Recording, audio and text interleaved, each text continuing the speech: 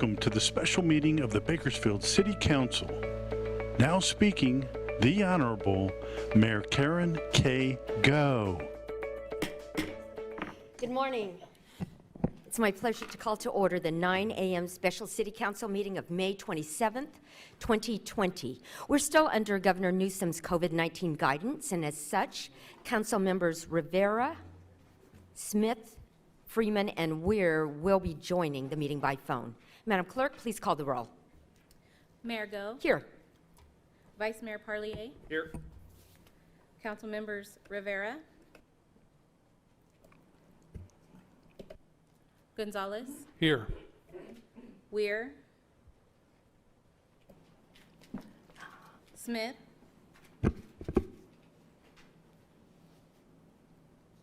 Freeman. Madam Clerk, would you check again because we had somebody else on the line and maybe they're muted.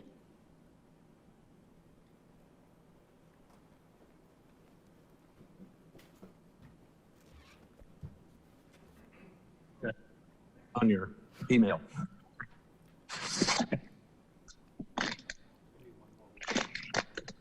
Yeah. Should we just do another roll call by phone? Another roll call again? Yes, let me begin again. Mayor Go. Here. Vice Mayor Parlier. Here. Council members Rivera. Who did it come from? What, let's see. Lorraine Reza. Oh, yeah, I haven't got it yet. Gonzalez. Here. Weir.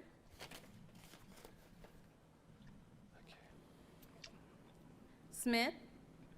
That's what I'm seeing. Freeman. 5 attachments.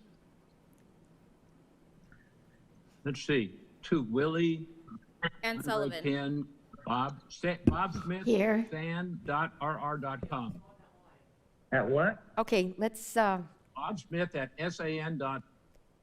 let's get rid of that and stop for just a minute. So we don't have quorum right now.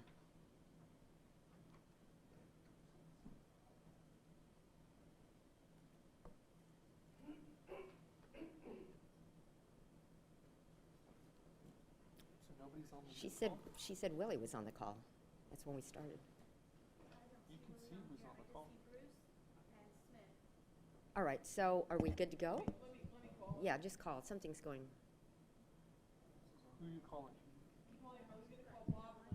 I'll call Bob.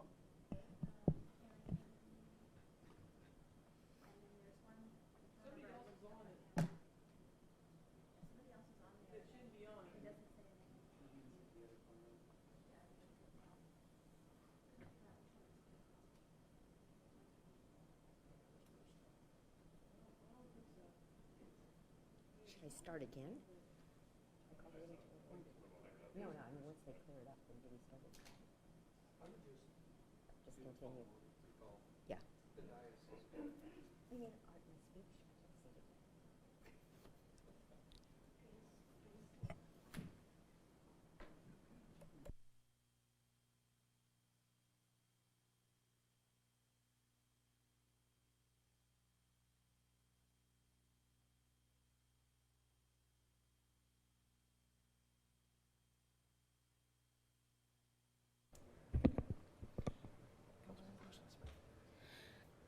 Councilmember Smith, can you hear us?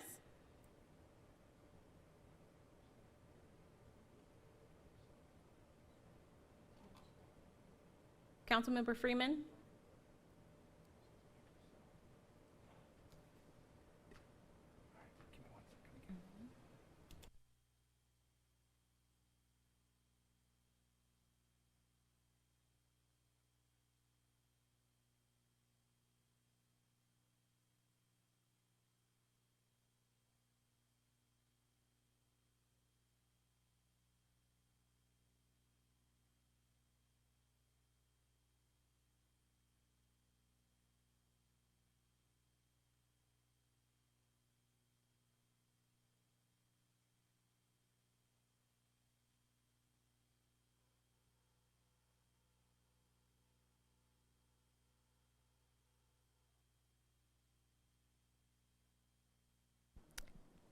We have a quorum now, so just go ahead. Let's go ahead and do the roll call one more time.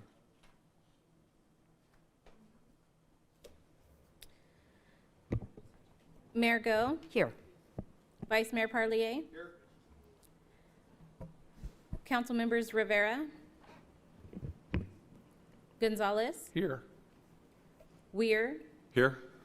Smith, I'm here. Freeman, Here. and Sullivan. Here. Thank you. To comply with the Brown Act, we'll receive public statements now. Statements have been received by email or phone, have already been given to the council. We'll receive public comments on the workshop item after the staff presentation on that item. Madam Clerk, do we have any public statements? There are no public statements. Thank you. Mayor, sorry, I just received a text from a council member. He wants to know if you can hear him. Councilmember Rivera.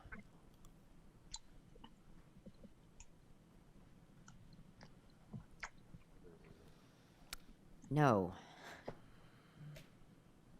Okay.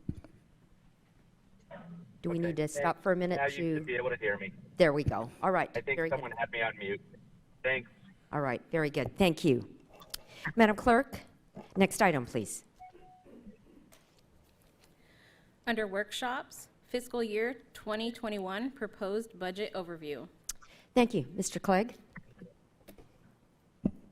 Good morning, Mayor and Council. Very happy to be here for our workshop. To just reflect for a moment, we gave some high-level revenue projections at our May 6th meeting. Also gave some overview of principles with which we were approaching our budget preparation. And then yesterday, we met with the Public Safety and Vital Services Oversight Committee and presented them with proposals related to that budget. That group, and we recognize that we are under a constricted time frame this year. We can hear you, Councilmember Freeman. Can you hear us?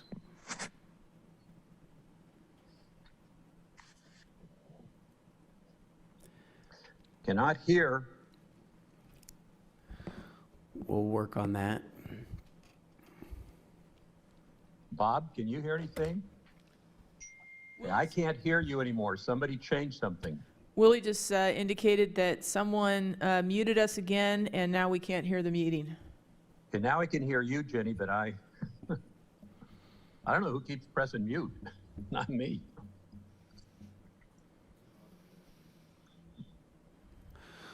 Okay, Councilmember Freeman, can you hear me still? I can hear you again. Okay, thank you. How about Councilman Rivera? Can you hear us?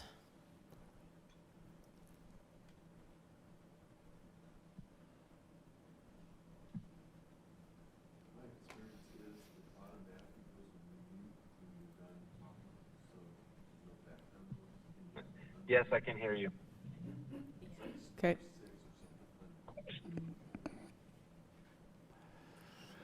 Okay, so we, again, May 6th, we provided an update, high level, going into the budget process. We met with the Oversight Committee yesterday. I reflected to them that this is not how I envisioned my first budget, first year with the city of Bakersfield. Because of COVID, we've had to pivot fairly quickly and do 4 to 6 months of work in just a couple of months and revise budgets extensively. With that constricted time frame, the Oversight Committee did request to hold an additional meeting, and so we'll be doing that next week to make sure that that recommendation is to the City Council prior to our final budget workshop on June 8th, I believe.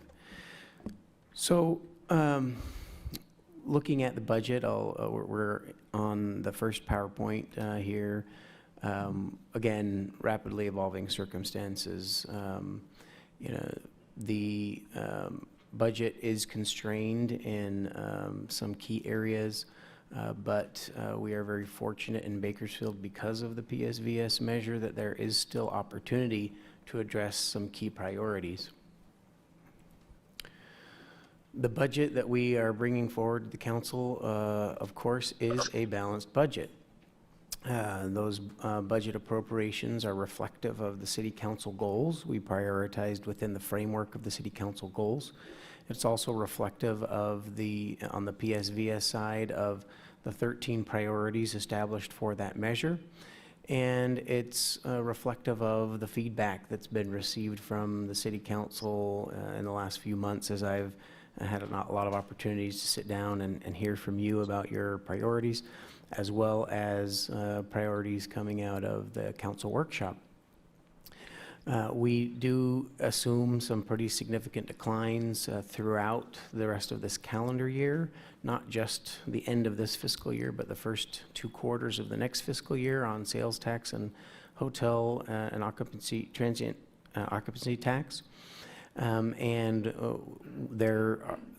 All of the projections are that there may be some very modest upturn early in calendar year 21. But it's a very conservative set of estimates that we're basing our budget on, and it does reflect larger percentage decreases in our budget than even during the Great Recession. We do assume that we're going to be able to access CARES Act stimulus funds to help balance our budget through some eligible expenses. And on the discretionary side of things in the general fund, all of those have been held flat to help us get towards a budget that is balanced, and we'll talk a little bit more on the general fund side, just some of the measures that we've taken to have savings to make sure that we do have a balanced budget given the reductions we anticipate. As I mentioned earlier, PSVS does allow us for those targeted investments. It's focused on public safety, economic recovery, and quality of life. The core infrastructure needs for our community, as well as a shift from larger regional projects in the first year of the budget to more neighborhood-focused park projects and enhancements in this year's budget. We continue to meet those reserve targets that were established by the council in the proposed budget, which is significant set-asides for reserves in this coming budget, and also looks a lot at how do we continue to build long-term fiscal sustainability. It is a plan and framework for us moving forward. We anticipate this year is going to be different than other years, that we're going to have to come back more often to the City Council. Once we have more information about CARES Act funding, that would be a step at which we come back to the City Council. It's very typical to do at least a mid-year adjustment. We're probably going to anticipate doing more than just a mid-year adjustment this fiscal year because there are so many unknowns and evolving circumstances. So we anticipate coming back to you and also monitoring it very closely on the staff side. I just want to remind the council of some of the points that were brought up at the May 6th meeting. Again, this is a community in transition. It's a community that has grown significantly. There's good news in that the community continues to grow. It's still one of the largest cities in percentage growth in this last year, as well as in housing starts. But as this community continues to face increasingly complex urban challenges and an appetite from our citizenry for 21st century services, then those are important aspects to pivot towards providing for the community as well.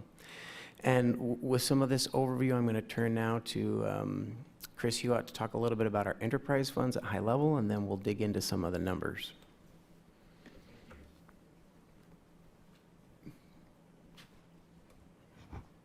Good to go? All right. Very good. I thought I wore the mic out yesterday during our Oversight Committee meeting. Well, good afternoon, or good morning, excuse me, Honorable Mayor and City Council members. Yes, as Mr. Clegg mentioned, this is a very unique budget cycle. I think in my 9 or 10 years of heading up the budget team, this is the absolute most unique budget I've ever been through to this point. Normally, you would have a very thick book in front of you with a lot of detail and a lot of information, and we were making changes to this budget based upon some new information as late as last week. So we are working on getting you a more robust document that you're used to.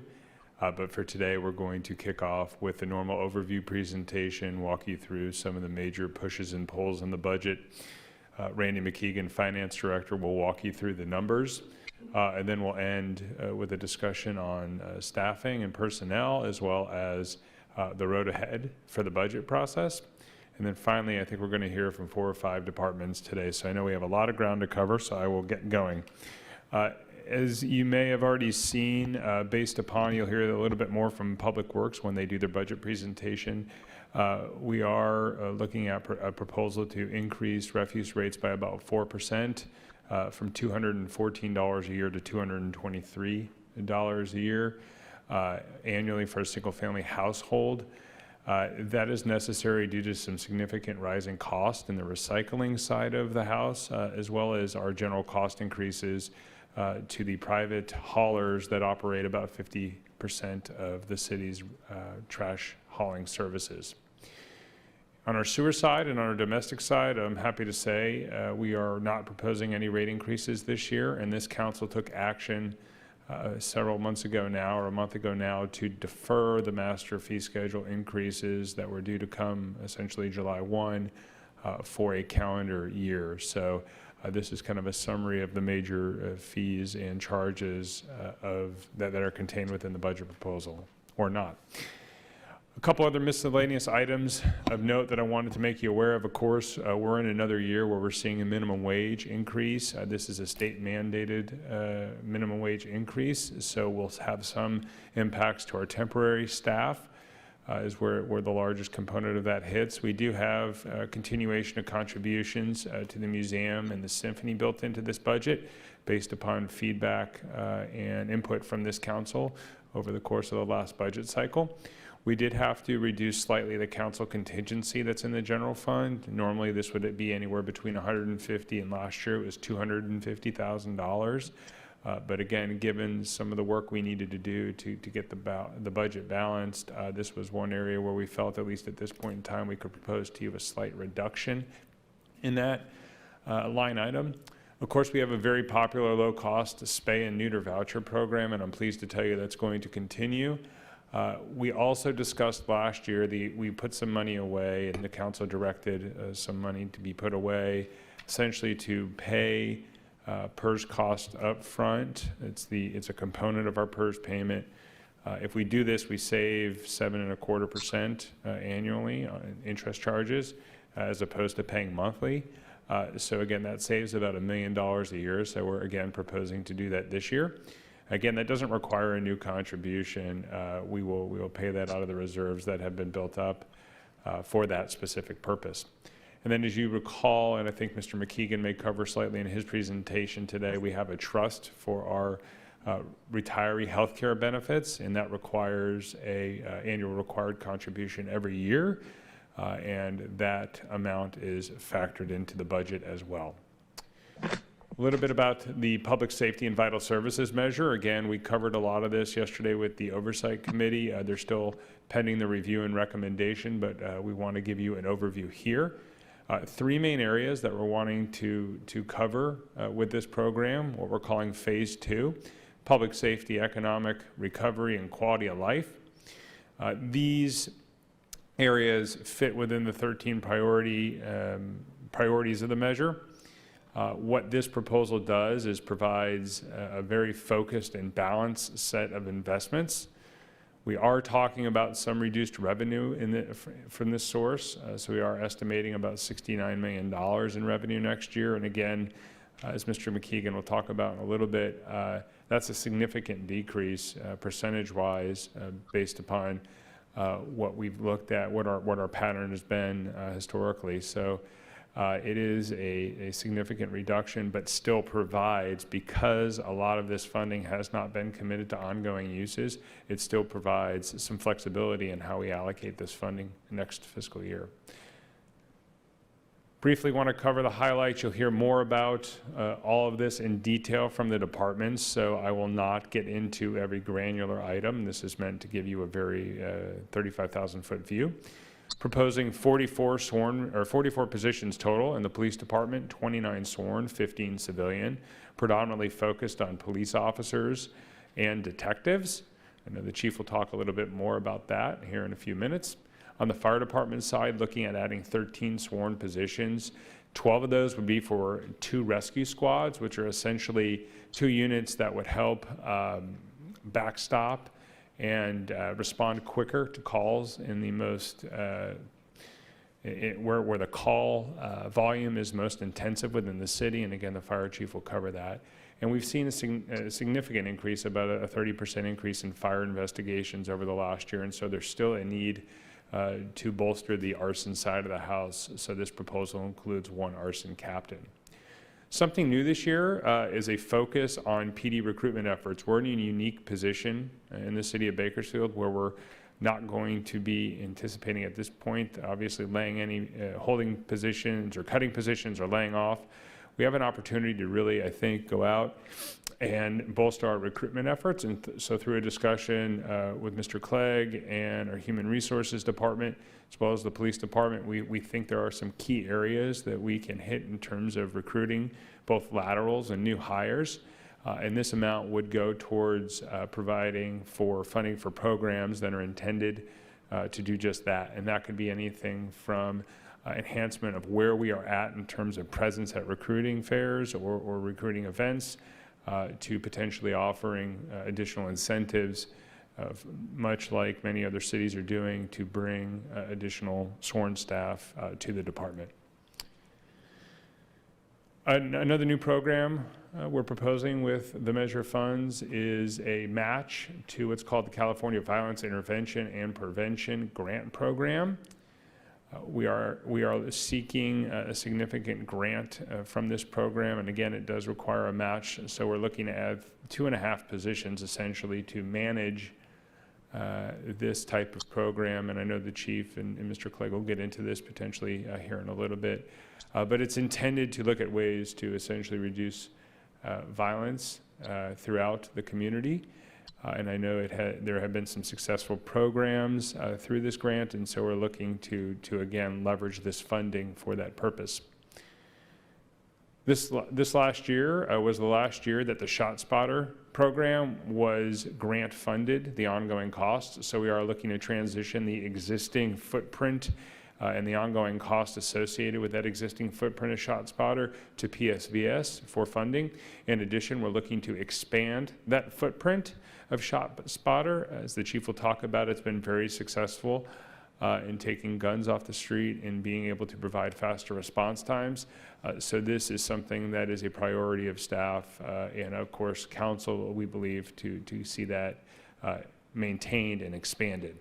And then of course we're transitioning from the capital acquisition of the body worn cameras, the purchase of the units and the equipment, to now the operating cost. And so the $674,000 is the ongoing operating cost pursuant to the city's contract with Axon, as well as additional equipment that we utilize for those cameras, I believe, through Verizon. On the economic recovery and economic development side, one of the things you'll see throughout this budget process is a new standalone economic and community development department. That has been a division of development services for the last several years after redevelopment went away in 2012. As you recall, we folded that department. It was a standalone department. We folded that into development services. We're in obviously a much different place than we were several years ago, with several new initiatives and several new priorities that have been established to address economic development and community development. So this new department will be tasked with several priorities that are outlined there before you: homelessness, quality of life, diversifying and strengthening the economic base, really focusing in on urban revitalization and downtown development. And we believe a transition to a standalone department will be the best way to achieve this. We'll take those existing positions that are in the Economic Development Division today. What we're proposing to do is add additional positions outlined here, 4 positions, to create that new department. And these positions will supplement, again, the current staff to be able to achieve the goals that have been set forth by this council and by the community in this area. Maybe if I could, I think Christian has some insight on some of these items. These are really a toolbox that we're proposing related to economic development, and I will turn it over to him for further discussion. Yeah, thank you, Chris. I think the importance of economic recovery is all the more important now because of our COVID-19 realities. Absent COVID, I would still recommend that an economic development department will be, help us be best suited to pursue the council goals and development in City of Bakersfield. But I think economic recovery, again, all the more important. But it's important to also recognize that the amount of assistance needed by our local community is well beyond the means and capacity of the city to provide alone, meaning the business assistance that has been available through the federal stimulus and that is now available through the county program using stimulus dollars.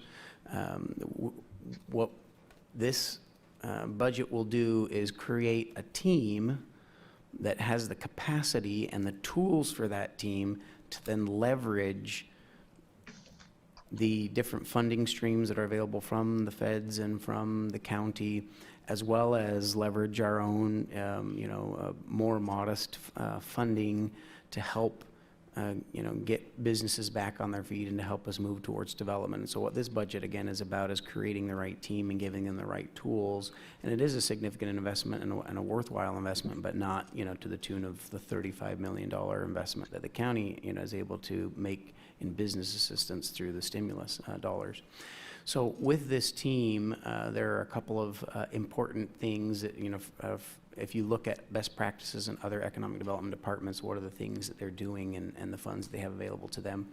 So the second item there on business incentive tools, this is to create a toolkit of things like facade improvement loans, entrepreneurship grants, a lien forgiveness program, down payment assistance. These are typical tools that a city has that can help incentivize businesses either to come to Bakersfield, to start a business in Bakersfield, or to even expand or retain a business here in Bakersfield. And it gives, again, that team the ability to leverage those tools where they're best suited. The economic opportunity areas, we're going to continue to fund those, and those will be administered by this department. I'll speak to the last bullet next and then hit the other two remaining bullets. We also think that it's a good use of funds to continue the acquisition of property around redevelopment, and so that's continued the same way as it was last year. And then this Back to Work Clean City initiative, we talked about this in the council goals workshop, that there's a clear desire to help clean up the city. One way that we could do that, and also help some individuals from a workforce development or economic development perspective, is to extend a contract or contracts to the tune of $1.5 million to have cleanup crews go out and work on litter and trash and debris pickup, and have that be done by an RFP that could then have criteria that focus on hiring individuals that have been impacted by COVID-19 or may be having challenges getting that first job because of reduced jobs for COVID-19, and at the same time, do a lot of work to help clean up the city. And then just speaking to that first bullet there last, I think there are a couple of interesting partnerships that the city can pursue. It's actually a fairly modest investment for, I view it as a long-term potential, and that is two partnerships, one with the Chamber of Commerce around their community engagement process that they're going to be undertaking. We will align this and connect it with our own economic development strategy. Our strategy will be distinct, but we will leverage the meetings that they're holding to gather information to help come together with plans about where to build the economy and the workforce in this community. And that's to the tune of about $85,000. And then the other $100,000 is seed money for data and performance management. I think that an organization of our size should have a program that's around data analytics and performance management.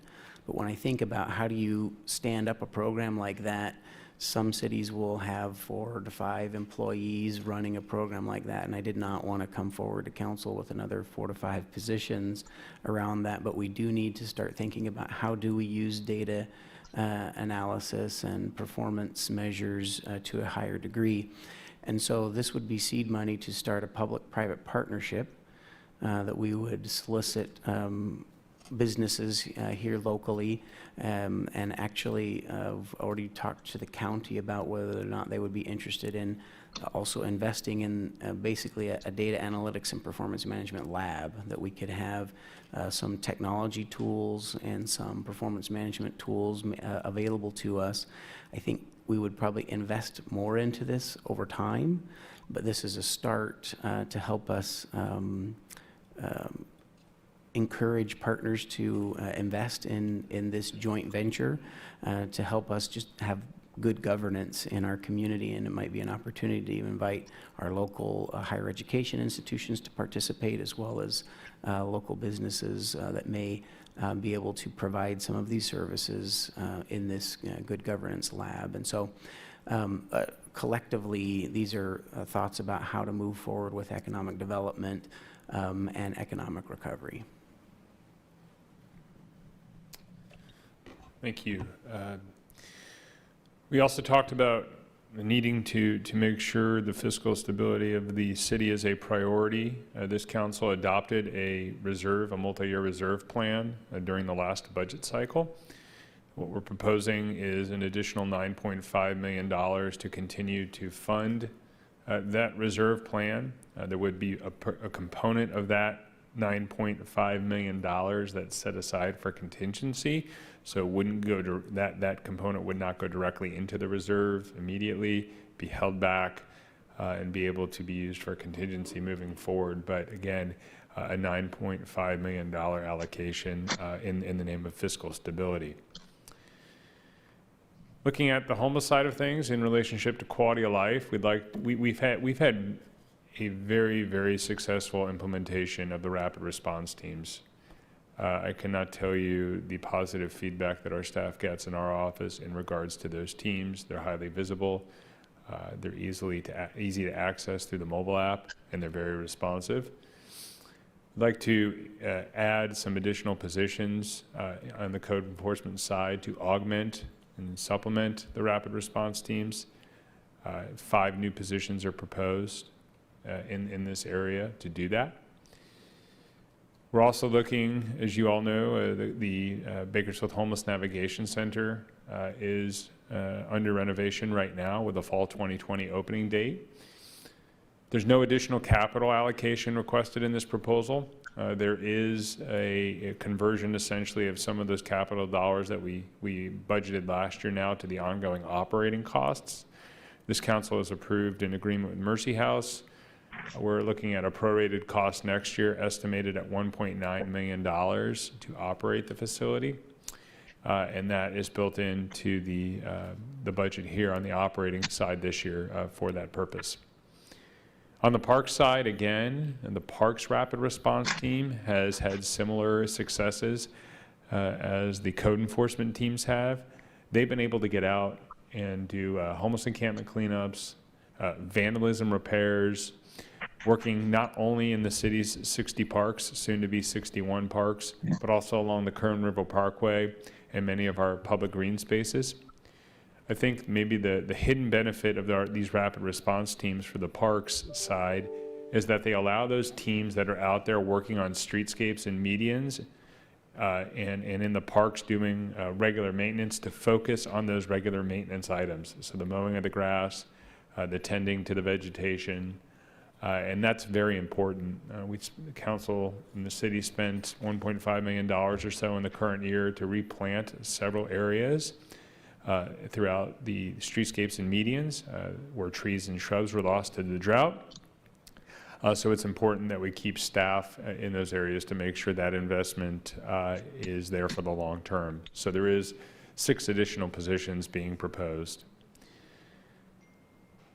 Separate from the citywide beautification efforts, the Clean City initiatives that Mr. Clegg spoke about a moment ago, we're actually looking at an additional $1.4 million to focus on major entry points and first impression areas and corridors of the city, again, based upon, in part, direct feedback from the city council. And this would look, I think, more at hardscape and kind of infrastructure-related type projects that could beautify and create a better first impression for those coming through the community in those major entry points. There's also some investment that staff would like to make, proposing in the effectiveness and efficiency of the organization. And so again, maybe there's an opportunity here for me to turn it back over to Mr. Clegg for a quick discussion on these points as well. Yeah, thanks again, Chris. Again, Mayor and Council, the long-term goals of fiscal sustainability and becoming a more efficient and modernized organization, I think we may see some more significant investments in some of the technologies and initiatives to head down that path in future years. But what this slide demonstrates is a few key areas that prepare us for that and give us the information that we need. So a risk assessment is a typical procedure that many cities will undertake. It's typically done by an internal audit firm, and they'll come and they'll do an analysis of 15 to 17 different categories in a city. This is not about like risk management risk assessment or litigation risk assessment. It's largely around performance. So how are we doing on our project management? How are we doing on payroll? How are we doing in our debt management? They look across the board at a city and say, where are their sort of soft areas? Our policies may be outdated, or our protocols or processes may be a little bit outdated. And then it gives a good, clear picture from experienced independent third party to say, here's some areas where we think you can invest in some improvements. And I would view that as an opportunity to then take that information and look for efficiencies and other, more detailed looks at different operations to see if we can find some cost savings, find some better ways of doing the work that we do. And then the long-range financial planning tool. This is a tool that's becoming an increasing tool for municipalities to not look just at 1 or 2 or even 5-year forecasts, but this gives you a 20-year prospectus of where your finances are headed. It is based on key assumptions, but those assumptions are built into the plan, but then they can be adjusted and tracked over time. And it helps City Council in particular say, if we're going to add these number of new positions, not just what is that going to cost us this next budget, but what is that going to cost us in employee costs 20 years from now? And it really helps you measure your ability to grow certain programs or personnel over the long run and not just in the immediate future. With the COVID-19, we know that we're not going to be able to have as many employees go to different trainings and conferences. And so this Employee Development Fund is a proposal to actually build an internal city university, a program where we can focus on good leadership and management training to help instill those skills and abilities within our staff, and also work on our wellness program so long as we're doing most things by distance learning and not being able to go and have those experiences in other venues. And then also a modest investment to help track employee performance, and this would help us be more efficient in our reviews of employee performance and have that tracked in a software system. And then on legislative advocacy, this is one that we spoke at length about in our council goals workshop as well. There's an appetite for us to play a different role in legislative advocacy. Typically, a contract for legislative advocacy would be about $90,000. I do recommend a contract is more cost effective. We leverage their experience and their networks without necessarily having one particular staff member that may have a limited perspective. A contract firm can help us advocate across the board. But then given the desire to up our game in that area, I think to be able to manage that well, it would be one additional position in the city manager's office, an assistant to the city manager, that would manage our advocacy efforts, our efforts with big city mayors, as well as some other initiatives that are high priority of the city council, particularly around the council goals, managing the strategic planning elements, as well as grant writing and our advocacy efforts.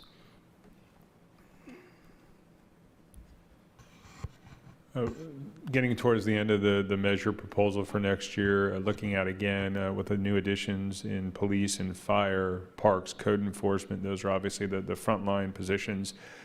The work and activity that they do would not be possible without the backbone positions, as I call them. And so there's again a modest investment here in positions within technology services, human resources, public works, in the finance department to be able to, again, provide those backbone services that allow those frontline activities to occur.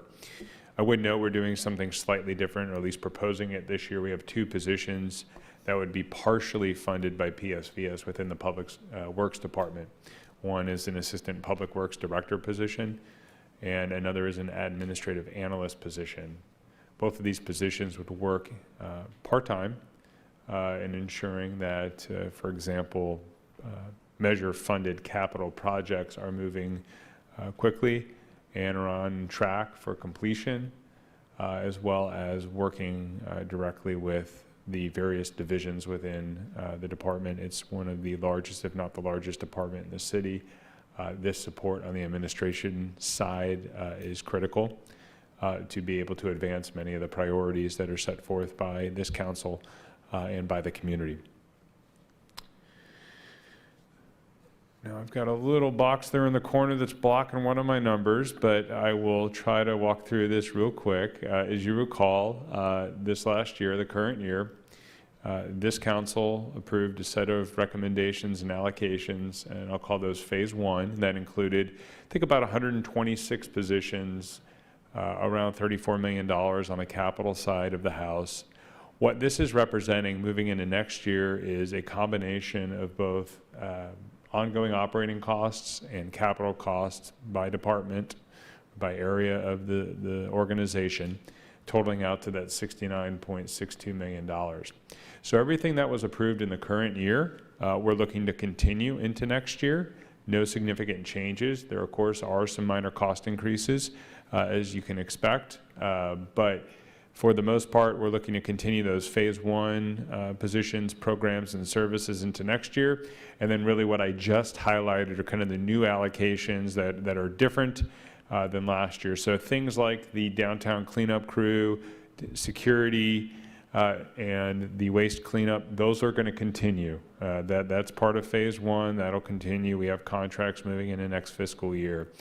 Obviously, our partnership with the county with the Homeless Collaborative, that'll continue. Really what we're talking about in the phase 2 side of things are new positions predominantly, and then of course those new capital projects that I'm going to get into in just a moment. Quickly, a little bit more about how that's broken down. You're going to see the police and the fire department make up over a third of the proposed allocations in total for next year, with that economic development slice of the pie really being prominent as well. But I think, again, that's reflective of the plan we have in place to really be aggressive, in my opinion, on how we look at not only economic development for the long term, but in the short term economic recovery as it relates to what's immediately in front of us. Move through some capital projects. There's 2 categories of projects, something a little bit different this year. I'm calling them primary and contingent. Primary projects are projects that we have prioritized for your consideration that would be ready to move on July 1. They're funded, they're ready to go. The total's about $12 million. Contingent projects would be those projects that are on the books that we intend to fund, but that we're going to wait until a little bit later in the fiscal year to give the green light to. And that's due to wanting to, again, build in some contingency, another level of contingency to determine if revenues are meeting projections at that time. So primary projects, $12 million. Primary projects, $12 million. Contingent projects, $7 million. If you received the packet that went to the Oversight Committee on Friday, late Friday afternoon, the last page in that packet had a capital improvement section, and you can quickly walk through that schedule. If it's marked, if those projects are marked with a C, you will know that it's contingent. Once we give you our more robust budget document, those will also be marked there as well. Walk through the highlights because you're going to get, and well, now my clicker is not working. Walk through the highlights real quick. On the PD side, looking to make some upgrades to the property room, critical facility to house evidence and other goods and materials for the police department. Necessary upgrades, $120,000. Several fire station projects. As you all know, we operate 14 fire stations within the city of Bakersfield. They are operated out of 24/7. Many improvements and upgrades that were made are now 20, 25, 30 years old. Key areas such as kitchens, baths, living areas need to be upgraded. So these three projects that you're seeing on the top part of the slide are in that primary category. The four projects under the contingent side of things would again be reviewed and greenlit if we have no significant changes to our revenues come January. Affordable housing, again, another priority of this council. This current year, the council approved a $1.7 million affordable housing project utilizing PSVS funds. We also, if you recall, transferred some money from the affordable housing allocation in the current year to the shelter project to complete the purchase and renovation of the navigation center with the intent of coming back in the next year and trying to get a larger allocation of affordable housing funds to essentially make that whole. Before you today is a recommendation or a proposal to allocate $7.3 million to affordable housing, $3 million available July 1, $4.3 million in the contingent pool. This council also requested some additional neighborhood improvements in and around both the homeless navigation center the city will be operating as well as the county. This is a first phase approach of getting some immediate improvements for pedestrian access and safety around those two sites, streetlights, sidewalks, street work. There will be likely future phases to come before the city, kind of looking out in my view, kind of concentric circles from those facilities to make some additional neighborhood improvements. Neighborhood parks, again, a focus is on neighborhood parks this year. The two parks projects that are in that primary pool are the Beach Park Skate Park Lighting Project and the Patriots Park access improvements. These are high on the list for the Parks Department in terms of getting this done. The Beach Park Skate Park is a very, very popular facility, but when the sun goes down, it's essentially unusable. This would add park lighting to allow for additional hours there. And of course, we have several parks that have large parking lots and access points and multiple access points. And over time, those areas have deteriorated, and we're looking to make some significant improvements at Patriots Park by redoing several parking areas, access points, access to the amenities within the facility as well. This last year, the city received a $3 million federal grant for the expansion in the next phase of the Kaiser Permanente Sports Village. We were not necessarily counting on getting that grant, so initially we looked to PSVS to potentially provide an $8 million allocation next year. I'm pleased to tell you that we've been able to reduce that allocation down to $3 million to match the federal grant. And then we've been able to allocate some additional park improvement funds for the project as well. So the need for this regional sports complex went from $8 million essentially down to $3 million. Also, a priority of this council was the ability to look at ways to increase lighting throughout the city, streetlights in particular. In the current budget, there was a $100,000 project to study areas of the city that needed more streetlights. I believe you're going to be awarding that contract in June, I believe on the 24th. That work will take place over the course of the next several months, but what we're looking to do is get ahead of this slightly, adding $1 million into next year's budget to be prepared. Once that study is ready, we'll be able to hit the ground running with design and installation of streetlights in those areas of need as identified in that study. A couple other items that may look familiar: the banner program and the downtown landscape plan. Unfortunately, due to reductions in revenue on the hotel side this year and the hotel occupancy tax side, we had to make some adjustments to the current year capital outlay projects. These two projects are proposed to be essentially deferred to next year and then funded out of PSVS because they do meet, in staff's opinion, the priorities of the measure. So I won't go into those in detail, but those are two projects that I think you should be familiar with and that we would look to move on next year. Mechanics Bank Arena, two primary projects. One is an upgrade to the Convention Center Trade Show power system. Mr. Eckerson will talk about that in a minute and the need there, as well as some rigging safety upgrades that are necessary at the facility to be able to continue to bring, post-COVID, bring more shows into the facilities. With that, I'm going to stop and pause. I'm going to turn it over to Randy. He'll go through the numbers, and then we'll come back for a quick wrap-up. Thank you. Thank you, Chris. Good morning, Mayor, Council. City Manager Clegg touched on this. It's also my first budget as a finance director, so we talk about unprecedented, uncharted waters, unknown territory. That's what this fiscal overview is really stemmed on and based on. So it's based on the information we have at this time, but we will be, as City Manager Clegg said, we will be looking at this quarterly to make sure that we're on track going forward. But these are the numbers we have and the information we have currently. So the current budget, as proposed, totals $628 million. You'll see that this breaks out that amount by operating and capital. That capital amount fluctuates based on projects. It says there in the note, a lot of times the big difference is related to TRIP project funding, and that's the case this time. That decreases. The prior year funding was higher for those projects.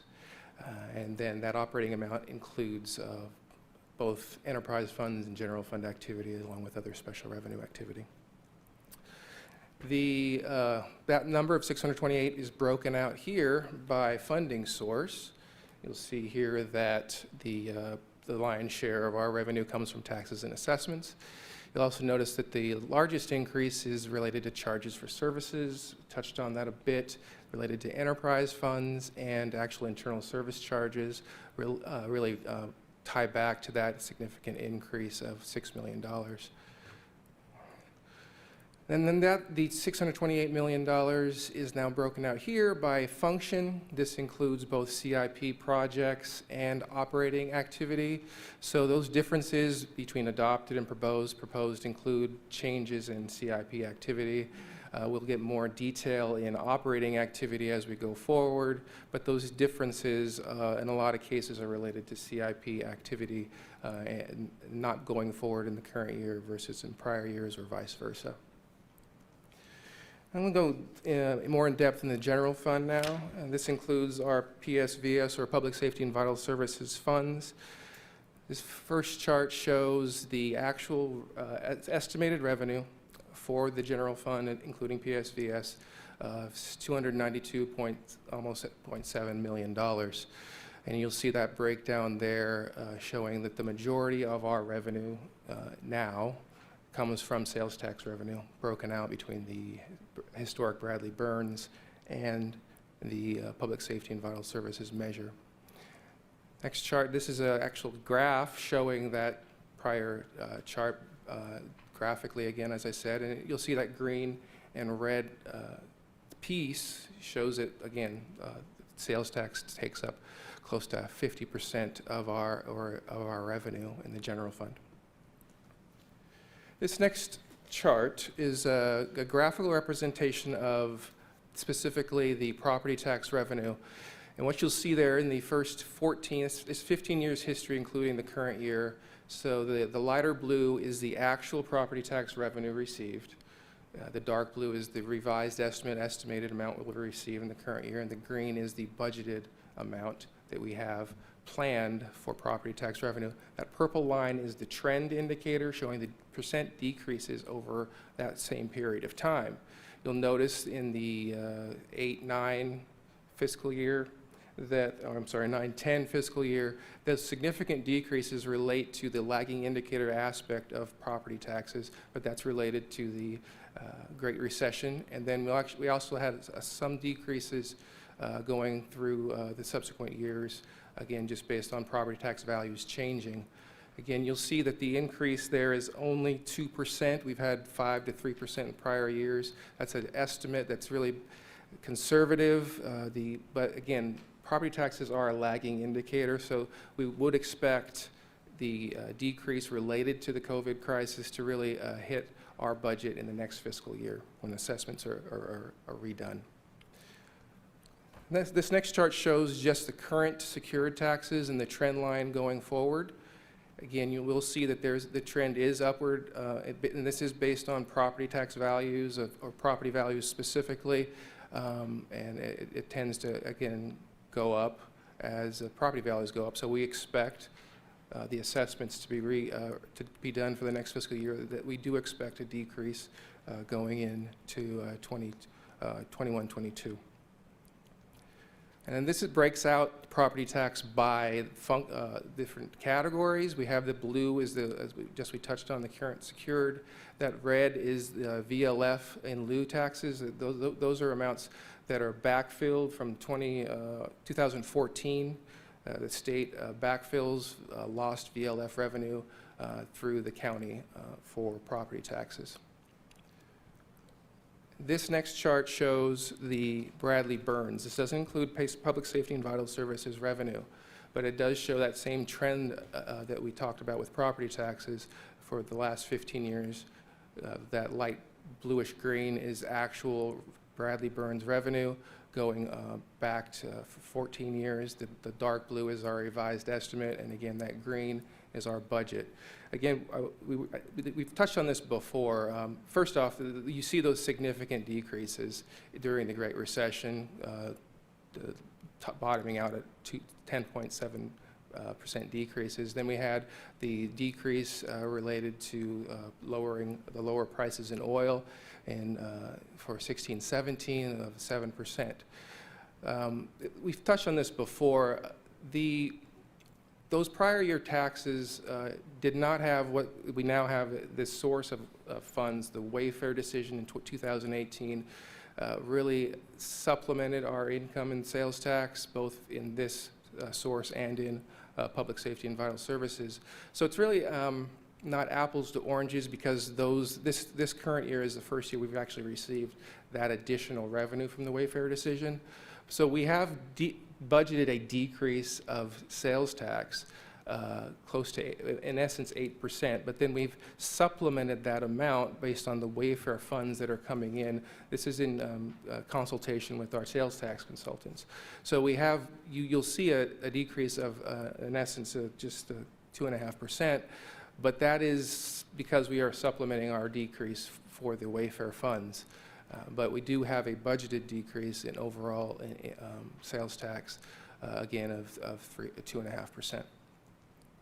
This is the trend line of, again, the Bradley Burns sales tax. The lighter purple is the actual revenue that we've received, and again, that trend line going down through this current year and next year based on our estimates. And again, we based these estimates on consultation with our sales tax consultant. We got information from a second sales tax consultant, and we've actually been able to reach out to comparable cities to see what they were doing and what they were looking at and what trends they were looking for in sales tax. So this is based on the information we have now. And as I said at the start, this could change based on actual numbers as they come in each quarter. And we will be ready to pivot on that when the time comes, if need be. This is the trend of the public safety vital services revenue. As you know, in 2018-19, we only received 1/4 of the allocation, that's $17 million, ramped up for a full year in 19-20, this current year. And we do have a slight decrease, again, for the upcoming year. Again, this decrease is not as significant because of the additional Wayfair funds that we have planned, and we've supplemented our revenue for that additional source. This breaks down the general fund by function. You'll see significant increases in percentage-wise in executive. That's related to the hiring. Specifically, most of these increases are related to hiring for public safety and vital services. So that would be the executive, HR, and IT, or technology services, I should say. Increased staffing, that's what the 21.6% increase relates to. And we have, of course, public safety has a 10% increase. That is primarily related to the hiring of officers and firefighters and support staff in those specific departments. And again, we have a significant increase, we touched on it a bit, the plans for the economic community development department with more staff there, increased that amount by 84%. With that, I will toss it back to Chris Ulat. Promise I'm almost done here. Just quickly, outside of PSVS, I wanted to quickly touch upon some highlights of the capital improvement program as they sit today. Departments are going to provide you more detail on all of these projects and others that I'm not highlighting.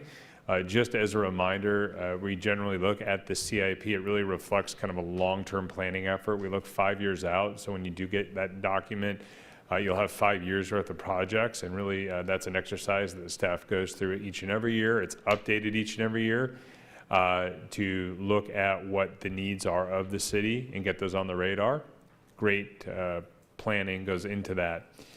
Generally, these are going to be one-time expenditures. They may be funded over several years. Several of them may carry an ongoing operating cost beyond the one-time expenditure. But mainly, there are categories of capital improvement program projects that I'm going to cover.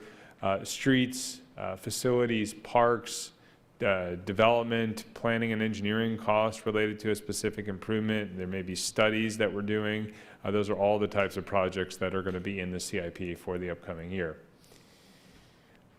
Small numbers, won't go through everyone line by line. The total capital improvement program for next year, when you look at all funds, it's about $87 million. The bulk of that is PSVS. We've already covered some of those projects in detail. The Transportation Development Fund predominantly funds the TRIP program and the ongoing cash flow needs there. As a reminder, the city does not have any borrowing needs. There were initially, I think, $270 million potentially going to be needed to finish those projects.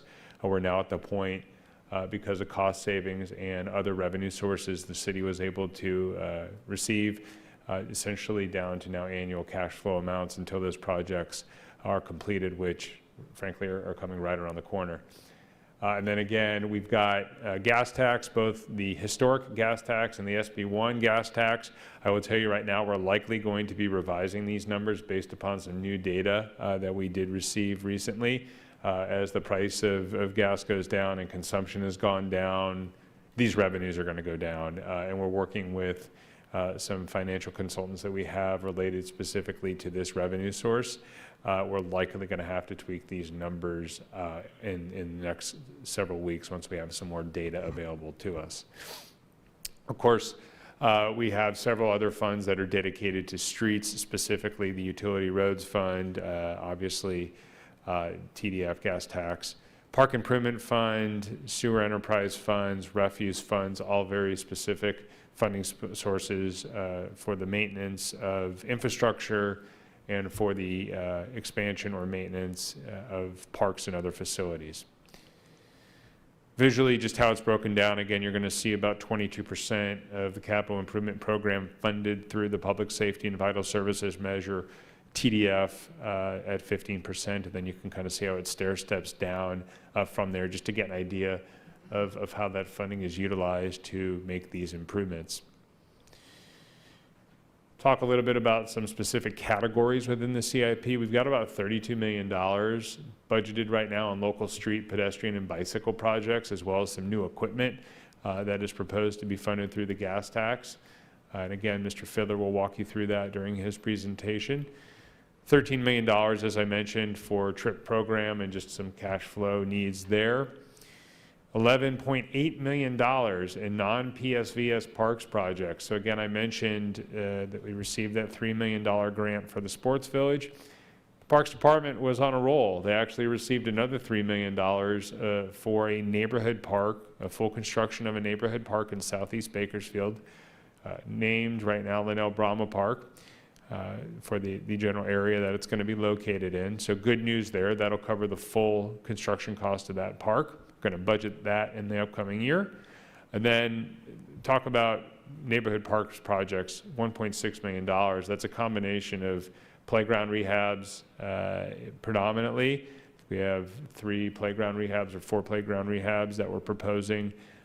Ms. Hoover will get into those when she comes before you in the coming weeks. And again, once we get you that detailed document, you'll be able to see those listed. Just quickly wrapping up here, equipment, wanted to cover this quickly. We think it's obviously good information to share. Looking at about $3.8 million in equipment to support those new PSVS positions, patrol vehicles, an expansion of the motorcycle unit, and PST trucks. And you'll see that there are no PSTs being added, but we're asking for PST trucks. And that's because some of the civilian positions that PD is requesting will actually then free up PSTs to come out of more or less a desk type of function back into the field to shorten response times to certain calls for service. So that's why we're requesting those trucks. And then the fire department, that 1 arson captain vehicle is being requested. The 2 rescue squad vehicles, this council approved the acquisition of those during the mid-year budget process, so you don't see those here. And then over time, our development services department, through the rapid response team, has kind of refined the equipment that's necessary to make them the most efficient, and they're recommending an addition of a mid-size rear-loader trash truck to help with some of the larger encampments and the needs there. That'll actually be a 70-30 PSV to solid waste fund split, because the solid waste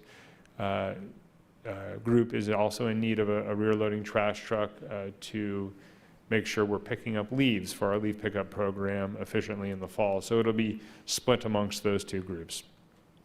Recreation and parks, again, similar to last year, looking at some vehicles to support those new rapid response team crews. And then on the public works side, the first item is a truck for the general services staff is requesting.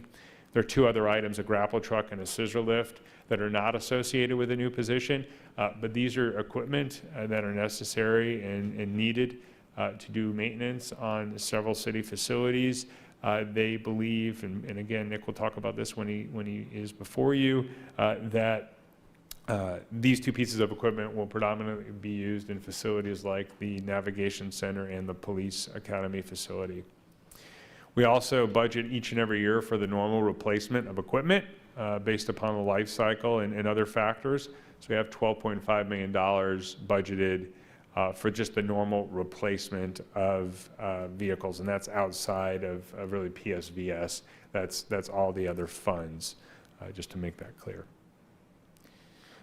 Walk through some personnel changes. The summary of those PSVS staffing proposals, we have 91 positions, and then we have 6 non-PSVS funded positions, no new general fund positions based upon, again, our revised revenue projections.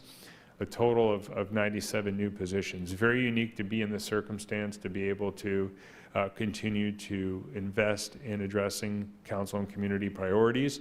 This list is actually culled down from a larger list, as you can imagine. We had several additional positions that were requested through our process that we didn't, at least at this point in time, feel we could bring to you, and not that they weren't critical or important, but we had to be measured in, again, how we targeted this investment for next year. Broken down by department, again, the public safety side of the house will see the lion's share of those new positions from PSVS, and then it steps down from there. I did want to note that the non-departmental budget includes those CalVIP employees. That's where they're housed for the time being, 2 full-time and then a part-time staff member, which isn't reflected here because it's a temp-type position, not a full-time position. And then, of course, some supplemental positions to augment and support PSVS measure funded priorities in some of the support departments. Again, pie charts, police department, fire department, lion's share of the new positions, and then again, technology services actually has the next highest share at 9. But again, that's the backbone in large part of what we do, technology and vehicles and the human and payroll type functions. So technology is playing a huge part in where we are at today and where we intend to go in the future. Those non-PSVS staffing proposals that I talked about, I'll talk a little bit about it coming up in another presentation. Risk management is requesting 1 position within the self-insurance fund for a safety officer type position, and the Public Works Department has 5 requests, mostly in enterprise funds, to keep pace with the demand for services, and again, we'll cover those at a later time. Just to give you a kind of a history, the complement by year, we're proposing a complement of 1,782. To my knowledge, this would be the highest complement in the city's history. Last year was the highest complement in the city's history before that, but that is, again, because we have some flexibility with some prudent investment within the PSVS measure. I also like to look at that number a little bit differently. I like to look at the employees per 1,000 residents. We talked about population increases and demand for service increases, and then kind of where we've been in terms of staffing. And if you recall, several years ago, there was a study done that showed Bakersfield had the lowest staffing to population ratio out of any major city over 200,000 in population. We've been able to make some headway over the course of the last couple of years. Those are coming again with new priorities and services and demands. Population will continue to increase, and we'll continue to track this number. But I wanted to give you some perspective from where we were in 1990 to where we are moving into next year as proposed. I think many of you know how to find the budget. It's on the city's website. We have our budget tool that's available, our open budget tool. That'll be updated once this process is complete. All these presentations will be available on the website for the public to review. And then finally, I'd like to always acknowledge the team that works behind the scenes this year. We worked predominantly over Zoom, which was kind of an interesting process, but nonetheless, I want to really recognize the budget team. We had several new faces on the team this year. It's been quite a unique process, but this is a great group and did a lot of heavy lift to get us where we're at today. I would be remiss if I didn't end this presentation without really thanking everyone that's here today in the room and the over 1,500, 1,600 staff that are out there that really helped push us towards where we're at today. Department heads, business managers, budget managers all had to do a lot of work in about a month and a half, given our new circumstances, and we cannot do this without them. So thank you. I'll just leave this up here. I'm not going to cover it in detail. This is what's next on your agenda in terms of the budget meetings and process. We have several other presentations to get to today, so I will end my comments there. Happy to take questions now, or we can wait till the individual presentations by departments. Thank you. Thank you, Chris. Thank you, Mr. Hewitt, Mr. Clegg, and then we're going to take a break before we come back for comments. Okay. I think I was just going to give a quick summary statement, but I think I'll do that right before we go to comments because it has been a long stretch. I think this will be our longest stretch on our presentations, the first big chunk, but happy to take a break. Okay, thanks. Let's take 10 minutes. We are back, and Mr. Clegg, just some closing statements. I hear you. Karen? Yes. You are being heard by everyone. Councilmember Freeman. Councilmember, Mr. Clegg was going to make some closing comments, and then we have to go to Bob? the public, and then we're going to They go to can't hear me. council. Is it related to something else? I had a question. Oh, okay. So when you have a question, do *9, and the clerk is No, I going to already give me an did it. indication. I already did it. Oh, okay. We're going first to Mr. Clegg. He's going to do some closing comments, then we have to go to the public, and then we'll come to council. Oh, I had a procedural question. Oh, okay. Sorry. Go ahead. During all the presentations so far, if you were using slides, I didn't get any of them on my iPhone through my email system. I have 5 exhibits of individual department presentations, but whatever you were looking at wasn't sent by email, so I didn't know what you were looking at. And I wondered, is that going to be available if I later go to the website so I can see what the first 2 hours, if you had charts up there of the budget, they weren't sent to us by email. Councilmember Freeman, we apologize for any confusion. The slides that we looked at should have been one of the 5 that you did receive. It was titled Overview. And if that did not come through in your attachments, we'll make sure that you get that as soon as possible. It will be available as well to the public on the city's webpage as a public document. And it should be in the emails that was sent to you, but if not, we'll send it right away. Well, okay. You were going with charts and lines on the overview, as opposed to just bullets saying, hey, we're going to do a little of this or that. What we were speaking to was the overview slides.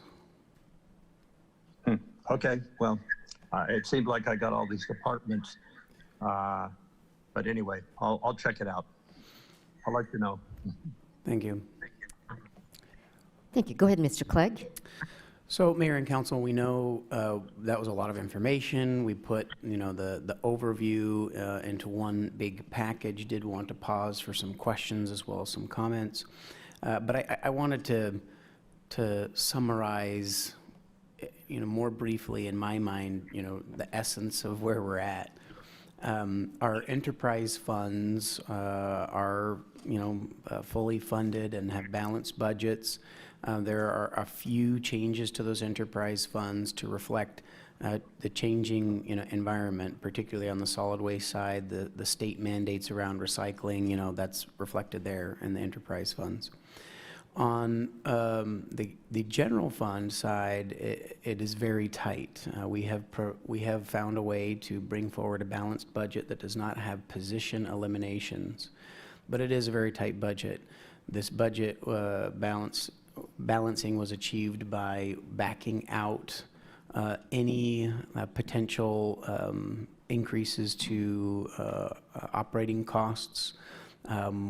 In the January, budget preparations, we anticipated there would be some limited room to grow in the general fund. That was all backed out. Some of the operating budgets are actually reduced because we had a few trainings and things that we could take out, and so the budget on the general fund side is very lean.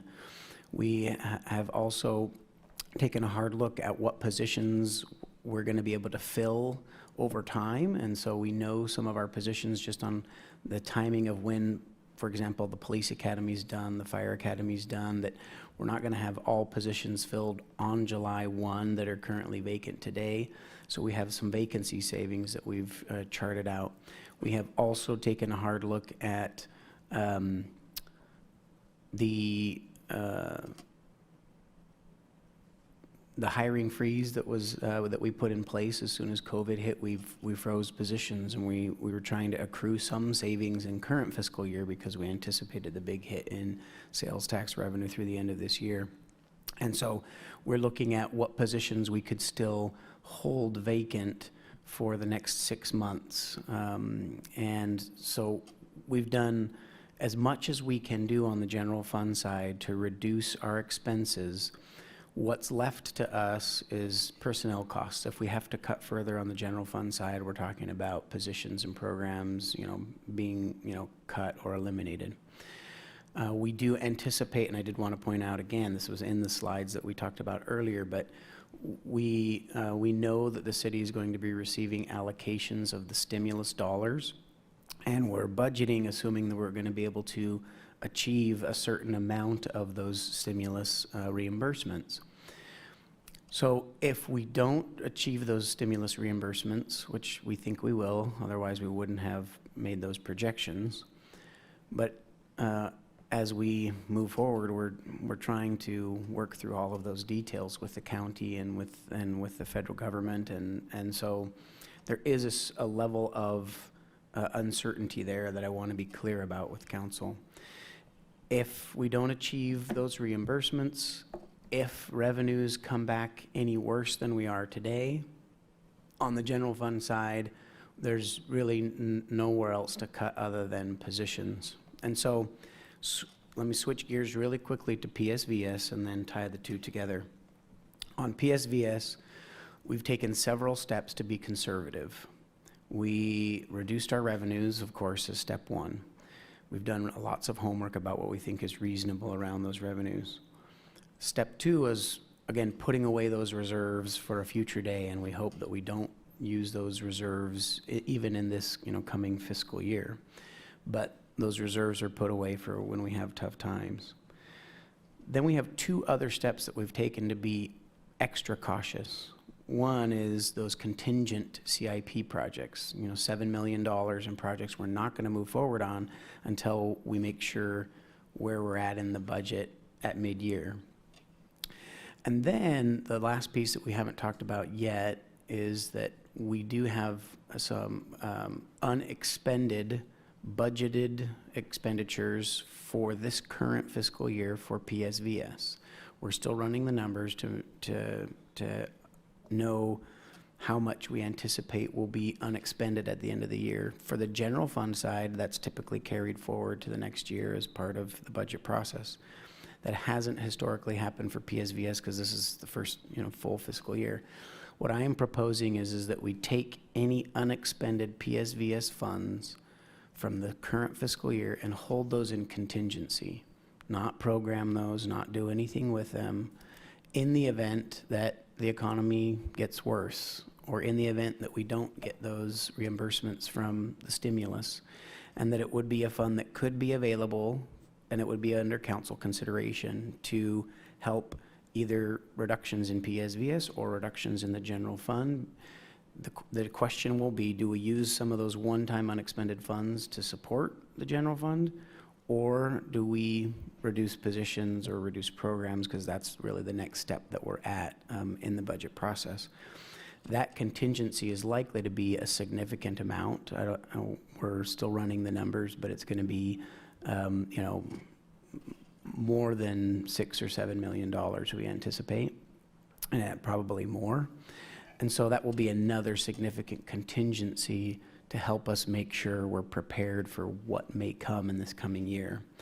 So we feel like the budget is conservative, but we also know that the community is expecting to see value on the Measure N, revenues and the Measure N commitment that was made. And so we wanted to bring forward a measured budget that still makes those targeted priority investments while being careful to make sure that we have backstops and protections in place. And so I think that kind of summarizes where we're at with the budget. And happy to take questions and comments. Thank you, Mr. Clegg. So first, we're going to go to the public. Madam Clerk, do we have any public comments?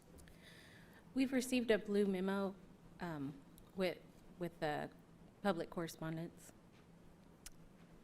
Thank you. And then is there anybody here who wishes to comment on the workshop? Don't see any.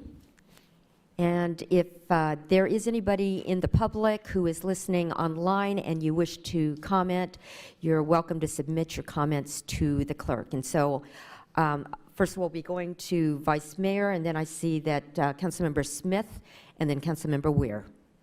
Vice Mayor? Thanks, Mayor.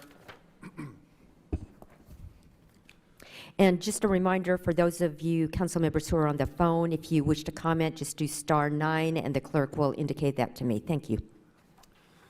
So Christian, I like the adding the contingency fund, for the unknowns. People talk about a V recovery, a U recovery, a W recovery, but the bottom line is nobody knows.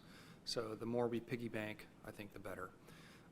With the PSVS committee, I know it was a short window with them meeting in our, thank you, Mayor, and in our meeting, but if we can get the video of that online as soon as possible, so we can take a look at public comments to, help make our decisions too, or at the very least, maybe get a little synopsis of those comments to us too. Chris, you might be able to help on the following here.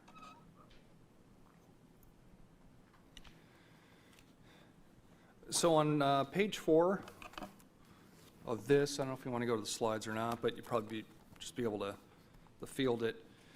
The council contingency funds.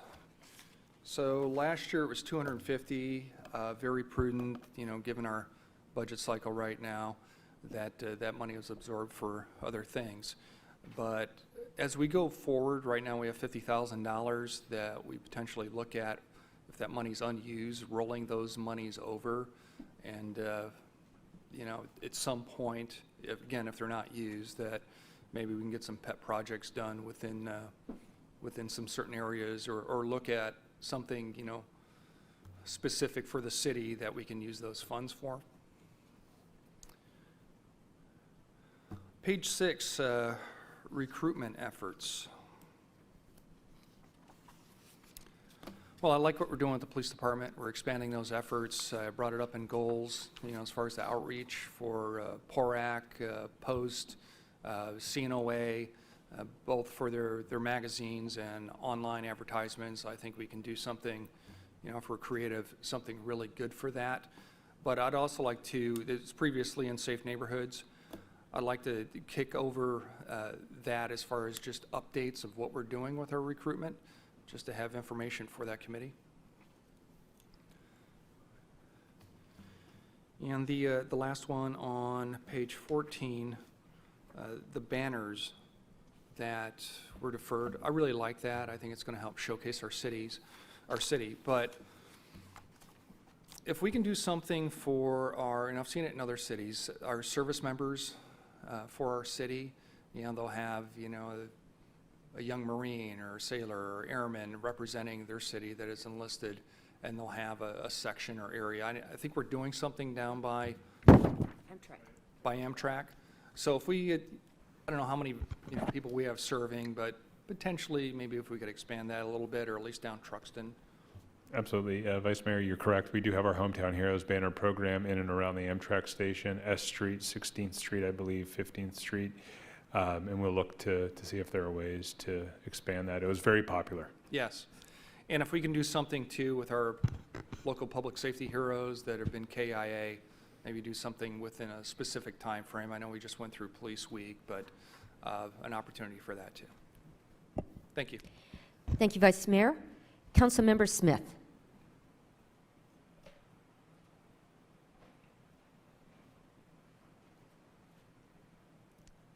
Councilmember Smith, are you unmuted?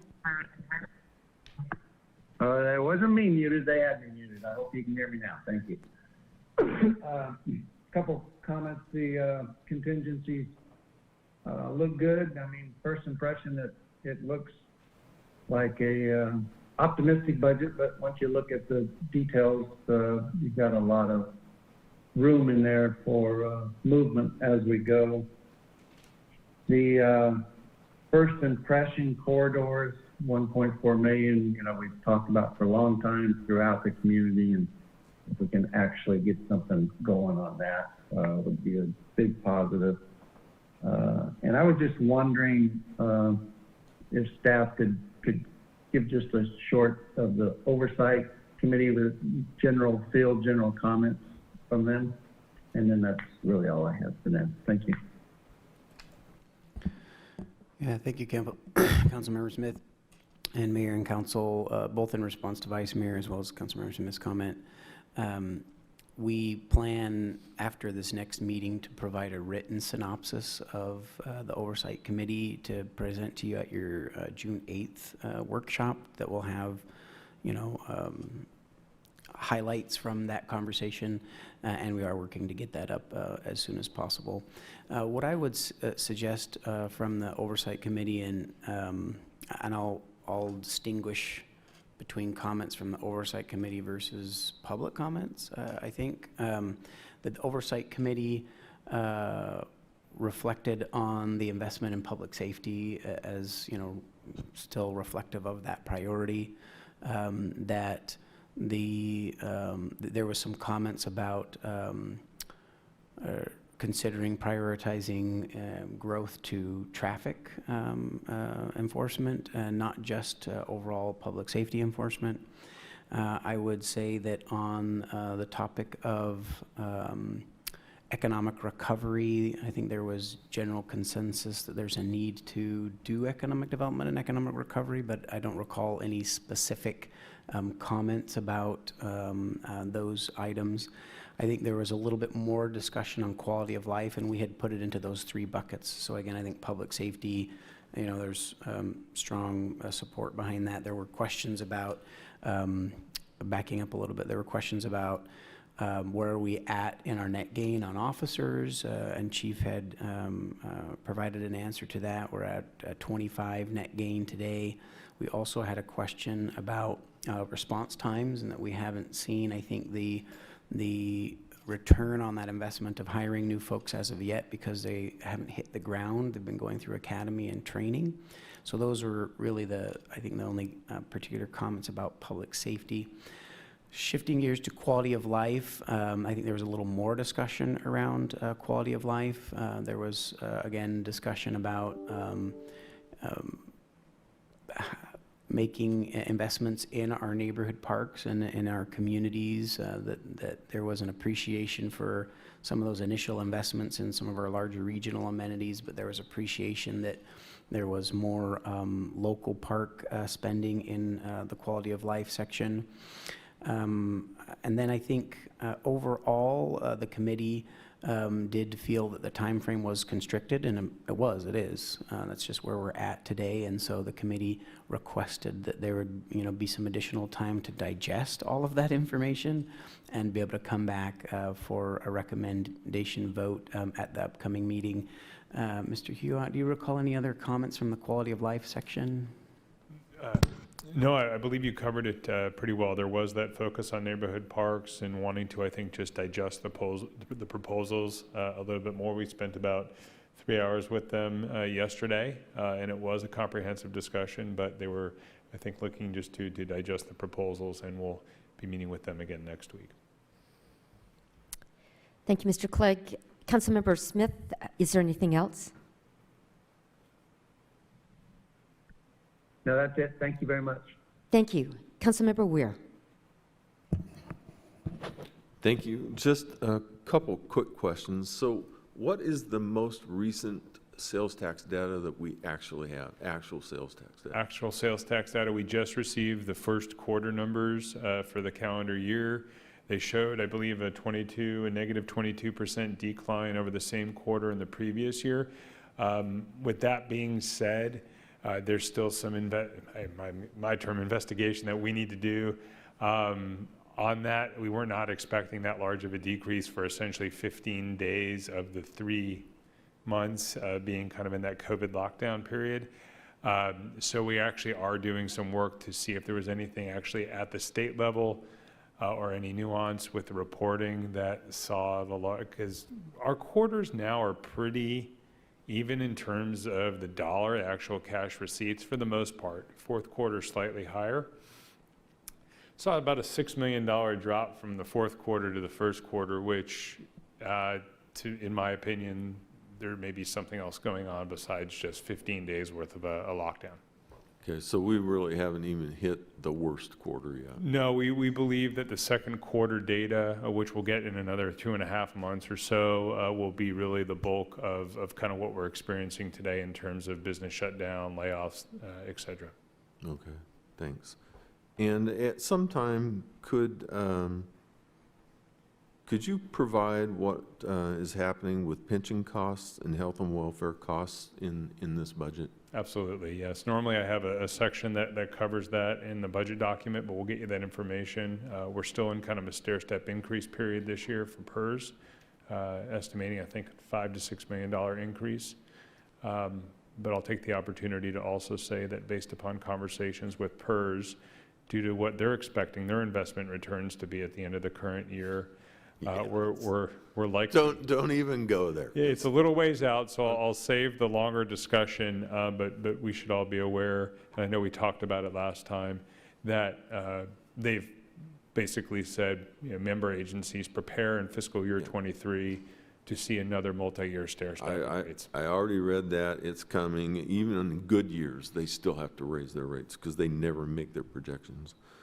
In PSVS, it looks like we're getting to the point where I'm kind of interested in how much is locked up in salaries, wages, and benefits versus what's still available, where there's some wiggle room. I mean, I could do that myself, but I can't do it sitting right here. For the sake of the presentation, I tried to take out some slides to shorten it. But that's okay. I don't need it right now. And then we'll get you the information. I can tell you that with Phase 2 as proposed, we're looking at about $36 million of the $69 million being allocated to ongoing costs, once you add Phase 2 and as proposed today, just to give you a little over half. Yes. And if I may, that was a good reminder. The Oversight Committee did bring up a question of, should there be a cap on ongoing for PSVS? And my response is that we don't have a policy in place today. I think there's wisdom in leaving room in PSVS to make sure we can do important projects and important initiatives and those type of investments. And I don't think also right-sizing the organization would take up all of that. I think in many of our areas, we're getting pretty close to what right-sized should be. I think public safety, of course, the goal is to continue to grow that. My objective assessment coming to this organization, from an organization that was in fiscal distress and had reduced staffing significantly, is that there has been a genuine need to staff up in Bakersfield. But I think much of that has been done. There's probably a little bit more to do, but I think it's wisdom to leave space in PSVS. What that exact right number is, I think that's something that is worthy of some council discussion. What should the cap be? What should that percentage be? And I wouldn't necessarily suggest that needs to happen this budget cycle either, because we're only at about 50%. But in a year or two, I think that would become a reality, and so in this next year, it's probably a worthy discussion to have. Okay. Well, thank you. I'll have a lot more questions, but not right now. Thanks. Thank you, Councilmember Weir. Colleagues on the phone, is there anybody else who has a question? I don't see any requests there, and I don't see any here either. So thank you. And Councilmember Rivera.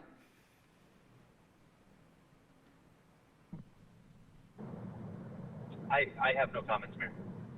Oh, I just saw your name flash. Okay, very good. So we are finished with the comments for right now. Mr. Hewitt, take us to the next phase. Here we are. I have one short presentation for you, I promise, and then we'll get into the fun and exciting ones. I'm going to cover quickly the general government budget. This involves several different divisions and departments that we'll cover. I will quickly go through this, and I know Mr. Clegg also has a few comments. Today, what we're going to cover is the mayor's office budget and the city council budget, as well as what historically has been known as the executive department or the city manager's office, which includes several divisions. But moving into next year, again, there is a transition that is going to take place, and I will turn it over to Mr. Clegg to have that discussion. Thanks, Mr. Hewitt.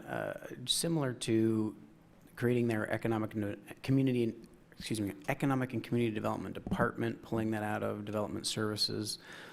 When I look at the organization size that Bakersfield has, as well as the size of the community, having human resources and technology services as divisions within the city manager's office, I think it's going to be more efficient and I think a better fit to have those be departments. You know, what that means, though, from a budget perspective, is very little change. There is not going to be additional positions to make those departments. The department directors are the division directors are already directors. It's the human resources director and technology services director, and so there's very actually little change in what that will look like actually in the budget, but organizationally it allows us to be organized in an efficient way, to recognize that, you know, we have almost 50 individuals in a division that's really department level for technology services,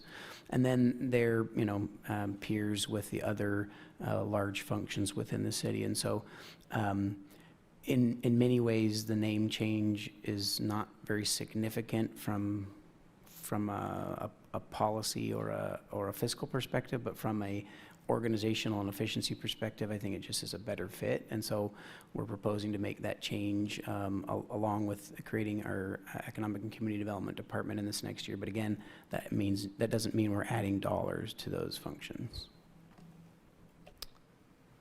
You transitioning quickly to the mayor and city council's budget. This is the easiest budget that I get to put together, so thank you. A total next year of $451,000 thereabouts. It looks like it's a large dollar increase, especially on the council side, but I just want to clarify really what that is over the course of the last year, we've made some significant improvements both to the front of the house in terms of technology, but also the back of the house. And the increase, what it is, it's part of our internal rate structure that allows us to sock away money over a period of years to be able to replace equipment when it needs to be replaced on a life cycle that is determined by technology services. So the bulk of that increase that you're seeing there is related to that. There is a small increase related to the League of California Cities dues, which are budgeted in the City Council's budget. We see those increasing slightly each year. So that's really the balance there. The rest of that are your normal incremental cost increases, maybe related to our risk program or salary and benefits, but nothing substantial other than those two items that I wanted to mention to you. A few accomplishments quickly. Human Resources has been critical to hiring new staff. They've introduced 233 full-time and part-time positions to the city headcount, including 32 police officers. They filled 67% of those PSVS Phase 1 positions within the first 2 months of the fiscal year. They're continuing to partner with technology services to find creative ways to reach potential applicants. So they're working on QR codes and some text messaging services that'll better align what our goals are in terms of recruitment with the technology that is obviously in the hands of potential applicants today. We're excited about seeing that expand. Furthermore, on the tech side, they've been working with our super PIO over here, Joe Conroy, to get the word out about all the opportunity that exists with the city of Bakersfield as it relates to positions. So we've done some significant recruitment efforts on social media, and that has been a big accomplishment. Risk management, again, they're in charge of our work comp, safety, liability side of the house. They have launched an online training site, which is available to all staff, over 1,200 safety courses, certifications that are specifically targeted to public entity employees. It's a great tool to have to make sure that we're continuously and effectively training our staff, but doing so in a way that is cost effective as well. This doesn't require travel. This is simply something that is available to us via the computer. They're also aggressively pursuing recoveries, from individuals and groups that cause damage to city property, and this has been a point of focus for them to make sure that if city property is damaged, taxpayers are not otherwise continuing to foot that specific bill necessarily for those repairs and damages. So they've done due diligence on that end as well. In terms of technology services, they have their hands in a lot of different areas of the organization, They have been working on some significant security, what are called penetration tests over the last several months in relationship to the city's network and security systems. They've been working closely with BPD. We're actually able to complete in almost its entirety the body-worn camera project because of action taken by this council at mid-year. So they've been involved in that. Working on various reservation management modules with Recreation and Parks to be able to push online reservation. And they've actually deployed over 400 cell phones using a push-to-talk radio communication system for non-public safety units of the organization, which is in lieu of giving all of those non-public safety units or individuals essentially a very expensive public safety grade radio. Still providing the same type of communications, actually a larger feature set, and there's a cost savings as well. City Clerk's Office, they've been busy, of course, besides conducting all the various meetings that we have throughout the year. They conducted the March 3rd primary election for the office of mayor. They're preparing now for the fall election, which includes 2, 5, and 6, and potentially another seat. And they've also completed the implementation of some technology that really streamlines our public records request process. City Manager's Office, again, I won't go through all of these, just to say that we continue to work with all the departments on implementing the goals and priorities of the council. I do want to highlight and recognize our PIO again.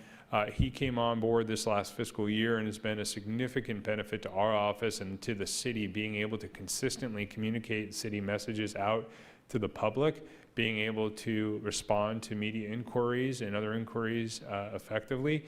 What you don't probably see is all the work that he does on the back end. We get several hundred messages through Facebook and other social media platforms.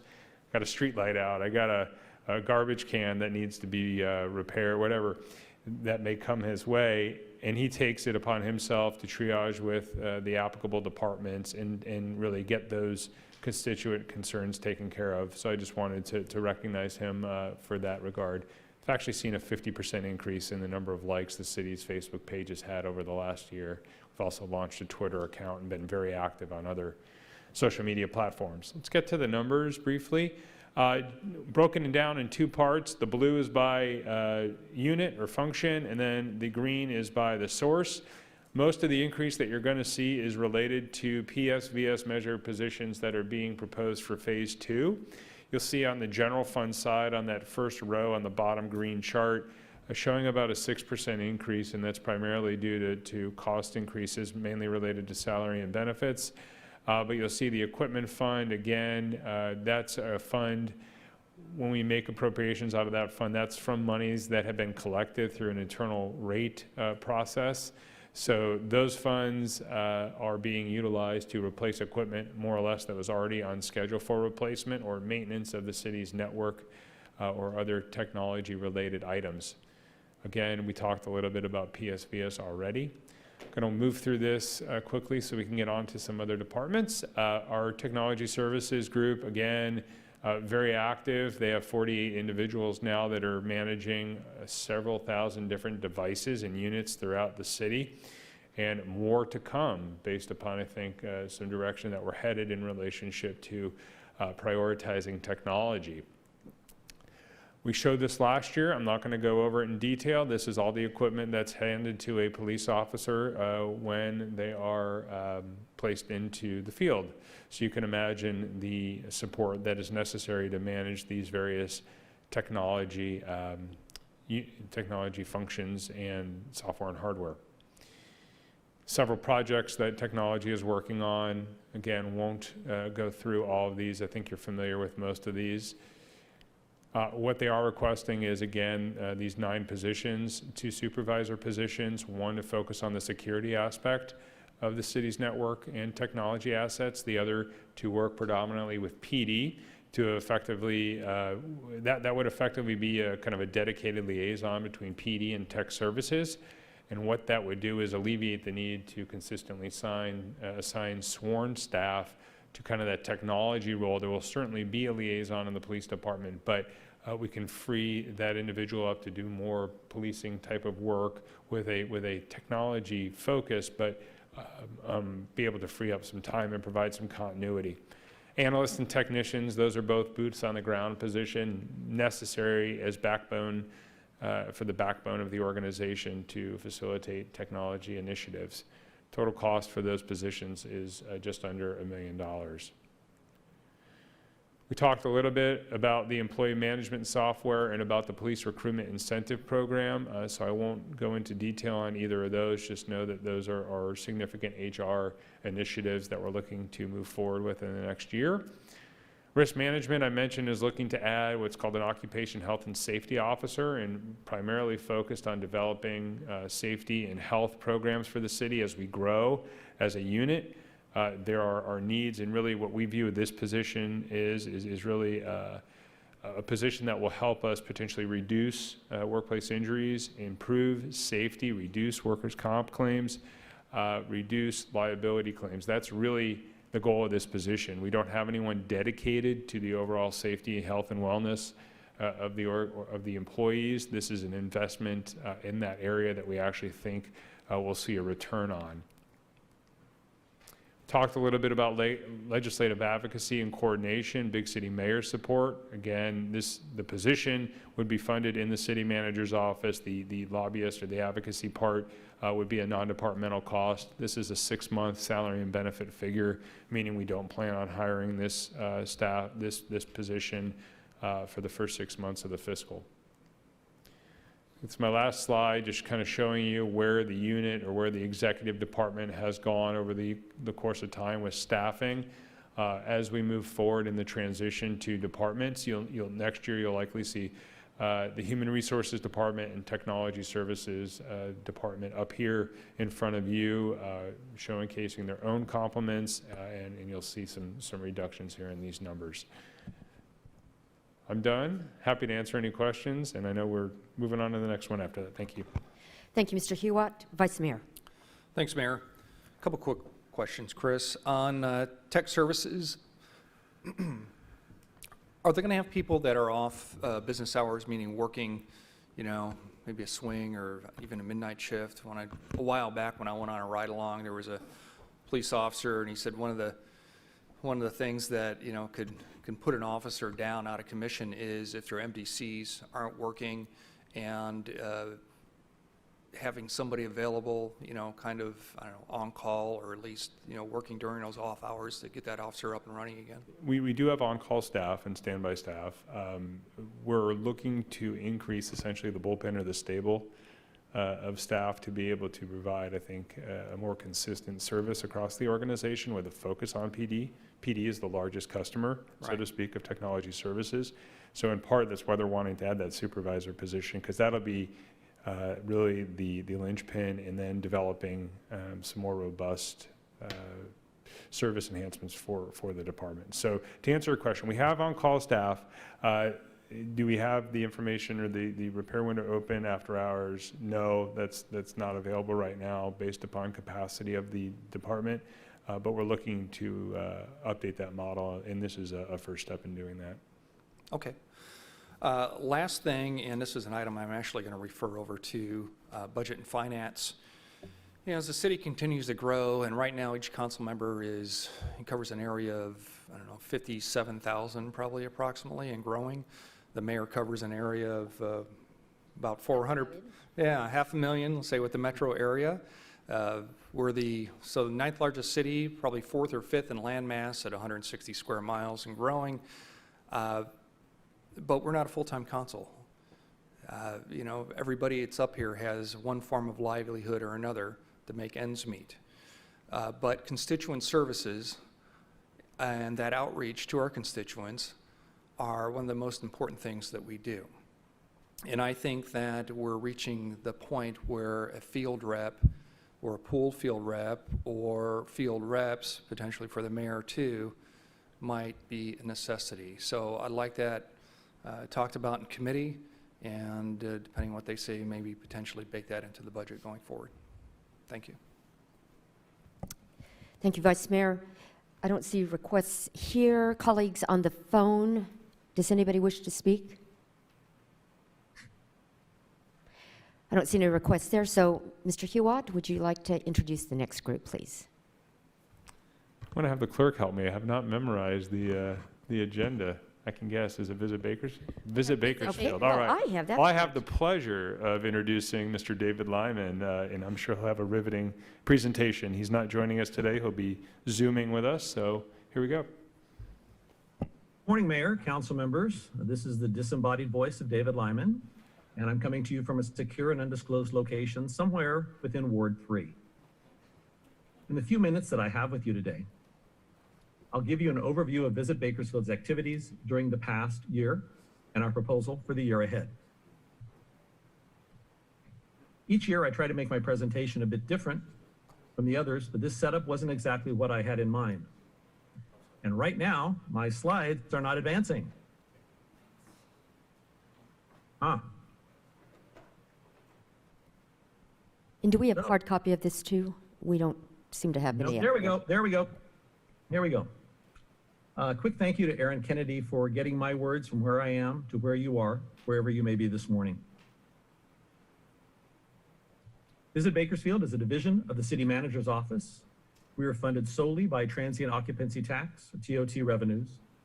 We receive no general fund or PSVS monies, and we are an example of a successful public-private partnership between the City of Bakersfield and the Greater Bakersfield Convention and Visitors Bureau.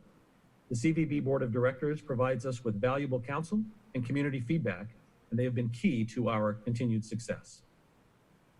We assist visitors from around the world, but in addition to visitors, our customers also include human resources professionals, people interviewing for jobs, new residents, real estate agents, business owners, real estate investors, and countless referrals.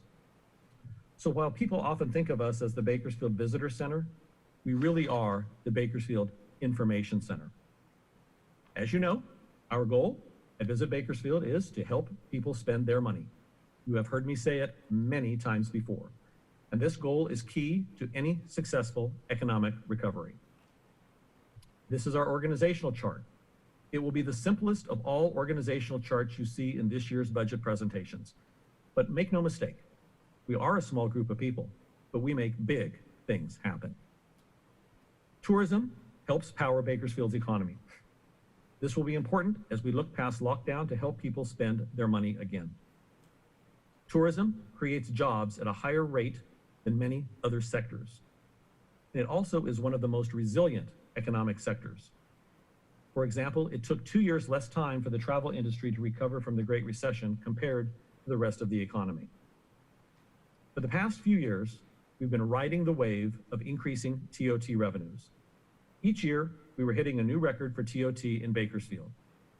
We also were in the midst of a hotel building boom.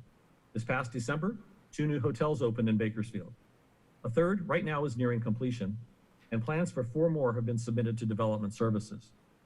When all of these hotels are completed, they will add 763 new rooms to Bakersfield's hotel room inventory. And that wave continued until just a few months ago when the pandemic struck. So instead of looking at $9.9 million in TOT this year, the city's finance department is projecting $7.8 million. Even though we are looking at drastically lower TOT revenues in the upcoming fiscal year, that reduced hotel spending still will have economic impacts. Let's take a quick look at the direct economic impact from local hotel spending. As you know, TOT in the city of Bakersfield is calculated at 12% of the hotel rate. So let's use that 7.8 million figure for the current fiscal year. When we divide the TOT figure by 12%, we get the amount of money hotel customers will spend on hotel room nights this fiscal year, $65 million. When we add these two figures together, we get the direct estimated economic impact of people staying in hotel rooms in the city of Bakersfield for the current fiscal year, more than $72 million. Remember, this is only the direct impact from spending on hotel rooms. It does not include spending on what I call the 3 Fs. The 3 Fs, food, fuel, and fun. So what does Visit Bakersfield do to help increase the number of hotel stays? One way we help people spend their money is with our marketing materials. Our flagship publication is the award-winning official Bakersfield Arrival Guide. It's so popular that earlier this year we printed 20,000 more copies because the 40,000 we had originally printed did not last nearly as long as we had expected. Every week, we mail out arrival guides and other material in response to requests we receive online, by phone, and referrals from the Greater Bakersfield Chamber. In addition to the arrival guide, we produce a number of publications in response to requests we get from visitors and residents alike. Things like a guide to craft beer, driving tour, restaurant guides, and a list of farmers markets are just a few. Our website, visitbakersfield.com, is our online source for Bakersfield information. Whether on a desktop or any electronic device, visitbakersfield.com has information on all things Bakersfield. When you can't wait for your copy of the arrival guide to be delivered in the mail, you can view it online here.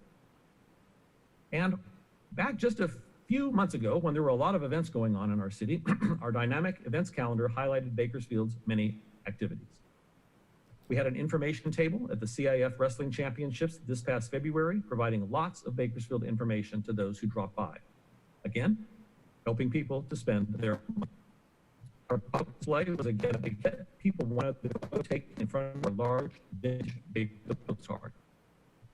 We unveiled improvements to the old, decayed, decrepit, dilapidated, graffitied, and rusty former Board of Trade sign along Highway 99. We were part of the community branding effort that was unveiled last September. Since then, our new ad has appeared in several ads, such as this one that appeared in the CIF wrestling program, and this one in the Los Angeles Dodger yearbook. The new brand was on our new lure brochure that was distributed around nearby national parks and throughout Las Vegas. It was on welcome signs at the Golden State Tour Bakersfield Open at the Bakersfield Country Club, one of several events we sponsored. The new brand is on signs at Era Park and other sports venues around our city. It's on the signs of the Amtrak station approach on S Street. It's even on our building. Prior to the stay-at-home order, Visit Bakersfield facilitated a number of large events this past fiscal year. This list before you is what I call BC, before coronavirus. We sponsored 4 conventions of the Jehovah's Witnesses this fiscal year, the Jet Jam Racing Series finale, 4 softball qualifiers for the National Softball Association, the Southwest Baseball Invitational, the Golden State Tour, and the CIF State High School Wrestling Championships. We had projected that the events that Visit Bakersfield facilitated would bring in more than 89,000 delegates to Bakersfield. Those delegates would bring more than 62,000 rooms, and those events would have an estimated economic impact of about $24.2 million this or future fiscal years. But our estimates did not take into account our current situation. For example, the largest group that comes to Bakersfield each year is the Jehovah's Witnesses. They come for several weekends each summer, and each weekend attracts about 6,000 delegates. They had planned to come to our city for 5 weekends in 2020, but these events have been canceled. We've been the Media Day sponsor for the Winter Showdown at Kern County Raceway Park since the event began 5 years ago, but this year, the event was canceled. The Bakersfield Fiesta is another event that's been held in Bakersfield for decades. It also was canceled this year. We had several softball tournaments scheduled this summer, like we do every year, and those have been canceled. The Golden State BMX Nationals are still tentatively scheduled for October. The Western Street Rod Nationals have been held in Bakersfield for decades, usually the last weekend of April, but it was postponed until later this year. The Sweet Adelines Regional Convention was scheduled at Mechanics Bank Theater earlier this year, but it also was canceled.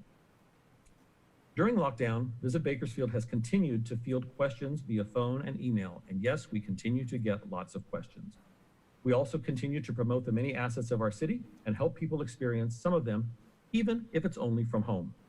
For example, we kicked off the kids coloring contest that featured the Bakersfield EG, along with the dance prize valued at least $100. We are now in week 9. We shared virtual tours on our Facebook page from the Kern County Museum, Bakersfield Museum of Art, and the California Living Museum. And because so many people are meeting and socializing with Zoom, we provided a collection of Bakersfield photos to use as backgrounds for those virtual meetings or those virtual happy hours. As you can see, it's been a busy year. Allow me now to discuss our proposed budget for the upcoming year. As you may recall from last year, the current year's budget is something of a milestone. It was the first time that our budget reached the point of having 2 commas in it, but just barely. For the upcoming fiscal year, we propose a budget request of $1,044,739. That breaks down as follows. Salaries and benefits, $548,760. We are not proposing any increases in staff or any reclassifications. This is an increase of 5.27%. In our operating budget, $495,979. We're proposing a 3.01% decrease compared with the current budget year. That decrease is because the current year's budget contained a few one-time expenditures. So again, the total budget request is $1,044,739, which is an increase of 1.17%. That translates into a whopping $12,080. Here is our work plan for the coming year. Restaurant Week. You heard me mention it last year, and we had been planning to roll out Restaurant Week in January 2021. But we're waiting to see how things look in the next few months and whether we choose to roll it out earlier. You also heard me talk about developing an ambassador program for hospitality sector workers. When we look past lockdown, we need a trained, frontline hospitality team that knows Bakersfield and can entice visitors to spend their money here. Otherwise, those additional potential dollars will stay in visitors' pockets to be spent elsewhere. But it will not be possible to have an in-person training session, so we're exploring how we might offer that training in an online platform like we're communicating today. We've also been planning to enhance partnerships with local hotels and other travel partners to create citywide promotional packages and printed collateral materials. We want our hotels and attractions to reopen, and we want to roll out some of those promotions quickly.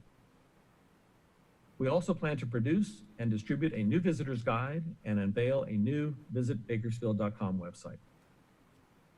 After all we've been through recently, people have asked me what I see happening in the tourism industry in the next few months. My standard reply, I don't do predictions, but I can tell you what many others is going to happen. And that is the dry market will come back first. To the return of the great American road trip. People will be willing to come back, get a car, and go somewhere faster than they will get on an airplane. They will want to stay relatively close to home, at least at first, and they will want to feel safe. But they will only go somewhere if there is something to see when they get there. Many people who stay in Bakersfield hotels are pass-throughs. They're on their way to someplace else. So we need to have those someplace else's, like nearby national parks, to be open. And not just open, but open and safe. And if local assets are not open, then there's no need to stop. In short, there needs to be tourism drivers for there to be a tourism rebound. Hotels on major highways will see less of a decline in business because truckers and others will still need to travel. But those properties are more economy level, so their rates are lower and they generate less CO2. And don't expect luxury properties to rebound quickly.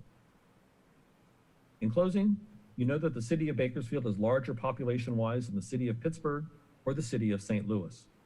But when you look at the size of their destination marketing organizations, Explore St. Louis has 96 people, Visit Pittsburgh has 54, Visit Bakersfield has 5.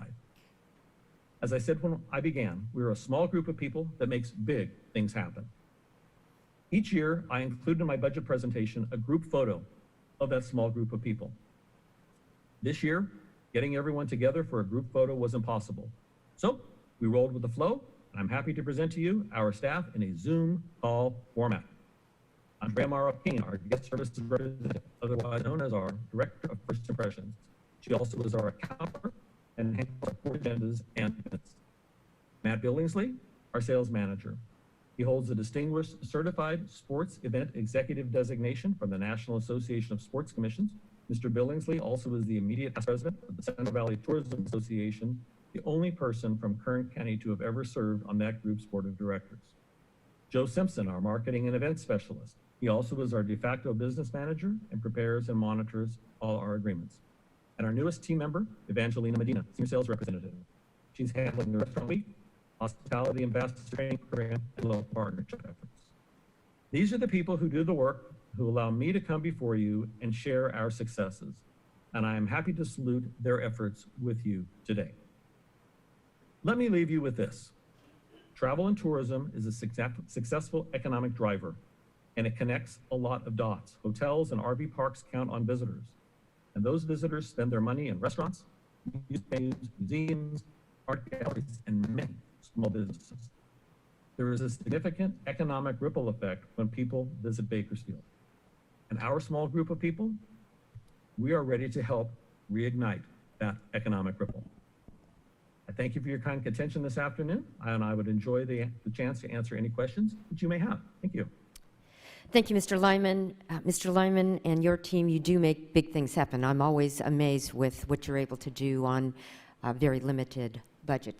Councilmember Gonzalez. Thank you, Mayor. Just a quick comment, and thank you, Mr. Lyman, for your presentation and the work of Visit Bakersfield. I really like your goal of, or your stated mission of helping people spend money. I think the second objective should be helping people spend more money. And what I mean by that is, how do we create opportunities while there are conventions that are going on, that are happening in the downtown core? How do we create opportunities for people to spend even more time in the downtown core, coordinating with various nonprofits to create, special events or small mini concerts outdoors? COVID aside, how do we create those opportunities for people just to spend more time and spend more money? And then the third goal I was thinking of is, as it relates to economic development, this is a chance for lots of people to see Bakersfield for the very first time up close and personal. So how do we get people to invest in our community? And so as we think about economic development, let's think about how we can use Visit Bakersfield as well as part of that strategy. As thousands of people come into the community day in and day out, or throughout the year, how do we leverage that opportunity to find new investments? Thank you, Councilmember Gonzalez. Mr. Lyman? Thank you, Mayor, Councilmember Gonzalez. I do note your comments. Just so you know, regarding spending more money, that's what we're planning on doing, especially with events at the, where there's large events at the arena and the convention center. Besides our table there, where we get people to know exactly what's going on, we're planning on working with nearby businesses. So if there is, for example, wrestlers, show your restaurant badge and save, and we will have opportunities for businesses to promote themselves.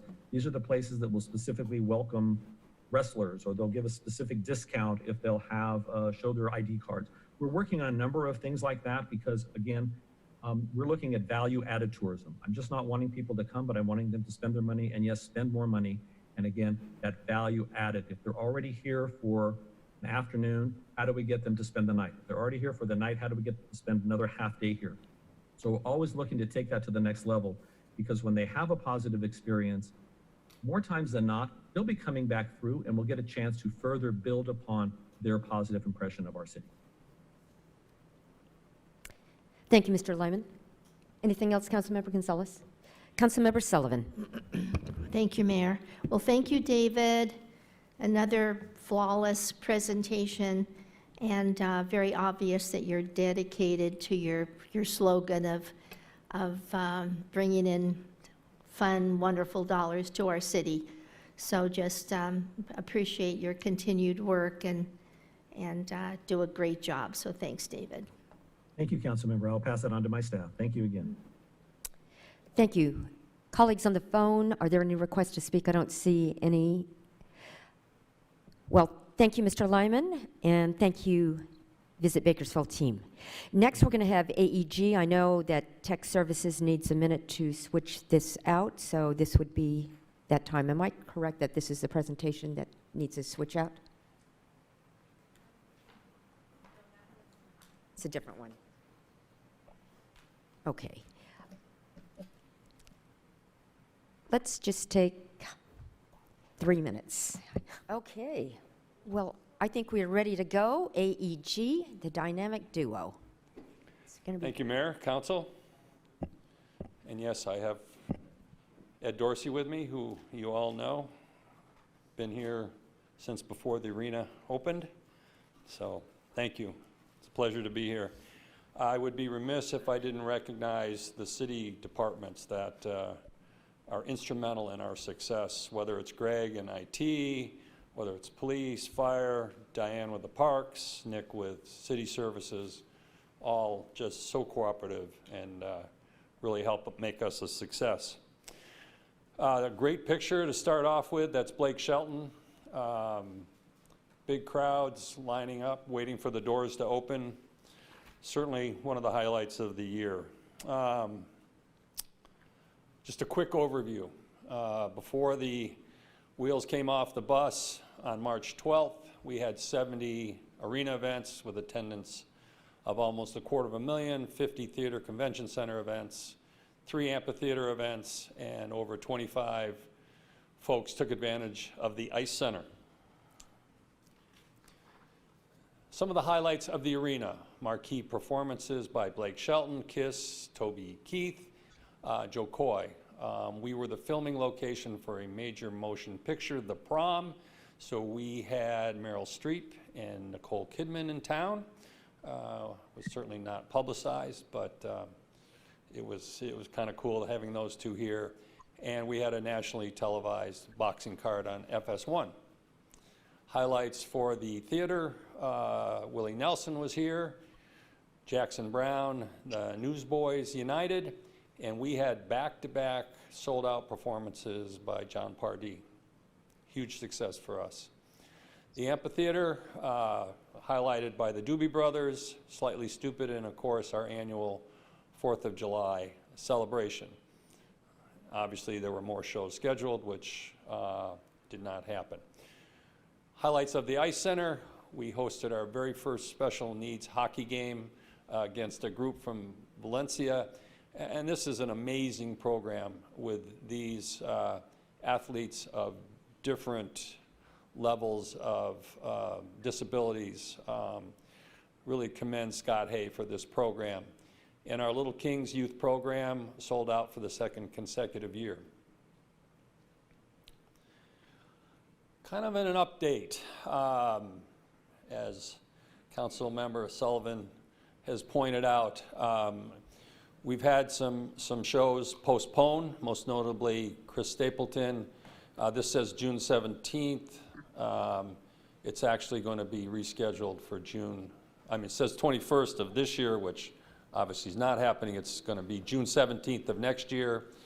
Dustin Lynch, JoJo Siwa, Brett Young, Matchbox 20 will all be rescheduled. We just don't have dates. Another name that's not up there, no.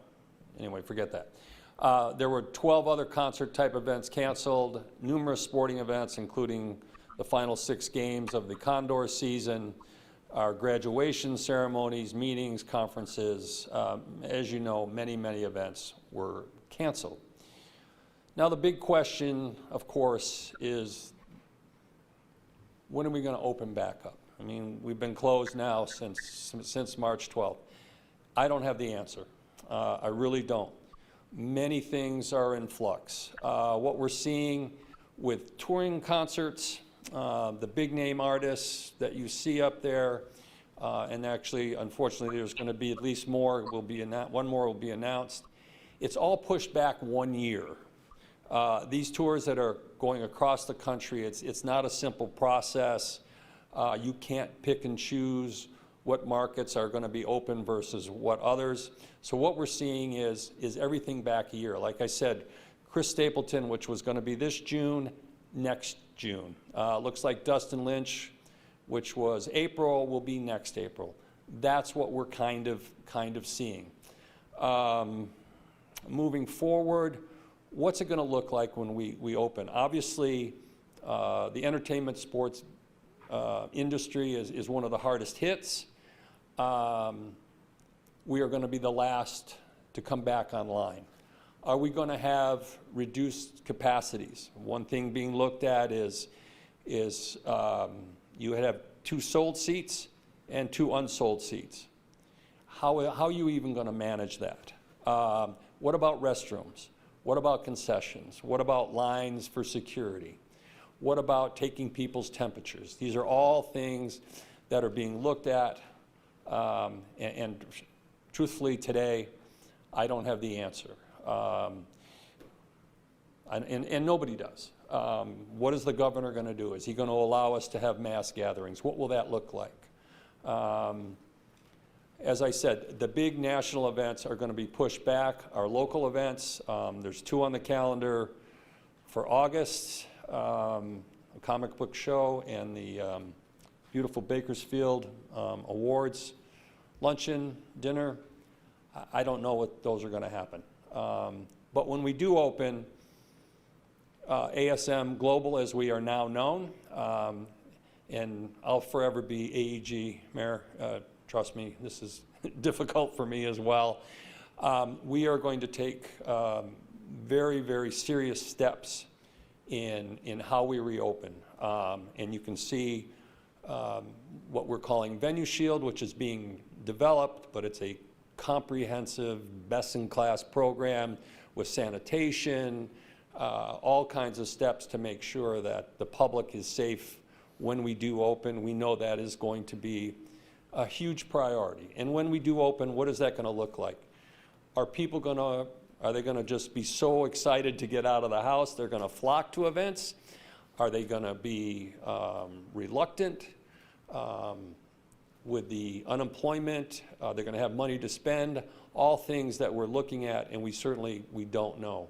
Best guess, some people are going to just can't wait to get out, and you saw that this weekend with the restaurants opening and things like that. I think there's going to be a portion that's going to be afraid and are going to stay in for a length of time. So again, I just don't know what that's going to look like. Our tenants, the AHL season was eventually canceled with the 6 home games. Attendance was up until that point, and we continued to have capacity crowds for the big nights, the teddy bear toss, and the field trip day. Don't quote me, I think there's a very good chance that the American Hockey League season will start late. I don't see it opening in October. Could be as late as January 1st. It could be a reduced schedule. It certainly will be a condensed schedule with playoffs instead of mid-April being pushed back into May. It's a very difficult situation, and minor league sports, as you know, rely on attendance. So unlike the NHL or NBA or Major League Baseball, you can't play to empty stadiums. That model just doesn't work. So what else do we have? Things that we do every year are community engagement, very important to us to be a good member of the community. We've continued our Path Point partnerships, Boys and Girls Club, Job Shadow, and we give to community organizations with well over $100,000 in tickets donated to the various organizations. What did we get done? An amazing year for improvements. We have new furnishings for the Ice Center. Our ice level lounge floor got refinished. New furniture in the arena concourse, in the theater lobby. We were able to purchase a new jet spray unit, the installation of a realized water treatment system for energy savings. The hockey dasher glass system got replaced at a huge cost. We were able to retrofit the stage and theatrical lighting, which will save us energy. And also, that system, much of it goes back to the 60s when the Theater and Convention Center opened, and a lot of those fixtures and light bulbs you can't even replace today. So we were very appreciative of that. The installation of the new LED video displays got done. And most recently, if you go out to the amphitheater today, you will see the beginnings of the new seating going in. So very excited about that. This is a scaled down version of our requests. There's two items, these are kind of out of order from Chris's presentation. The two main items today are the Convention Center Trade Show Power Safety Upgrade. This system goes back to the 60s. We had a near burnout when KISS was in town with their buses, and we were very close to seriously damaging one of their buses. So this is a very important item for that reason, and the safety to the electricians that use the system. The other one we're asking for is rigging safety enhancements, and this is up in the grid and the ceiling of the arena. These shows are asking for more and more riggers to be up there as they move in a show, and our current system can't handle the number of riggers that are required to be up there. The other two items, the security gates and the box office, would be part of a contingency request.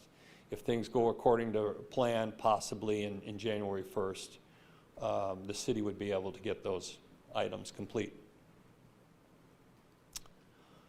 And this takes us to our annual proposed budget. And as we do annually, the agreement with the city calls for the city to guarantee losses that up to $415,718. And so that is our budget for the upcoming year. And I'd be happy to answer any questions. Thank you, Mr. Rickerson. Colleagues, any questions, comments? Councilmember Sullivan. Thank you, Mayor. Well, of course, your department has spoiled us. We're used to that wonderful entertainment, and certainly look forward to it. So this is quite a letdown, and It'll be back. it'll be back. It'll be Good back. words. It'll Good be back. words, and yes, It's going to take some time, but it we're- will be back. Yeah, we're expecting that, looking forward to that. Of course, I'm pushing for the free entertainment that we have, that we look forward to and expect as a gift to the community during the summer. You know, I'm certainly hoping and pushing for the 4th of July for it to be possible. And of course, not your department actually, but Beal Park concerts and the movies in the park and that type of thing. That's going to be coming up at a later time. But Steve, also, you know, our convention center and arena are our greatest amenities in town. Very, very fortunate to have those facilities that are intended for part of our quality of life forever, actually.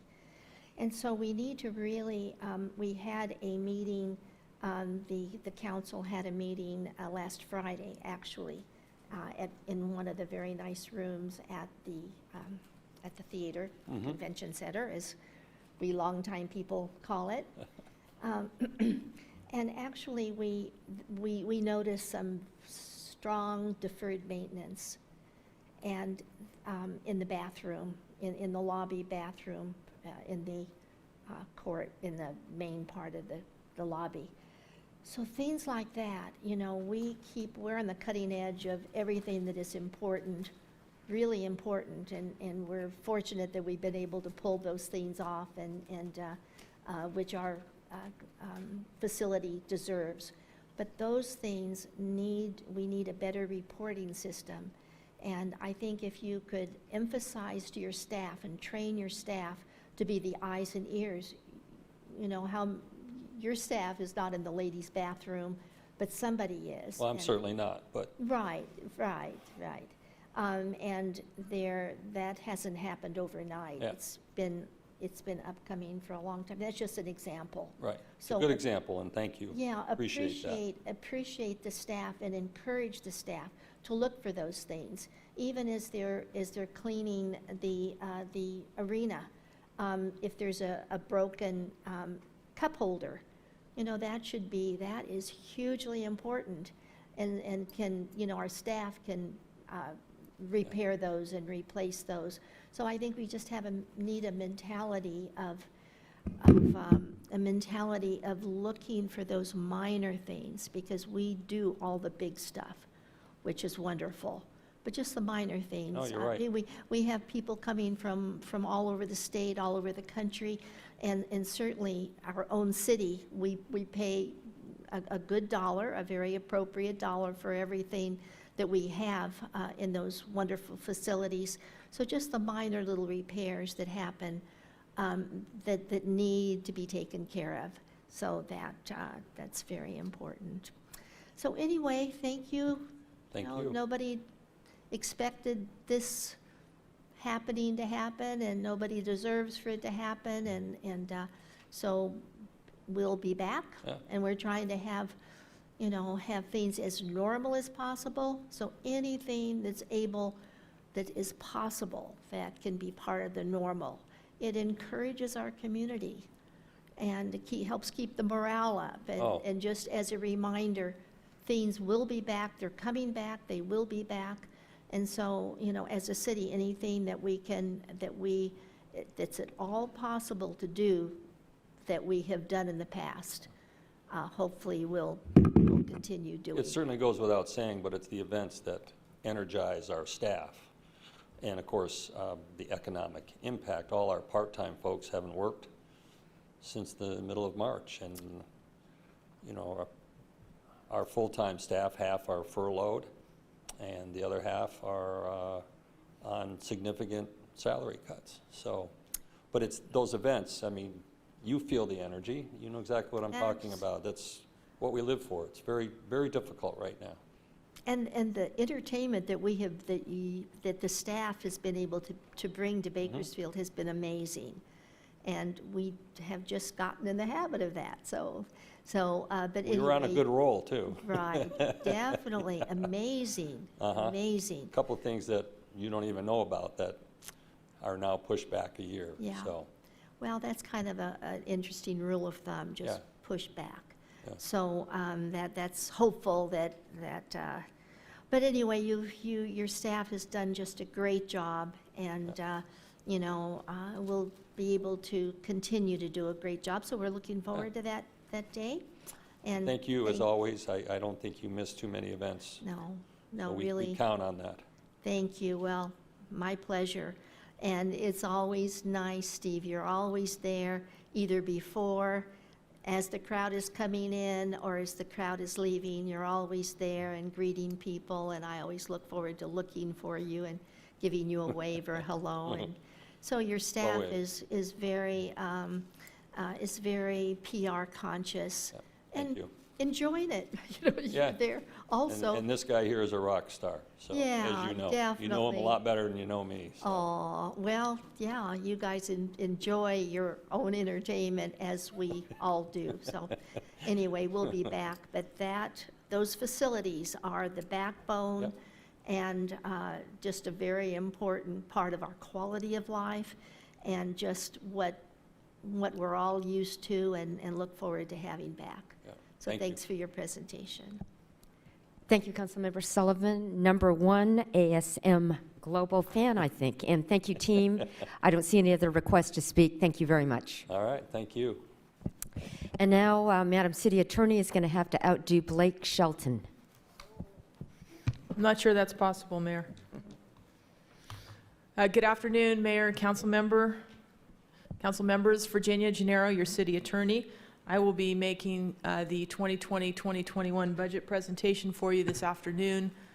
I have a 10-slide presentation PowerPoint that I hope the council members who are on phone have in front of them.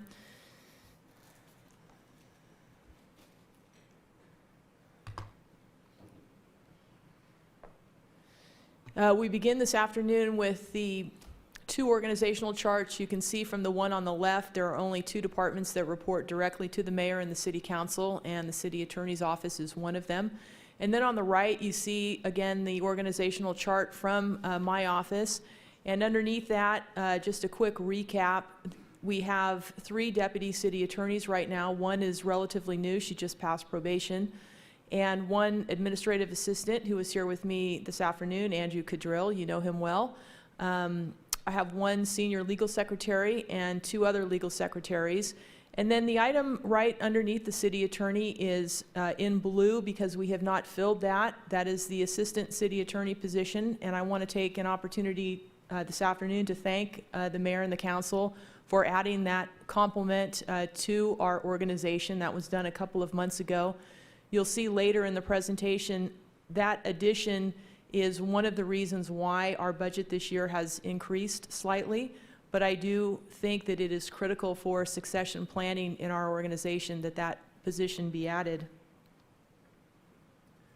One of the reasons we have been able to be so lean over the years is because of our outside counsel, which again, I think the mayor and council know well. We have the local law firm of Clifford & Brown, which represents all of the city and our departments. They are now under contract through fiscal year 2024-2025. We have Marta Rosen & Cohen, which is also a local law firm now, has been for several years. They have been quite successful, and they are on contract through July of 2025. And we continue to use Dwayne Morris, who is with the law firm, Colin Pierce, who's with the law firm of Dwayne Morris, and they are located in San Francisco. They're actually located internationally, and they have been with the city since the mid-90s and are under contract now. Their fees are being paid by the Enterprise Water Department, and they're under contract until 2023. In terms of our municipal accomplishments this past year, I will tell you that let me just see.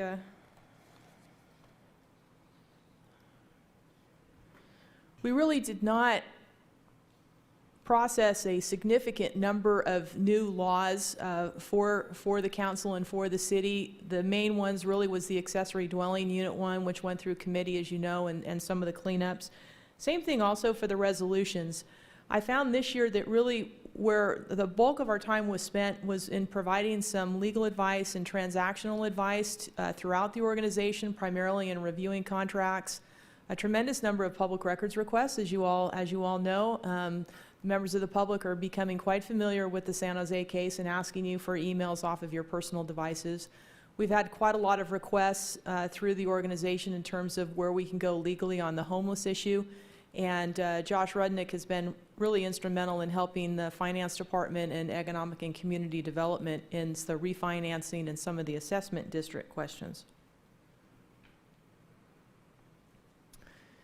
In terms of our litigation last year, again, a continuation of what I would suggest to you is some positive results. Mr. Rudnick did obtain a judgment in favor of the city for the failure to pay transit occupancy tax. That was with the Days Inn that you're familiar with. One of our newest deputies actually filed an interpleader over in our local court to resolve a dispute between some parties. We concluded the trip matters, hopefully to the satisfaction of the council, and particularly Councilmember Gonzalez. All of them are now resolved. And we continue to represent the police department in our pitches motions. And in addition now to our public records requests, there are 2 new laws on the book that offer an additional avenue to get documents from the police department. And our office has assisted the police department with that. Over 155 requests this past year, which is a tremendous number. This is just a really, again, I like this chart probably because of the color, but you can see where our deputies, where our staff spends time. Again, it's not unusual to see that a lot of that time is being spent with the police department, with development services, public works, and the city manager's office, which you've heard before during the presentation, that contains the 4 divisions within the city. In terms of our outside counsel, again, really some great results this year. Marta Rosen and Cohen, they closed 5 cases. 2 of those were defense verdicts, and one of those was with the oldest case on the books. We've had this case on the books since for 16 years, since 2004. That's how long it has been with the city. They were able to finally, and it wasn't the fact that they took so long. The case actually was on appeal for several years and went through a couple of jury trials. With, again, finally this one a defense verdict, one of the quickest verdicts in the history of the city of Bakersfield. I think the jury was out for less than 5 minutes. In addition to the Willis case, they also had a defense verdict in the Hargrove case, which had a lot of publicity, as you're aware. 4 of those cases were closed without any monies being paid to the city of Bakersfield. Again, very kudos to the Martirosian and Cohen team. On the state avenue, again, 2 more verdicts. Again, very unusual in 1 year to have 4 cases go to jury trials, 4 jury trials. And that also had, that case was the Bjornebo case, and that had a lot of publicity too here recently. So again, 19 of those cases were closed with Clifford and Brown, and half of those were without any monies being paid to the city of Bakersfield, being paid by the city of Bakersfield. This is our budget for the upcoming year. You can see it's a little over $4 million, and as with some of the last departments, it's a very, very small amount, although it is an increase. It's an increase of a little over $300,000 when you compare it to last year's budget, and there's 2 reasons for that. One is a little over $170,000 increase in salaries and benefits to the current positions within the department. And then again, that number really reflects the additional position of the assistant city attorney, which is being recruited right now. We have the brochure, but there'll be some salary savings there because that person, I don't imagine, will come on before July 1st. And then the other one is, it's an increase of $150,000 in one of our funds that we pay for expert witnesses. And I will tell you that in years past, we've been able to pretty much keep that at $150,000. But in recent years, it's gone up due to the sophistication in experts that we use for our trials, as well as the visuals that is necessary really to persuade a jury that you want to be on the side of the city of Bakersfield. In years past, to the extent that there was an overage there, we've been able to cover that with some of the excess within our budget. But Andrew and I felt, and in consultation with the city manager and the finance director, that it was time to really increase that account so it was an accurate reflection of what we've been spending over the years. And so that's going to be an additional $150,000 to that line item, which is going to take it up to $300,000. So I'm available for any questions, but our goals remain the same unless directed otherwise by the City Council, which is to continue our litigation posture. I hope we don't have 4 jury trials next year, but if we do, I hope they're all defense verdicts. Maintain, of course, our municipal advice to you and continue to handle appropriate matters in-house as they may develop. And with that, I'm open for questions. Thank you very much, and congratulations on all the fine achievements. Colleagues, any comments? I don't see any requests to speak. None there. And just for the record, Councilmember Freeman had to sign off at 12:04. Okay. Thank you very much. Next, we have Finance reappearance.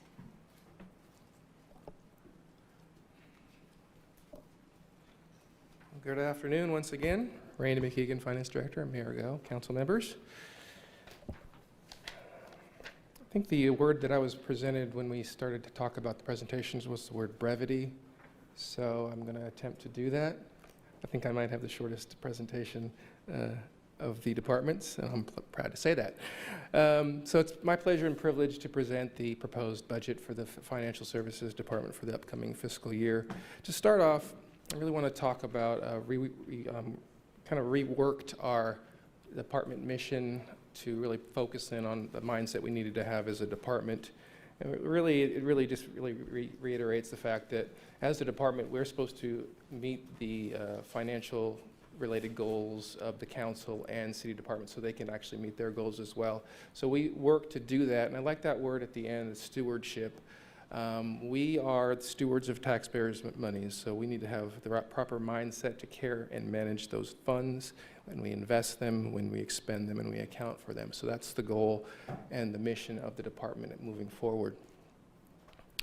Right, so to accomplish that mission, we have a department broken into 4 separate divisions: Treasury Division handling investments and cash receipts, Accounting Division handling payroll, accounts receivable, accounts payable. We have Purchasing Division handling the needs of the department's procuring services and supplies. We have a Real Property Management Division that handles procuring and managing property for utility needs, for road work. We continue to see that, and they played a special part in attaining and working with purchasing the Bakersfield Homeless Navigation Center and working with Calcott getting that done. Within those 4 divisions, we have now a proposal of 31 employees. And we have increased our complement, or requested to increase our complement. It was touched on earlier by adding 1 account clerk specifically to our payroll division. If you would believe it, we've had 3 individuals in the payroll division since around the 80s. It's a good decade. I like the decade, but I think we needed to improve our efficiency within that division, so we've asked for another position in that division to accomplish the work that they continue to do. And we talk about work that continues to be done. I mean, it's not in my accomplishments, but I'm taking a page from David Lyman's presentation, but this group of individuals do a lion's share of work that is important to the city as a whole. I want to really shout out to them as these last 2 months have continued. They've done excellent work in managing cash receipts, continuing to collect funds, continue to pay bills, I think the staff around here would be happy about this. They've continued to process payroll so that paychecks could be made and paid to individual employees during this special time of COVID. So I really wanted to give them a shout out for the work that they've done. And as we move on to accomplishments and goals for the department, I really wanted to frame them in light of council goals. There are 8 council goals, and the one that is really in the wheelhouse of the finance department is council goal number 3 for maintaining fiscal solvency. Talking about stability, consistency, managing general fund reserves and reserves in general, managing pension obligations, unfunded liability related to that, and just looking towards cost efficiencies and operational efficiencies as we continue to go each year through our operations. So in light of those, I wanted to talk about our accomplishments for the past year. We once again, talking about stability and consistency, for the 38th consecutive year, our CAF, or our Comprehensive Annual Financial Report, received the GFOA Certificate of Achievement in Excellent Financial Reporting. So again, it shows the good work of our staff to continue to maintain and report in line with government accounting standards. Again, talking about dealing with pension obligations, and this specifically relates to the retiree medical unfunded liability that we have. Currently, we have a trust, Section 125 trust, that's currently at $76 million. That puts us around 56, 57%. The current actuary study shows that our liability sits at $129 million. So again, that's a little over 56% funded, and that's as of April. And so, if the economy continues and stock markets, are fluctuating, but that's the current value as of April. That could go up and down based on the funding and the financing. The next one we talk about, again, talking about dealing with the city's reserve funds. If you recall, last year, the council approved a funding plan to increase our cash reserves to, in essence, 2 months' worth of expenditures in the general fund by 2025. So we've worked towards that. We continue to work towards that. We've added a little over $9.5 million to the reserves this year. The current reserves sit at $38.7 million. That's both the cash reserves and facility reserves. So we continue to build that up towards that goal. Again, it's all based on the availability of funds, but that's the plan by 2025 to get that general fund reserve to 2 months' worth of expenditures. So we continue to work towards that. When we look at our goals for the upcoming year, we talk about operational and cost efficiencies. That's what the council goal number 3 talks about. So we continue to look at operational efficiencies and looking towards streamlining our transactions, automating transactions. We're in the midst of a review by the Government Financiers Officers Association to look at our enterprise resource planning software. That software is really based on talk about the 80s again, technology from the 80s. And we are really looking for, with the help of the GFOA, to build a 21st century product for the 21st century realities that we face. We're continuing to look towards improving online payment systems. We're in the midst of that. Hopefully by fall, we'll have the full online payment system updated, which will allow us to both increase security on those payments and expand the types of online payments. Again, with COVID, it's actually a good idea to limit the number of individuals coming in for payments to our treasury window at City Hall North. So we're looking to have expanding the ability for individuals to make payments online. And then this purchase card program. We have a small purchase card program in place, but we're looking to expand that this upcoming year to allow small dollar purchases to be made by individual departments so that it can expedite their processing, expedite our processing, and just make that process a little bit more efficient. Again, we're going to talk about consistency and stability. We continue and will continue to prepare the annual financial reports. We are going to complete the CAFR. The audit actually starts the next week, interim work, and so we will complete, and I imagine we'll have the 39th consecutive year of the award after we complete our CAFR, usually by the end of the calendar year. And then we'll have the second annual report of the Public Safety and Vital Services activity. It'll be a full year of activity, so it'll be more extensive than the current report that was submitted to Council back in December. So this will include salaries and benefits, and again, making sure that the 13 priorities of the measure are kept in line with the expenditures that are occurring, and again, that those funds are properly segmented. And again, we will continue to look at reserves and unfunded liabilities. So the plan, again, going towards 2025 is to build the cash reserves. So we have it in the budget to build those reserves and continue to build those reserves.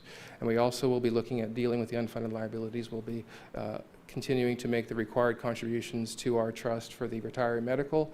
And if funds are available, we are recommending establishing a pension rate stability fund that will allow us to address the pension increases that will continue to occur. And as we touched on earlier, they will occur probably in 2022-23 with PERS.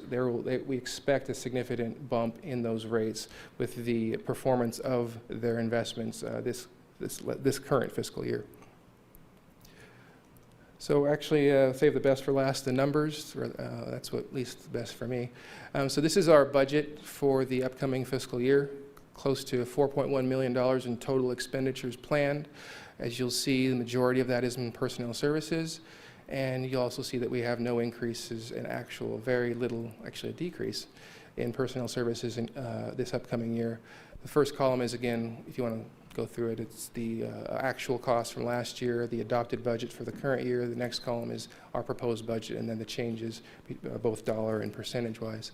The bottom section in the orange is the breakout of that budget by function and funding source. You'll see that we have a decrease in the general fund, actually.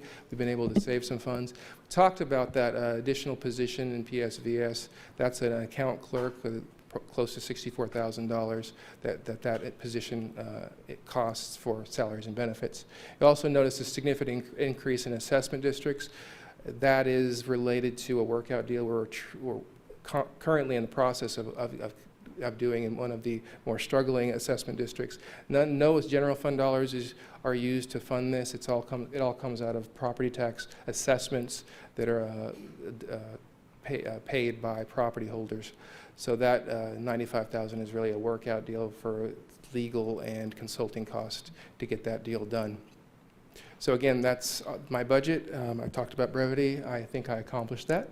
And if you have questions, I'm open for any. Thank you, Mr. McKeegan. Councilmember Gonzalez. Thank you, Mayor.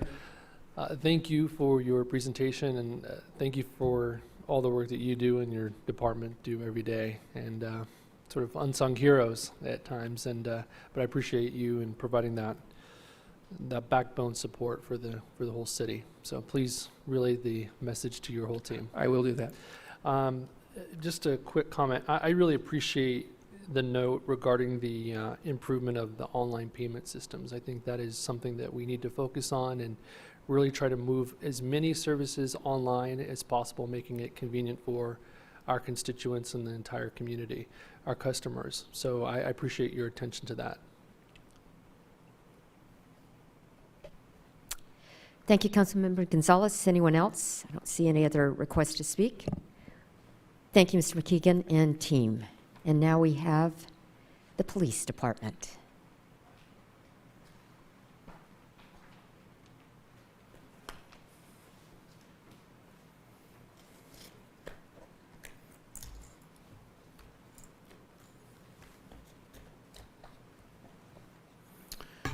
Good afternoon, Mayor and members of the council. Greg Terry, Police Chief, and I'll be presenting our proposed budget for this next fiscal year. I'll have some help along the way, and I'll introduce him when that time comes. The mission of the Police Department is to partner with our community to protect the lives and the property of the people we serve. And we do that while being guided by our values of compassion, accountability, and professionalism. This last year was an exciting year for the Police Department. And before we get into the details of next year's budget, I want to provide an update on some of the significant projects of the Police Department, specifically the body-worn camera program, our training facility, the implementation of some new positions that were created this fiscal year, and then talk a little bit about our academy. The body-worn camera program, as you might remember, we did a pilot project for a year. And ultimately decided to move forward with the program. A vendor was selected last September, and the program was begun officially. It was initially going to be a 2-year program to reach full deployment across the department, but with your support and that of the City Manager's Office, we were able to accelerate that, and we will reach full department deployment by the end of this fiscal year. Actually, within the next few weeks, the entire department will have their cameras deployed, including mine. And I look forward to wearing that as well when I'm in uniform. But as of right now, all uniformed officers in the field have body cameras. Our training facility is up and running. It is occupied full-time, and staff is working out of there, providing our academy classes, advanced officer training, and a variety of other things, other programs and training inside this facility. There's some before and after pictures of the exterior. The picture of the locker room shows what it was now. I don't have the other picture, but that was previously the kitchen of the former restaurant. The picture in the lower half is the auxiliary building that was added this fiscal year as well. And it is what we use for defensive tactics and arrest control training. As you can see, it's padded on the walls, and then there's mats on the floor.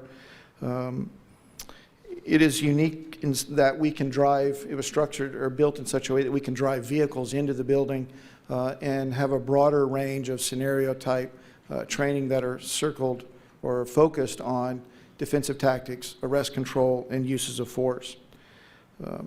We're also grateful for the training facility because it will allow us in the future to host training classes that will allow us to train more of our staff in a more cost-efficient way.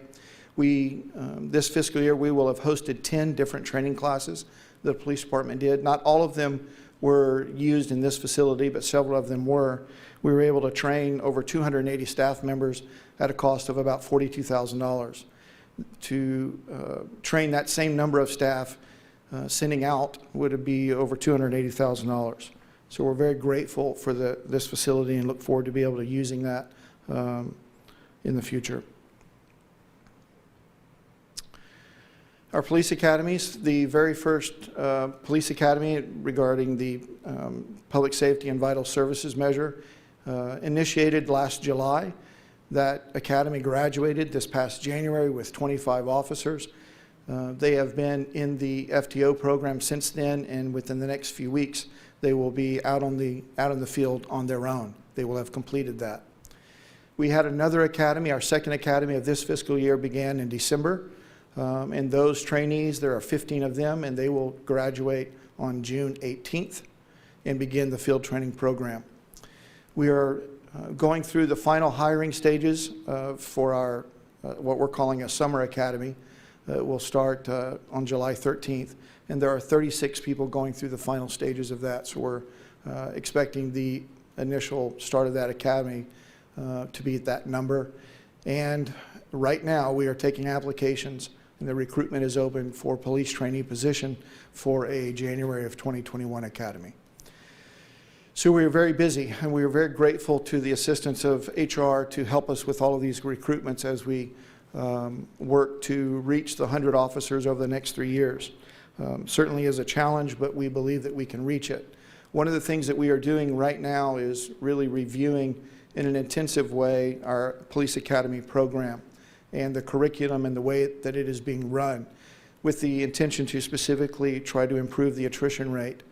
Over the last 4 years, we've had about a 35 or 40% attrition rate from our police academies. That's not uncommon, quite frankly, across the state, but I believe that we can improve that with some culture-related and program and instructor and oversight related issues in the academy.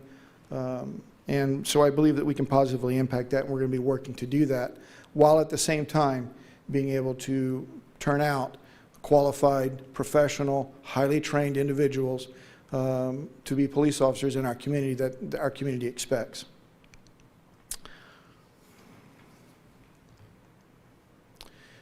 Let's talk a little bit about some of the new positions that were created this year. A police report specialist was a new classification for the department. They work in our telephone reporting unit.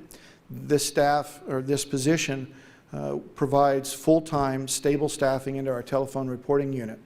Prior to the creation of this staff classification, the telephone reporting unit was primarily staffed with our police service technicians. So they would be taken off the field and assigned to take police reports over the phone. So with the creation of this new classification, we have hired 5 of them this fiscal year. We're going to be requesting some additional hires in this next fiscal year to continue to provide a stable complement within the telephone reporting unit. But even this year, with the hires that we've had, we've been able to return the police service technicians to the field. And several months ago, we were able to restore in-service, in-person response to victims of residential and commercial burglaries. Prior to this occurring, if you were the victim of a resident or commercial burglary, your choices were really to report the crime online or to do it over the telephone. And if there was evidence to be processed or recovered, an appointment would be made, or there would be a field or a response hours, perhaps even days, unfortunately, later. And so this has significantly improved our service models and been able to greatly enhance the level of service that we're providing to our crime victims.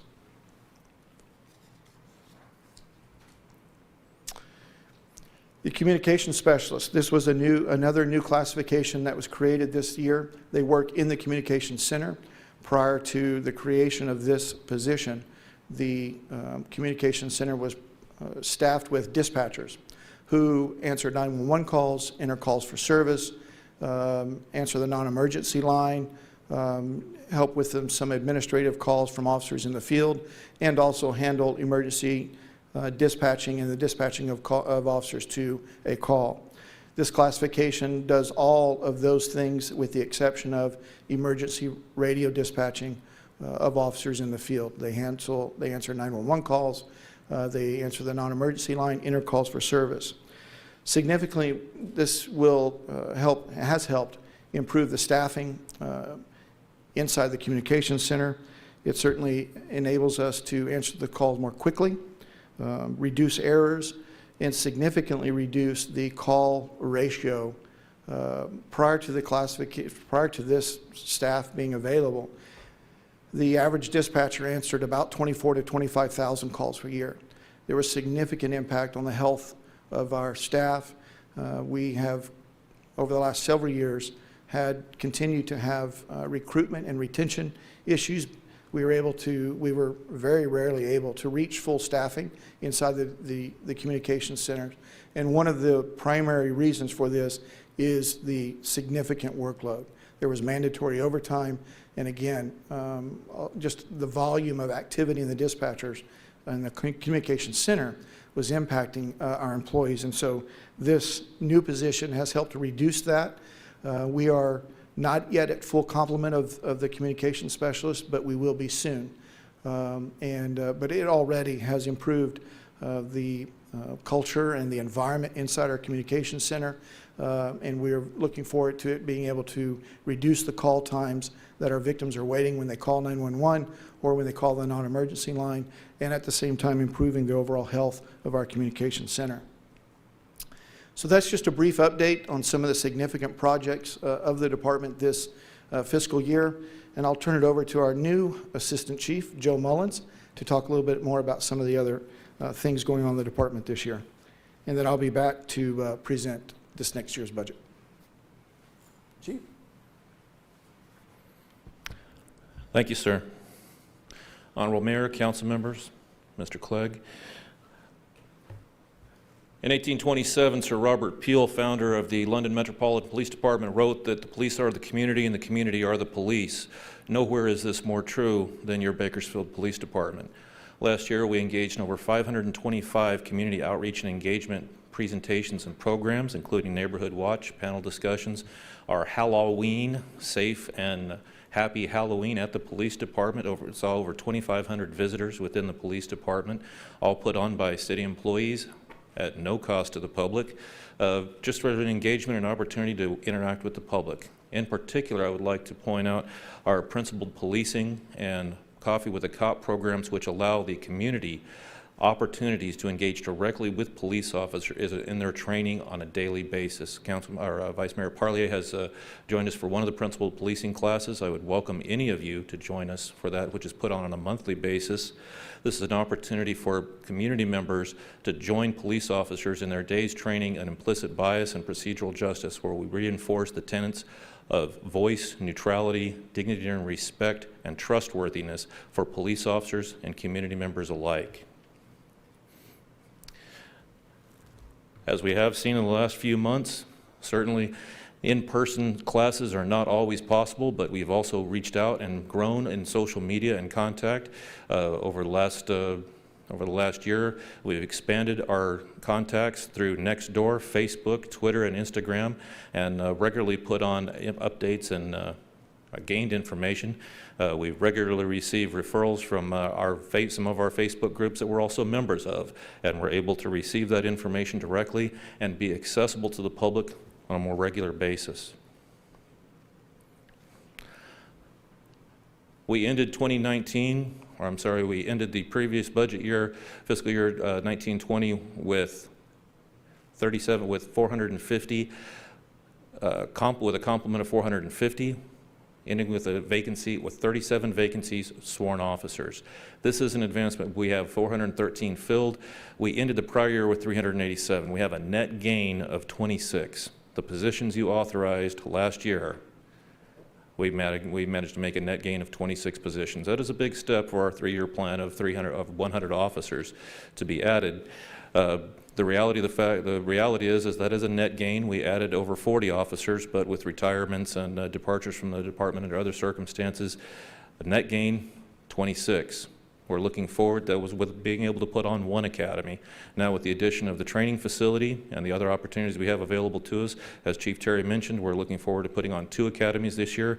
This may mean as many as a gross gain of as many as 80 sworn officers. When we count in retirements and other departures, we'll see how that ends at the end of the year, but we're optimistic. We also have remaining 11 vacancies out of our total complement of 178 professional staff. Outside the department, despite what you may hear in the media or read anyplace else, the crime in Bakersfield, just like many other places, is on a slight downward trend from 2004 forward. The real question that you have to ask yourself when you view statistics like this and you put things like violent crimes in terms of per 1,000 people, how many is acceptable? How many of these do we want to tolerate in our city? How many homicides year to year? How many shootings? How many traffic fatalities? How many robberies and rapes? How many of these are acceptable? Obviously the answer is none. We'll never get to 0. That's an unfortunate fact in an urban environment. Can we do better? I believe we could. We have opportunities and we have programs in place to directly address the gun violence rate, which is primarily responsible for our homicides, and we have other opportunities to address this. The most important thing we feel we can do is to address our response times. This is an unfortunate fact of life. If you call your attention to priority 1 calls, the top set of bars, a priority 1 call, ladies and gentlemen, is a call where a person's life, where there is bodily harm imminent. This is an ongoing crime, a crime in progress, where people are calling the police and they need an officer right away. This is somebody kicked in your front door and is shooting, which happened. This is a traffic wreck. This is a collision with major injury, which happens every day. This is a burglary in progress. This is a domestic violence with weapons involved.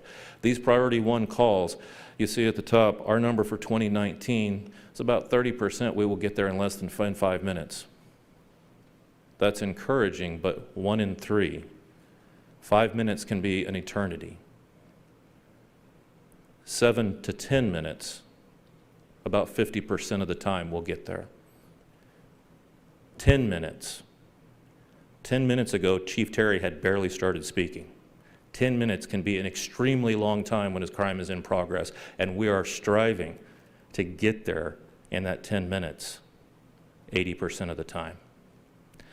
Our goal for the next year is to increase our response, to improve our response time, to make ourselves more efficient with the tools we have at hand, and get officers there safely on a better basis, to increase the number of times, to increase that number of times you will see that green line go farther out, where we will get there in less than 5 minutes, in less than 7 minutes.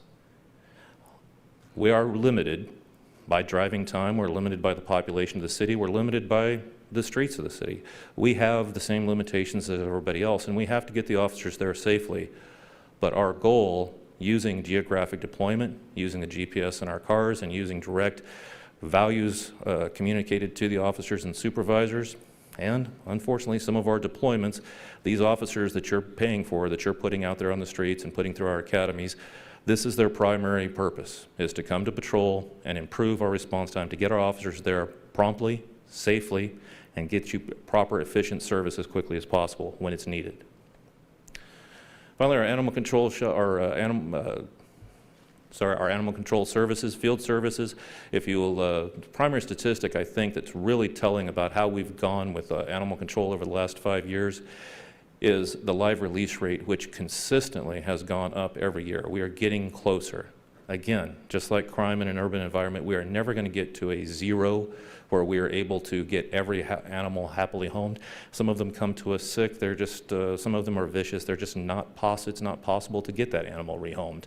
But a 78, 79% live release rate is actually very good. It's encouraging. We're continuing with our social media outreach, with our clinics and vaccinations, our spay and neuter clinics, and our Clearing the Shelter event to get these animals home safe and sound, or get them a new home.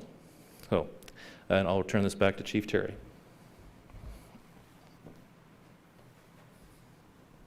Thank you, sir.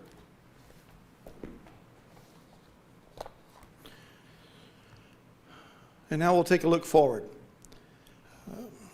City Council priorities for the police department directly related to public safety. Our budget was planned, and the strategies we are developing are to meet these goals.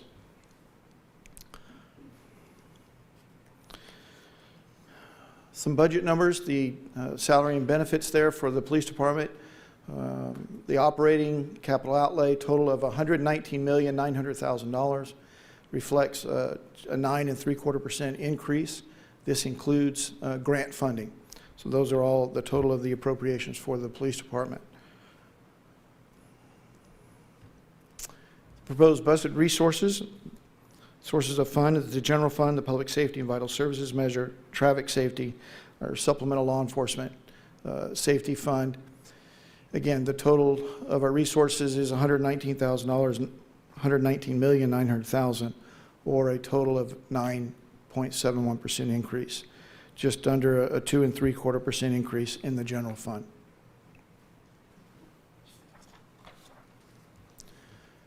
Just a little bit more about some additional funding from the grants. The Office of Traffic Safety is a traffic-related grant that we use every year. We obtain it every year, and we use it for DUI enforcement, pedestrian fatality reduction programs, a variety of community safety presentations, seatbelt and drug recognition expert training. We use the grant from the Alcohol Beverage Control for enforcement of alcohol and teen-related offenses. We can use that to conduct shoulder tap operations, specifically targeting those locations that are selling alcohol to underage individuals. It was mentioned a little bit earlier, the CalVIP grant. We are working on the application for this. This is an application to fund group violence reduction strategy is basically what it is, to supplement some of the projects that have been ongoing with the police department and the community for the last several years. Assistant Chief Mullins will be back in a few minutes as we close it out to talk a little bit about this and the ShotSpotter program specifically, because they are similarly related in our efforts to reduce the amount of gun and gang violence in our community. Additional grant fundings that the police department use, SIT-OPS is what we call them, street interdiction teams. This is a resource that we have to use other agencies within the county. They can come here while we conduct special operations and to assist us with specific targeted operations aimed at street crimes. We also participate in the task force, and so we will send officers into other communities within the county for the same thing. We received an Office of Emergency Services grant from the federal government to train a bomb tech in Alabama. We have ongoing funding from the Remote Access Network Board, the RAND Board. This funds 2 latent print examiners within our crime scene unit, as well as funding for the air card access for our police officers' computers in their car. The Supplemental Law Enforcement Services Fund is a fund that we use for frontline equipment and personnel. This year it was a significant portion of it is funding some of our newest technologies for investigations, and I'll talk a little bit about some of the new technology as well as some tactical equipment. This is the Bakersfield Police Department organizational chart. This is a revised chart and is based on some of our proposals within this budget year. Chief Martin set us on a path with regards to community policing and improving the relationship that the police department had with our community. He was out there heavily engaged, humanized what he called humanizing the office of chief, making sure that police department personnel were accessible, and really working diligently to improve our relationship with the community. I firmly believe in those same strategies, and we'll be working to implement really a fully functioning community policing strategy within the police department. This is based on the community policing principles of problem solving, using data to identify hotspots, developing a strategy to address those hotspots of crime, while at the same time taking into consideration the impact of some of those efforts on some of the areas that are already suffering significantly from some of these crimes. It is about developing long-term solutions and collaborating with others in our community to solve significant crime problems and quality of life issues within our community. The second principle of community policing is really about developing community partnerships. This is the police department and the community engaging in developing partnerships. We are going to be, again, continuing to increase our level of engagement with the community, accessibility at all levels of the organization, and working to develop partnerships within the community. We're also going to be working to create community surveys so that we provide opportunities for the community to have input directly to the police department on their needs and their concerns. The police departments and policing in general for a long time based their operational decisions and strategies based on crime data and based on what they believed that the community needed.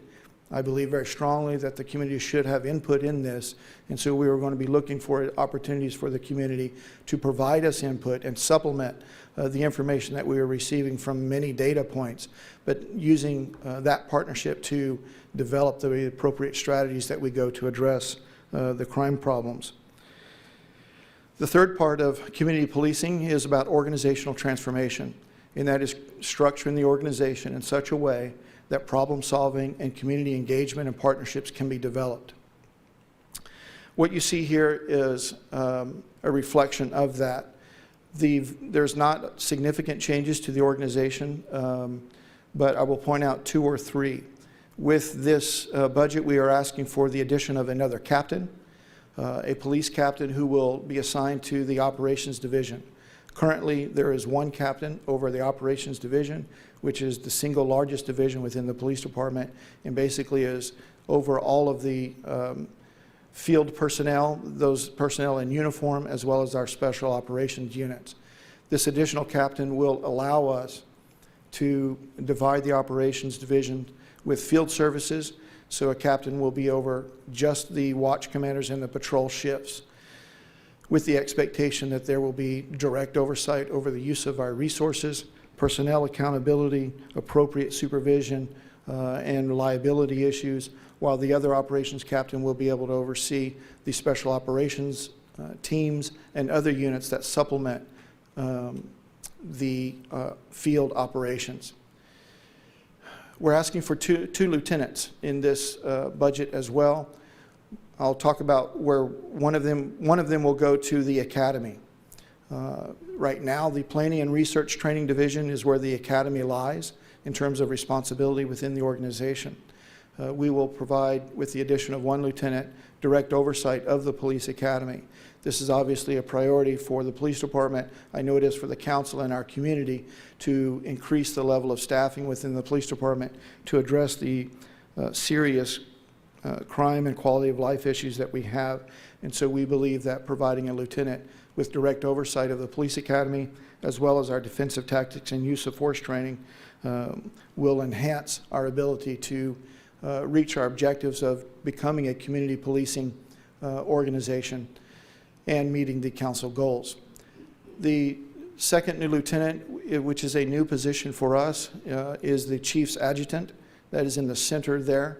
That will be a lieutenant that will answer directly to me and will be directly over the community relations unit. The community relations unit is primarily responsible for the presentations and education programs within the police department. So again, going back to the community policing transition into the organization, this will allow us to better utilize and engage in partnership building with the community. This lieutenant will be responsible for the organizing of zone community meetings throughout the city, facilitating opportunities for the community to have input, facilitating the survey that I spoke a little bit about earlier, as well as making sure that the directives and the activities of the community relations unit are diverse and spread across the city, and so that we are meeting the educational needs, but at the same time positioning the organization to hear from the community as well. The last component, it's not really a community relations component, but it certainly is a component of 21st century policing, is to create an employee-centered culture and to deal specifically with the wellness of our staff. We are a large organization, and with the additional command and supervisor positions that we're asking for, this will also enable us to better deal with the broad wellness issues that we have within the police department. We want to make sure that we are meeting the mental, physical, and emotional wellness needs of our staff. The police work is demanding at all levels, whether you wear a badge or not. You are affected and you're impacted by the activities that are occurring within the police department, the activities that are occurring in the city. And I firmly believe that one of the best ways for us to engage in problem solving, to engage in community developing of community partnerships, is to ensure that we have a healthy staff. And so we are going to be working, those are going to be some of the priorities this year, is to making sure that we're dealing and paying attention to the wellness of our staff. New positions from the Public Safety and Vital Services measure, a total of 29 police officer positions. These are 10 officers, 5 senior police officers, 6 detectives, 5 sergeants, 2 lieutenants, and a captain. These will all increase our capacity to reduce response times across the city, engage in high visibility patrols, increase clearance rates within the detective division, reduce traffic collisions, and then provide appropriate and necessary supervision, oversight, and accountability of the resources of the organization. 15 professional staff positions are being proposed, 1 community relations specialist, 1 animal control officer, 2 police report specialists, 6 police property and equipment specialists, 4 clerk typists, and 1 secretary, for a total of 15. These positions will be engaged in community education, improve our response to animal control calls, and enhance the levels of service regarding our animals, and provide stable and consistent staffing and support across the organization. I'll speak directly to the 6 police property and equipment specialists. 4 of them will be assigned to our property room on Truxton, and the other 2 will be assigned to our planning, research, and training division, which will be responsible for the management of department equipment and fleet. Currently, those positions are staffed with police service technicians, and so the police service technicians that work in our planning, training, and research and our property room will be returned to the field to, again, enhance the levels of service that we're providing, not only in the burglary realm, but also some of these other not in progress, lower levels of crime as well. We will be able to provide additional in-person response to some of these that I know, regardless of what type of crime, whenever you are a victim, it has an impact. And we want, to the degree possible, to make sure that we are responsive to that and recognize that. Some additional equipment and technologies. We're asking for 4 police motorcycles that will increase the fleet to 8. There are obviously significant traffic-related issues within our city. I think police motorcycles are uniquely suited to address some of these issues. They are certainly more versatile, particularly when it comes to speed enforcement, but they also reduce response times to traffic collisions just based on traffic density, and they can move around much easier than officers can in a car. There will be 5, we're asking for 5 PST trucks. Again, that is because we are returning PSTs to the field and we need equipment to be able to deploy them. To the right of that, with the V, that is the brand of our records management system. It's called Versaterm. What we are going to be acquiring with this budget is the V Mobile, which is, it will integrate fully the officer's equipment in the field. And so as I spoke earlier, every officer has a body cam. With that body camera, they have a department-issued cell phone. With the acquiring of this V-Mobile application, everything that is available on an officer's computer in his car will now be available in his hand. And so this will reduce the need to, on a call for service, make trips back and forth to a car, certainly streamline and move through the call more quickly. It would also enable all of our detectives working in the field to be able to make immediate inquiries into our systems without having to return to the office to make those inquiries or call the communication center, which is already very, very busy. The last picture there to the right is an application that we are going to be, a mobile app that we will be acquiring this year. It will be free to the public. And is aimed at improving our services and enhancing our engagement with the community. On the application, they will be able to have direct access and contact information for members of the department. We can push public safety notifications out to them, such as missing persons, missing children, vehicles that we're looking for, wanted persons, things like that. It will also provide links to our online reporting system, enable them to initiate a complaint or a commendation of staff. It will allow them to, it will provide a link to our anonymous tip system, but it will be fully functional. We have a lot of freedom within the application to really design what we think that our community is looking for and how they might use it. So, but it is one of the very exciting things that we're looking forward to. Again, with our transformation of the organization and ensuring that we become a fully community policing organization. The last slide is the ShotSpotter expansion slide, and I'll turn it over to Assistant Chief Mullins to close out. This will be our last slide, and then we'll be available to answer questions. Ladies and gentlemen, we're seeking to expand, using public safety and vital services measure funding, to expand the coverage of the ShotSpotter gunshot detection system. As you'll recall, back in 2017, we asked you to authorize the use of grant funds to install the ShotSpotter gunshot detection location system in a 3 square mile area, which is basically bounded by California Avenue to the north, Brundage Lane to the south, 8th Street on the west, and Washington on the east, and then an area extending up near Baker Street. This is the original smaller area you see portrayed on the screen up there. That system went live in March of 2018. The very first ShotSpotter activation was 5 .22 caliber rounds fired in the 1100 block of East 10th Street, and it was a murder. The very first ShotSpotter activation in our city was a homicide.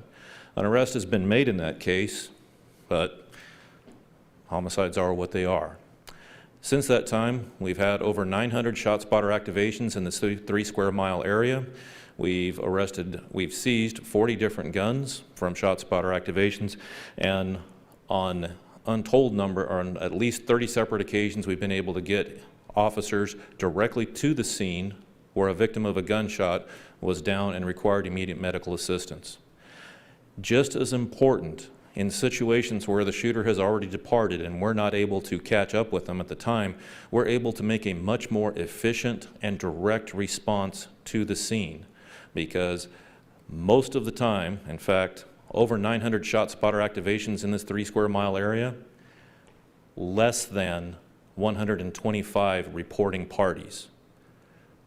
So the people in 3 square miles of our city have become so discouraged by the sound of gunfire, it's become so common for them, they don't bother to call. The ShotSpotter system, unlike somebody calling to say they heard shots, can tell us exactly where it was to within a few meters. On these occasions, officers have been able to go directly to the scene. Sometimes there's still a shooter there, sometimes there's a victim, but often there's evidence left. There's witness statements from witnesses who never called us, and we never would have had access to them.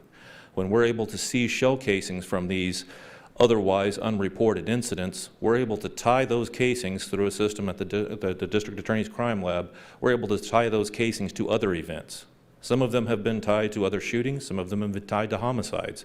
And we know by piecing together suspect descriptions, by getting DNA from the casings, by getting evidence from the other situations that occur, we're able to put patterns of crimes together. The ShotSpotter system is invaluable to us as we speak in following through with determined investigations, dedicated investigations on gun violence. We are proposing to expand the ShotSpotter system an additional 3 square miles. This area was selected in large part because the area you see expanding north along Chester Avenue up to 40th Street, this is the area in the city where we actually had the highest number of shots heard calls. That's encouraging in a way, in that people there haven't given up, at least they were calling. We had more shots heard calls up there. Unfortunately, we had more victims of shootings in the first area, which is why we went there first. We're now asking to expand into the area where we have the most people calling to tell us, we're hearing gunshots, please do something. And instead of just telling us, we hear gunshots, which can be very deceptive as to the direction and location, we want a system in place that can put us directly on scene.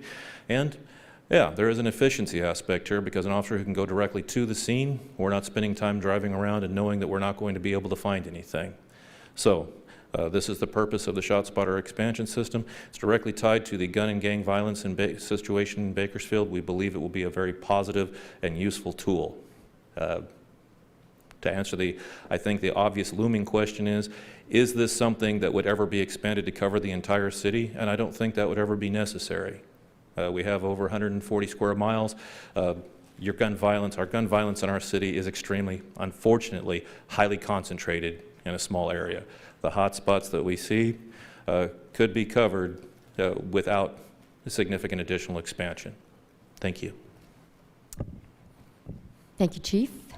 And Chief Terra, do you have any closing comments? No, thank you very much, and we're ready for any questions. Thank you. So we'll have Vice Mayor go first, and then Councilmember Smith, and then Councilmember Gonzalez. Thanks, Mayor. Well, Chief, I want to tell you it was an honor partnering with the police department right before COVID with the street racing enforcement.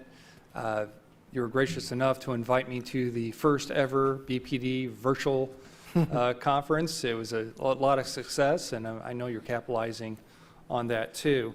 Can you tell me real quick the effects of the COVID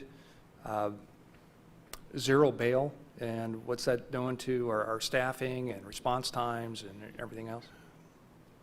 Well, there's a couple different things in there. COVID has certainly had a significant effect on department operations. However, I am happy to report that we've been able to continue really virtually every operation within the organization at the very same level. Technology services and the COVID team within the police department that was created have been outstanding, enabling us to do that, supplying us with the equipment. And so right now, even though our lobbies are closed, both here in downtown and on the west side, you're able to conduct virtually everything that you could do at a front counter, online or over the phone. And so we've been able to continue that level of service. The zero bail effect absolutely has an effect. I mean, we were already, our city and crime in general and across the state has been dealing with the consequences of the variety of reforms, legislative reforms that have been occurring. And so I was just told yesterday or the day before about some of the recent arrests for auto theft that we've made. We've arrested multiple individuals that when we arrested them, they got booked and were immediately released. And it is, we see the same with a variety of those types of crimes. And so literally we arrest someone for stealing a car, go to put them in jail, and they're immediately released. That on many, many different levels and many different types of crimes related to that, our city will be experiencing the consequences of that. Okay, Chief. You know, I'm going to direct the city manager, our next city council meeting, if we can get a letter put together to California League of Cities, talking about this problem that we're experiencing, and I'm sure other cities are too, and potentially to our local state representatives so they can voice our concerns to Sacramento. Chief, I want to thank you for bringing back, at least in part, the motor unit. So that'll give us 8. When we have 15, 20 out there, then I'd say we have something. But it's definitely a good start. And when you talk about response times, this is a tool that will probably lessen those response times too, correct? There are additional, there was also 2 in the general fund that I failed to mention because I was just highlighting the. So 10? Yes, yes. And they are significant, the way that our city, the traffic patterns and the density, it is very difficult. One of the comments made yesterday was regarding speed on Gosford Road.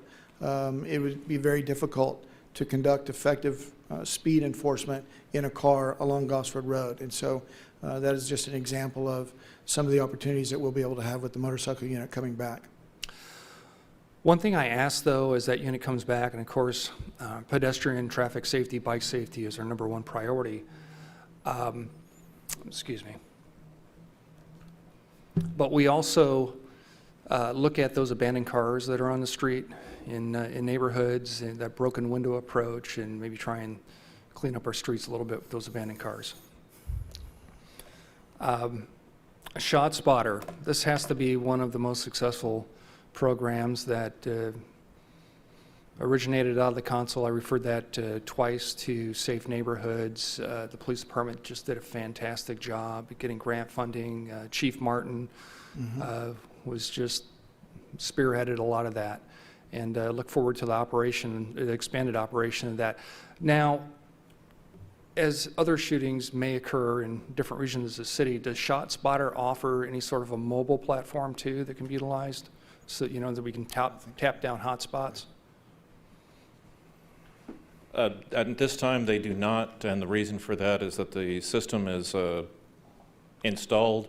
Without getting into too much detail, the system is permanently installed, the sensors are there, and once they're in there, the investment in putting them in and taking them back out, the alignment and the calibration of those systems, it's very difficult to do on a mobile basis. So again, I would point out, and that's a very important point, traditionally, and I can go all the way back to the 1980s, the late 80s, let's make that clear, but I can go back to the 1980s as far as police work in this city, and the gun violence has not changed. The locations haven't changed. Connie White was murdered at 8th and L in the 1990s. 8th and L is still the #1 location for gun violence and homicides in our city. These places haven't changed in so long. These locations, these areas, there's a reason the folks there don't call anymore. It's because they hear gunshots every single day. One of the possibilities for addressing that is an enhancement, I think, an enhancement and expansion of the capabilities of our city to address gun violence, which is the CalVIP program and the Violence Intervention Program. They're operative. We are able to obtain funding through this grant. Basically, the gun and the group violence reduction strategy that we followed in partnership with Garden Pathways and Stay Focused Ministries and the Wendell Davis Foundation and many other great partners over the years, the Kern County Superintendent of Schools, the DA's office, working on group violence reduction, working on people. This gun violence is committed by an extremely small percentage of our population.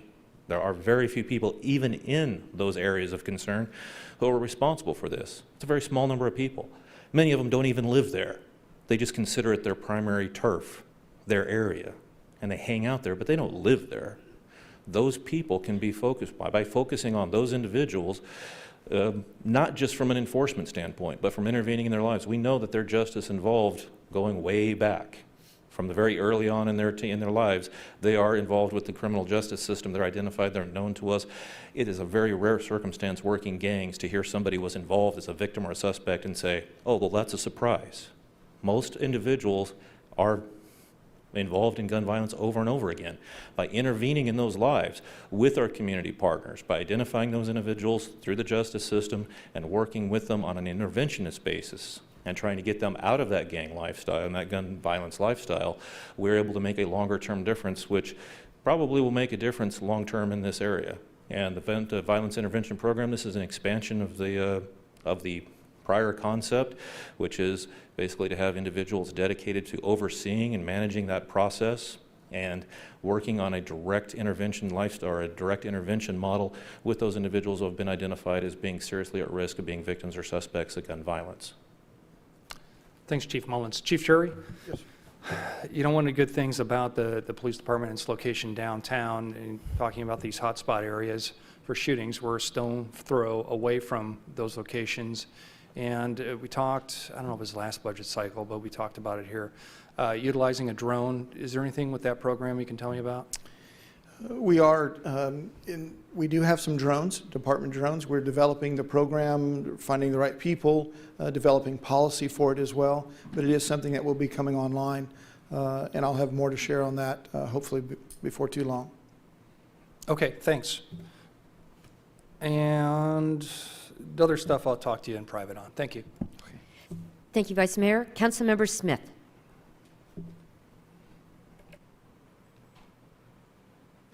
Now I'm unmuted. Thank you.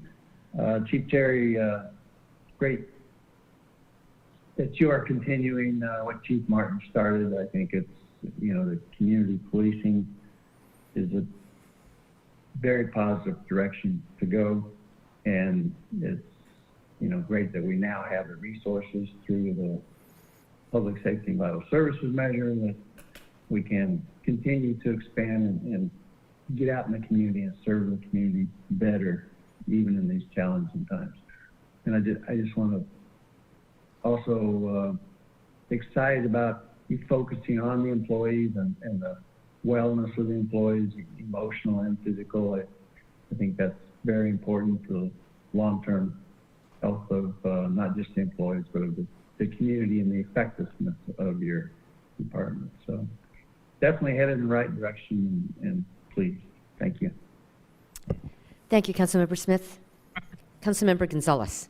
Thank you, Mayor, Chief Terry, Chief Mullins. Thank you so much for your presentation today, and a big thank you to all the work that you and your department do every day for all of us in the city, but in particular for Ward 2. And my residents and constituents certainly appreciate your work day in and day out.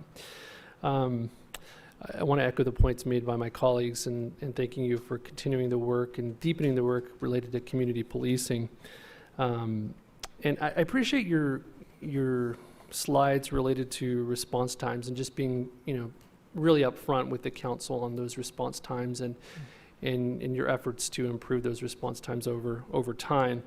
One of the things, as we talk about community policing, one of the things that I hear about from property owners, business owners in downtown and throughout Ward 2 is that people really appreciate that proactive work from officers who are making an effort even before a call is made or an incident occurs. That proactive work really makes people feel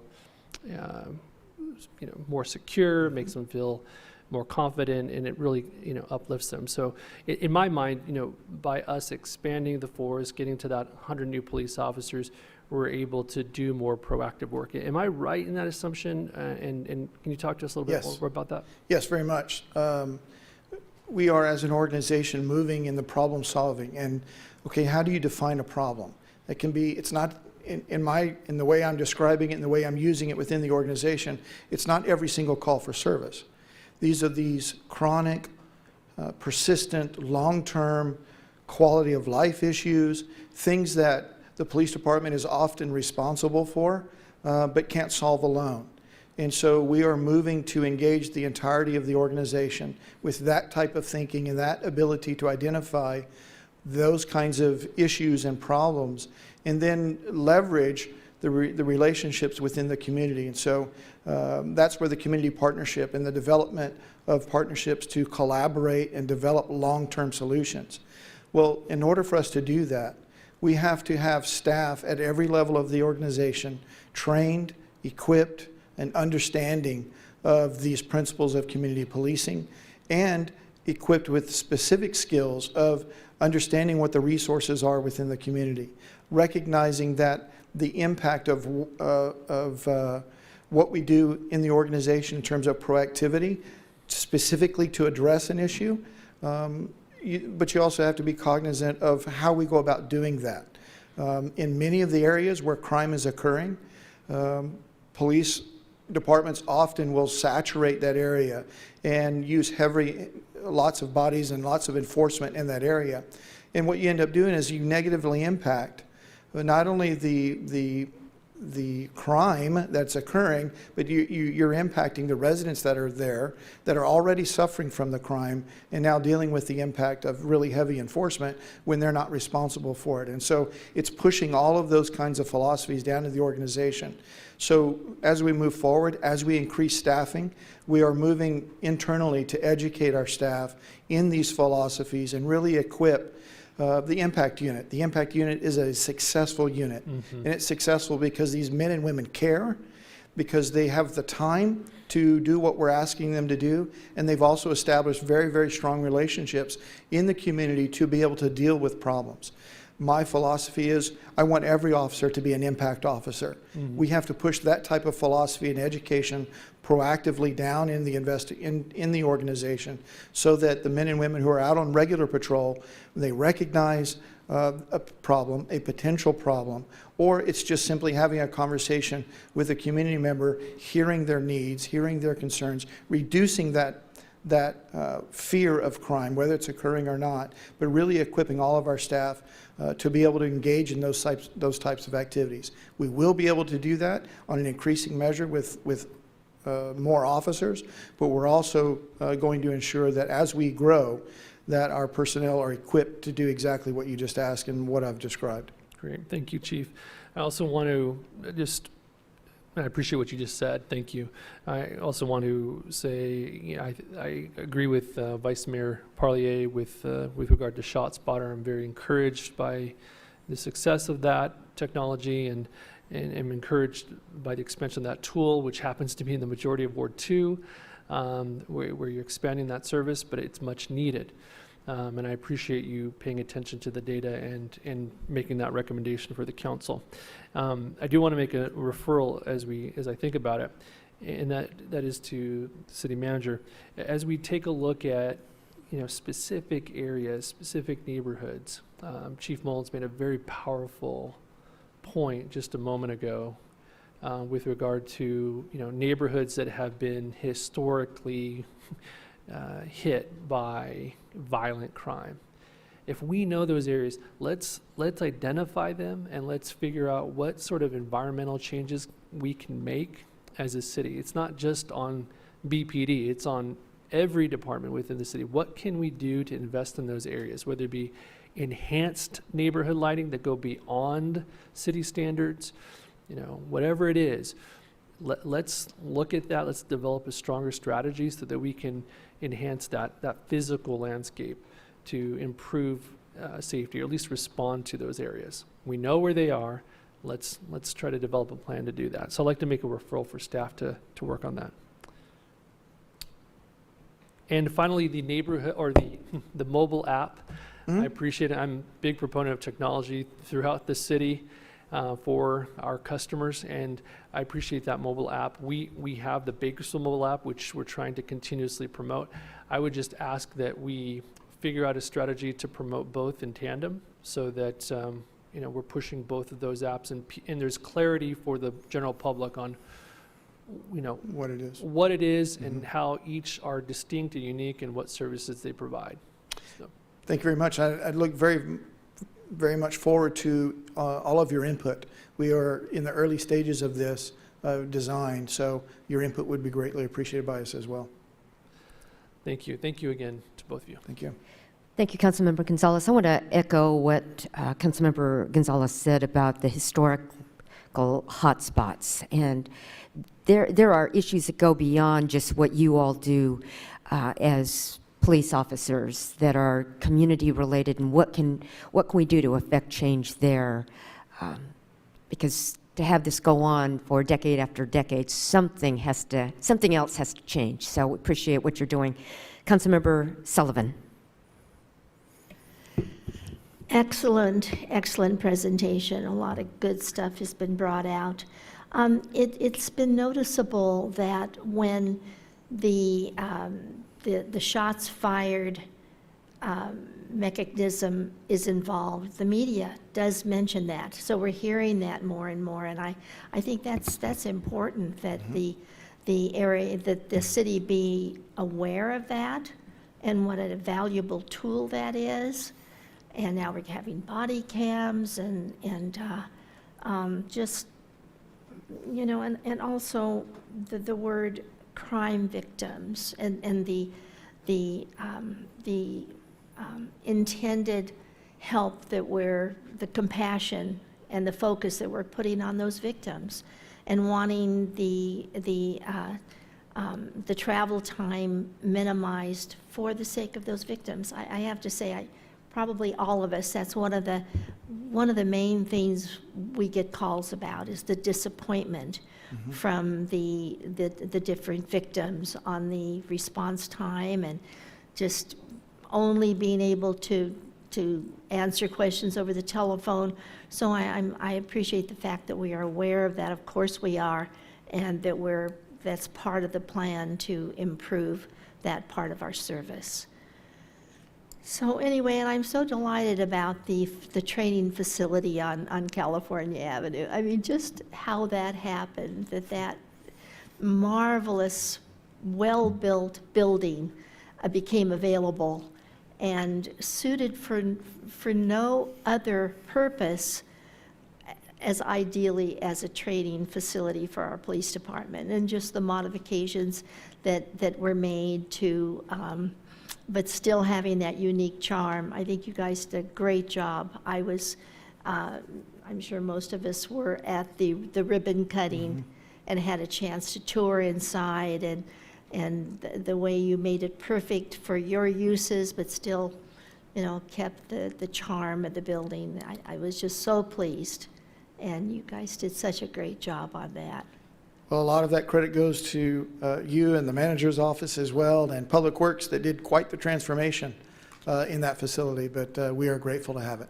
Good word, transformation, but it was just a good balance, but yeah, the timing was just so perfect. So anyway, Chiefs, you're a good team, and you've been, it's a tough job, of course, as we know, but feel encouraged that good things are on the horizon, and the technology that you're planning. So anyway, and also that area that just is identified as the headquarters for our no good troublemakers, crime people, all of that.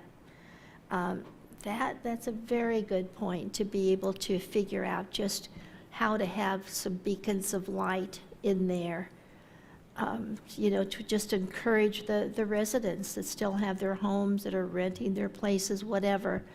But that is something important. And of course, our community, garden pathways, and the others that are slipping by, Manny, that's been around for so long. So anyway, we just welcome, and we so appreciate the community support that we have, that are a big help. So anyway, thank you. Thank you, Councilmember Sullivan. Thank you, Chief Terry, Chief Mullins. Thank you. Thank you very much. Let's take a 5-minute, and then we're going to welcome the best dressed, most patient department. Honorable Mayor, City Council, Anthony Galageza, your fire chief. Before I get started, I'd like to introduce a few people that I have the pleasure of working with, and who bring their A game every day and just complete workhorses, and I'm proud to have them with me. First is Deputy Chief Bill Ballard, in charge of Specialized Services. Chief John Frando, Support Services. Trevor Martinezson, Operations Chief. And of course, these numbers don't happen without our business manager, Tony Crosby. That being said, it's an honor to work for this city. It's an honor to be the fire chief of this city, because this is such a great team to work with. The synergy within the city, from the city manager's office to your support, to finance, to public works, to PD. We just all work so well together, and I'm just proud to be a part of this. Let me see.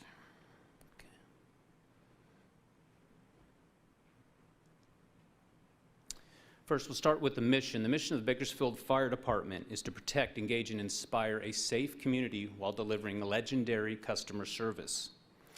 And below that, you'll see the acronym of our core values, which is PRIDE: professionalism, respect, integrity, dedication, and excellence. And we strive to live that out every day. Next slide up is the next few slides you will see is our accomplishments as fire department. First is the grant funding. Through this past year, we've been able to secure state Homeland Security grants, as well as Assistant to Firefighter grants. And also, as we'll speak later, on the Firehouse Sub Sandwiches grant, which we were able to actually get a rescue boat worth $19,000, which Chief Ballard was successful in obtaining that grant through them. Next is Center for Public Safety Excellence. This is an accreditation. We have gone through phase 1.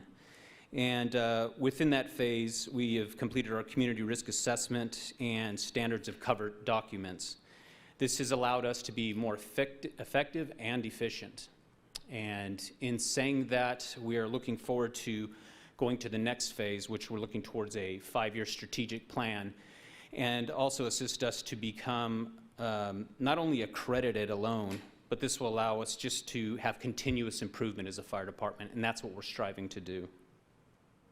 Next up, the Insurance Services Office's ISO reclassification Class 2. As you well know, because of your approval of last budget, we were able to increase 2 percentage points, which doesn't sound like a lot, but in the ISO rating, that is quite a bit. We're still at Class 2, and as we continue through this, I continue to be excited as we will increase that number, and I'm sure of it. Next is the social media phase of our department. We continue to be active in Facebook, Instagram, Twitter, and also due to COVID, we've put out a public safety announcement with, public service announcement with BPD. Chief Terry was gracious enough to join me in that, and just to get the message of isolation, but it wasn't so much home isolation as it was about your fire department and your police department are out there for you.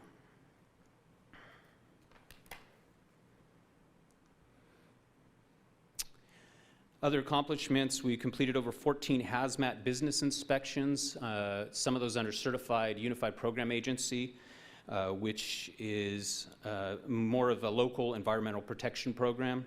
94% of businesses in Bakersfield handling hazardous materials were inspected. That is actually a high number compared to most cities, the majority of cities. 71% increase, which this I'm proud of, 71% increase in apartment inspections yielded 23% fewer apartment fires. Also, I'm proud of our prevention services team because they did receive the City Shining Team Achievement Award this year for their excellent service to this city. Other accomplishments, as fire chief, it was important and my staff to create task force to be able to get all of our department the opportunity to be involved in certain sections of our department, whether that's emergency medical services, wellness, hazmat, rescue. And it was so important for us that we recruited people to do that initially. And I'm proud to say we have in upwards of 82% participation from the floor voluntarily to help out, meet as a task force, develop policy, make our department better, more efficient, more up to date as we go along. Next is the recruitment. We've had last year recruitment for firefighter, engineer, captain. We've had some successful completion of academies and also with the recruitment and the promotions. As you see in front of you, you have a flyer that just came out yesterday, hot off the presses, and it is basically a recruitment flyer, but it's also informational for any of the public that we might have. We have plenty on hand, so if any of you would request, we make sure we get them out to you so that you pass out to the public. It not only shows the diversity of our department, but it shows the diversity of our involvement and our programs within the department. We also recruit Academy 20-1 graduated. We'll be graduating 20 recruits next Friday, by the way. And I'm proud to say that 20 recruits will be hitting the floor, and it's important because of public safety and vital services measure will have created this to be able to advance our department. Succession planning. When I came as fire chief, it was important to me to make sure that we have a mentoring and a shadowing program for those who want to promote and not just throw them in the position. And we've been successful in that. We also have training plans where they're able to continually train on the next position and see that if it's something that's going to fit the needs of the department, and that's what's important to us as a staff. Next, we've created a bi-monthly newsletter to the department. I believe in transparent communication throughout the department. We're able to break down in throughout the different divisions of the department and be able to get the news out of what is going on, also for our retirees, because a lot of times they still want to be part of the fire family. Last but not least, we've accomplished working with the Cortico Company, a wellness app. I encourage City Council to be able to, and Honorable Mayor, to get that wellness app on your phone. There's a public access and there's also private access. If you just type in Bakersfield Fire, you'll see it. And the wellness of our individuals is important. We talk about workers' comp, we talk about the future of how they feel, but even more so, we need to make sure that our people are well, and especially during these times of COVID and the unknowns. Other accomplishments, we continue with the 4th of July Fireworks Task Force. We are successful with partnering with BPD and also our arson units. We've been able to save funds in that we have recruited from our arson division the majority of people that are well trained to go out and conduct that 4th of July during the 3rd and the 5th to be able to make sure that we are out in force in the public partnering with PD every single year. We continue joint agency training with Hall Ambulance, Kern County Fire, and also with Bakersfield Police Department, who are our partners in many things that we do. And it's encouraging that our forces get out there and our training department continues to train with those other departments. We had an astonishing number of Master Mutual Aids last year. We were part of 12 Master Mutual Aids as a department. To me, that's important. It's important for us to be part of those assignments so that when we're out there, we show support to our cities within the California and outward. And that being said, is having staff who, when they come on board as a deputy chief or as fire chief, you must be part of the community also. Be part of the community, just like we are in Master Mutual Aid when we go out, and you must be part of whether it's League of Cities, Cal Chiefs. We need to be broad as Bakersfield. We need to be seen within the state of California and nationally that our service is the best service for the dollar amount, and that's important to me. Next are the fund slides. The first slide you'll see here, this slide actually shows where the budget is broken into funds, of where the money is actually coming from. Obviously, the general fund is always going to take the bulk of that, and our Certified Unified Program Agency, well, I'm hopeful in the next year to keep that number up as it has in years past. We're concerned with a minor decline due to the oil industry and what's going on within that industry. Next is public safety and vital services, and I think every time that I happen to say public safety and vital services, I get excited, because anytime we can make or allow for public safety to be improved, it's going to excite me. As long as we can get to the point where our response times are improved, I'm going to get excited as your fire chief. Next slide represents areas the budget is covering and the costs associated. Obviously, salaries and benefits will always take the bulk of that, and with minor increases in capital as well. This next slide represents where the overall budget is separated in the various branches within the fire department. Once again, the majority is fire suppression, and is broken down to fire safety, administration, and the separation of the public safety and vital services amount. To understand the return on investment, these next slides will prove the amazing work your firefighters do for the amount. That being said, comparable departments, we are sitting at 8, and we've had these as close to as possibly can to get those departments that compare. We come up number 8 as far as the budget as of last year at 1920. We figured out with other departments' budgets as well, we're looking at, if adopted, 2021 will still stay at the number 8. This next one, comparable jurisdictions, shows our call volume. We've increased from just over 40,000, almost 41,000 as of the year prior in 2019 to 43,562. As we're aware, that overall call volume will most likely not drop. We continue to work hard out there for the citizens of Bakersfield, and that's proven through the number 3 ranking and how busy we are as a department. This next slide better breaks down how the BFD compares financially. These figures are obviously in the millions, as it says up top. The average budget with those other 9 jurisdictions is $57.3 million, while the Bakersfield Fire Department is $44.7 million. If you go over towards the right, you'll see the average responses. The average response of those 9 jurisdictions is just over 29,000. You can see that your Bakersfield Fire Department has over 14,000 more calls compared to the 9 jurisdictions on average. One over, this is a huge return on investment. And this shows the 9 jurisdictions. This is the budget compared to per call ratio. And the average department within that, our surveys, is 1,966, while you see for the Bakersfield Fire Department per call is 1,026 on average.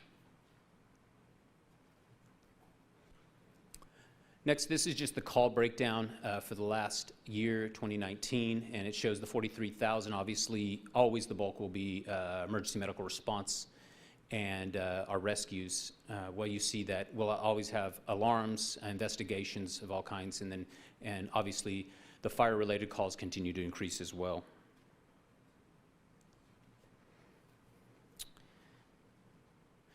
This slide actually compares the 2008 numbers compared to 2019, and these numbers are important, and I'll explain those later as we talk about response times and what we're requesting.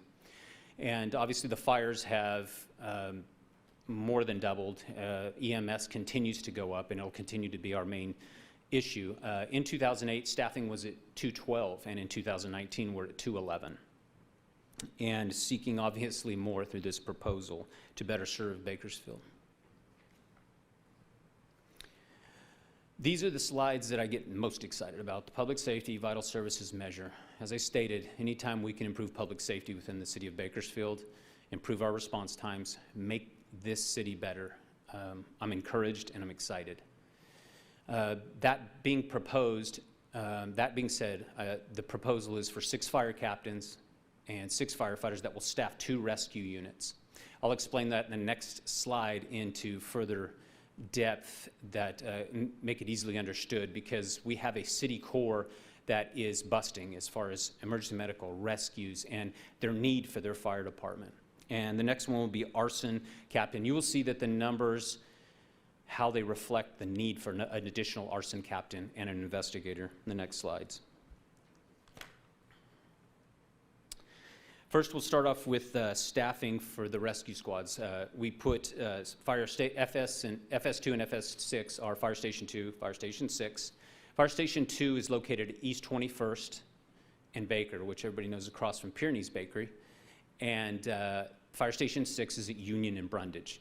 Those are our busiest stations. As far as engine companies, Fire Station 6 is, correct me if I'm wrong, it is the 5th busiest station, engine company, not station, but engine company within the state of California. And running thousands of calls a year. These rescue units, Councilmember Gonzalez, Councilmember Rivera might not remember, but if we can remember Emergency, Gage and DeSoto, the program, that shows us that that is primarily what we're looking to use them for. Also for OSHA's 2 in and 2 out. We have a high call volume as far as emergency medical services. And those areas require, and we call this the core of our city and the core of where our primary calls are, to serve those citizens better. If Fire Station 6, for example, our preferred method is always a fire engine with 3 individuals. But at this point and where we're at, we cannot put a station right there next to it. It's an impossibility. So this allows us to respond quicker. Fire Station 6 runs into, say, Fire Station 5's area because Fire Station 5 is on another area. Well, Fire Station 2 might have a call in Fire Station 6's area. So now you have 3 out. This allows that fast response unit to serve the public immediately. Our response times are guaranteed to go down at that point. And as the last line states, the reliability is the degree to which a resource is available to respond. We must have those units available to respond to EMS. These EMS units will be vital.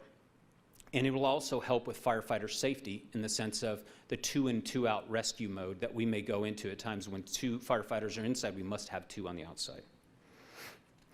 That will also, as I stated, help with response times in that since the completion of Station 15 in 2004, we have not added 2 until last year to our units out in the field other than the Type 3 engines that we did have, which has improved wildland responses, rescue responses, and additional manpower on scene for fires and other rescues.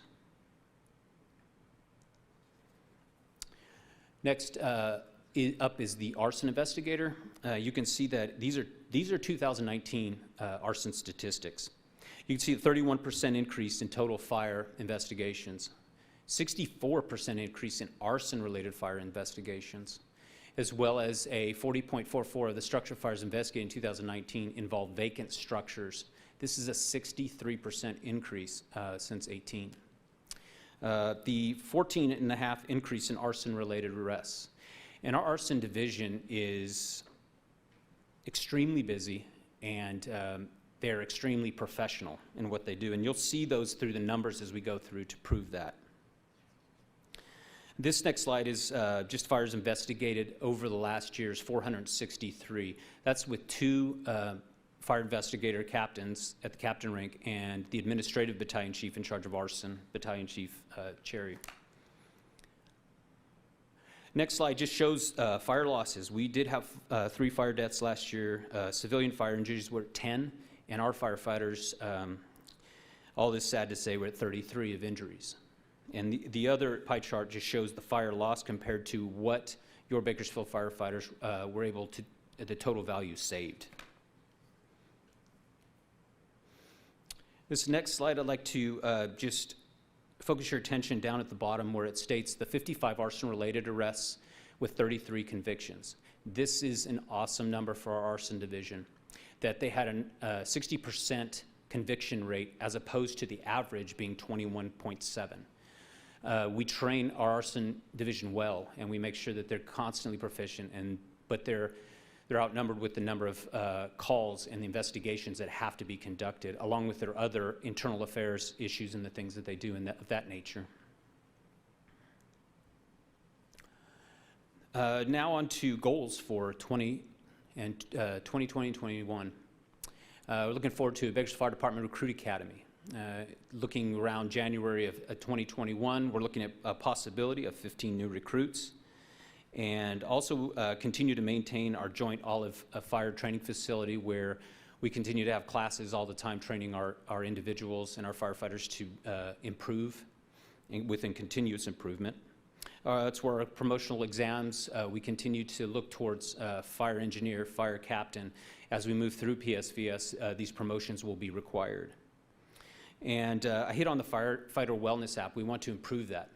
Wellness is so important, and we've seen what our firefighters have gone through in the last year with COVID. And while firefighters are designed a certain way to respond to calls, that is what they do.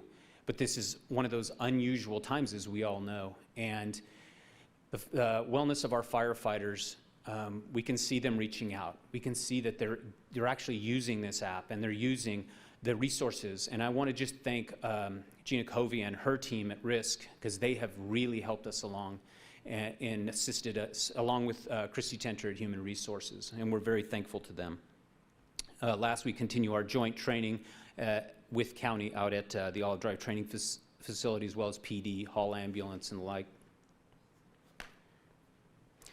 We look forward to continuing with our CPSC accreditation going into phase 2. As I stated, I want that 5-year strategic plan completed within the next fiscal year. That is my goal, so that we have something to go on. We have not had a strategic plan as a fire department for numerous years, and through CPSC, they're allowed us to get to that point, and it's approximately been probably 16, 17 years or more since we've had that, and that cannot go on. We will, under my administration, the next year, complete that 5-year strategic plan for our fire department and for our future of our fire department.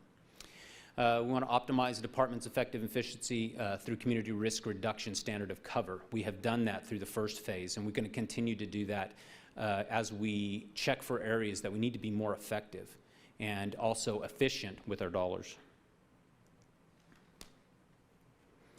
As I stated earlier, we have completed $99,000 in grant funding. I'm thankful to Chief Frando, Chief Ballard, who have worked hard at obtaining these grants, and there's a lot more to come. There's many in the work. We're looking at safer grants.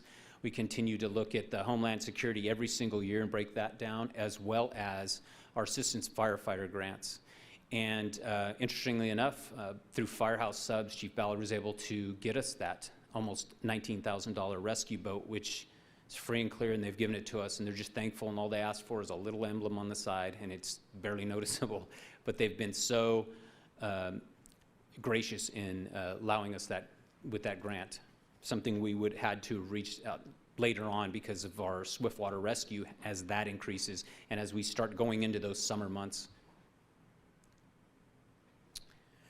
Continued goals is to maintain our National Incident Management System as well as our standardized emergency management system to stay in compliance every year through our quality control and quality assurance company officer. stated strategic plan. Also, we have a Department Operations Center that is vital when we are doing or conducting the July 4th activities, or in any time there's disaster planning, we need to train within our own Department Operations Center. We continue to maintain that, keep it up to date. And because one day we're looking at FEMA requiring a countywide hazard mitigation plan. So we're on that now because one day that will be used for grant funding and may be a requirement. So we want to get ahead of that so that we're able to have access to all the grants possible. Next slide. This is our firefighter safety service. This just shows they have conducted, assigned, and attract over 2,500 company-level inspections. And that's our firefighters going out there in their engine, staying in their first in and making sure that they have a complete inspected first in area that allows our citizens to be that much safer, and also to educate them as they go along and through their inspections, and allows them to know how their business should operate as far as safety issues. And a lot of times businesses are quite thankful. This is the capital improvements. You'll see in parentheses the last three are contingent depending on mid-year, how public safety and vital services, how our budget works out. This seems to be a moving target, obviously during this time. Sad to say, but it's what we're living in at this point in the time. Fire Station 9 rehabilitation and kitchen and bath. Fire Station 1 kitchen rehab. These are kitchens that have been there for over 30 years and have been wear and tear. It's costing more to fix them and get them prepared for, and obviously they live there 24 hours. This is a 24/7 operation in these stations, and we got to make sure that a lot of these modifications and rehabs are completed, along with finishing up certain roof projects. We have a lot of leaky roofs. Their houses. Somebody had stated before, we're like one of the biggest landlords as far as when it comes to, because of all these fire stations, because we have that many, 14 fire stations to be landlord of. And I'm thankful to Chief Frando, who is continuously working on improving our stations, the quality of living there. These are just some fleet, large equipment, just to update you. These are purchased equipment over 1920 that have been, that are looking to be purchased or that have been purchased already. And also our goals for 2021, and it's fire engine number 2 and fire engine number 15. They come in replacement and coming through a cycle, as you're well aware. Now we have our 15 reserves on our roster. I'm proud to say that many of those we've had upwards of 30 plus, and it's because those individuals have been hired with other departments, and I'm proud to say hired with our department. They're a quality volunteer program that our company officers and our training division continuously monitors our reserves and makes them better and more fit to be a professional firefighter in the future.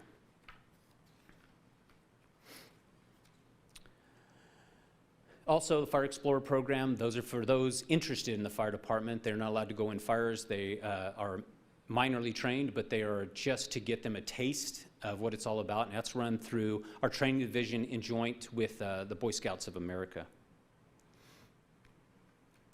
Our community services division, this is important to me. I came as the public information officer, and I did many years there. It was important to me. Public education and public information.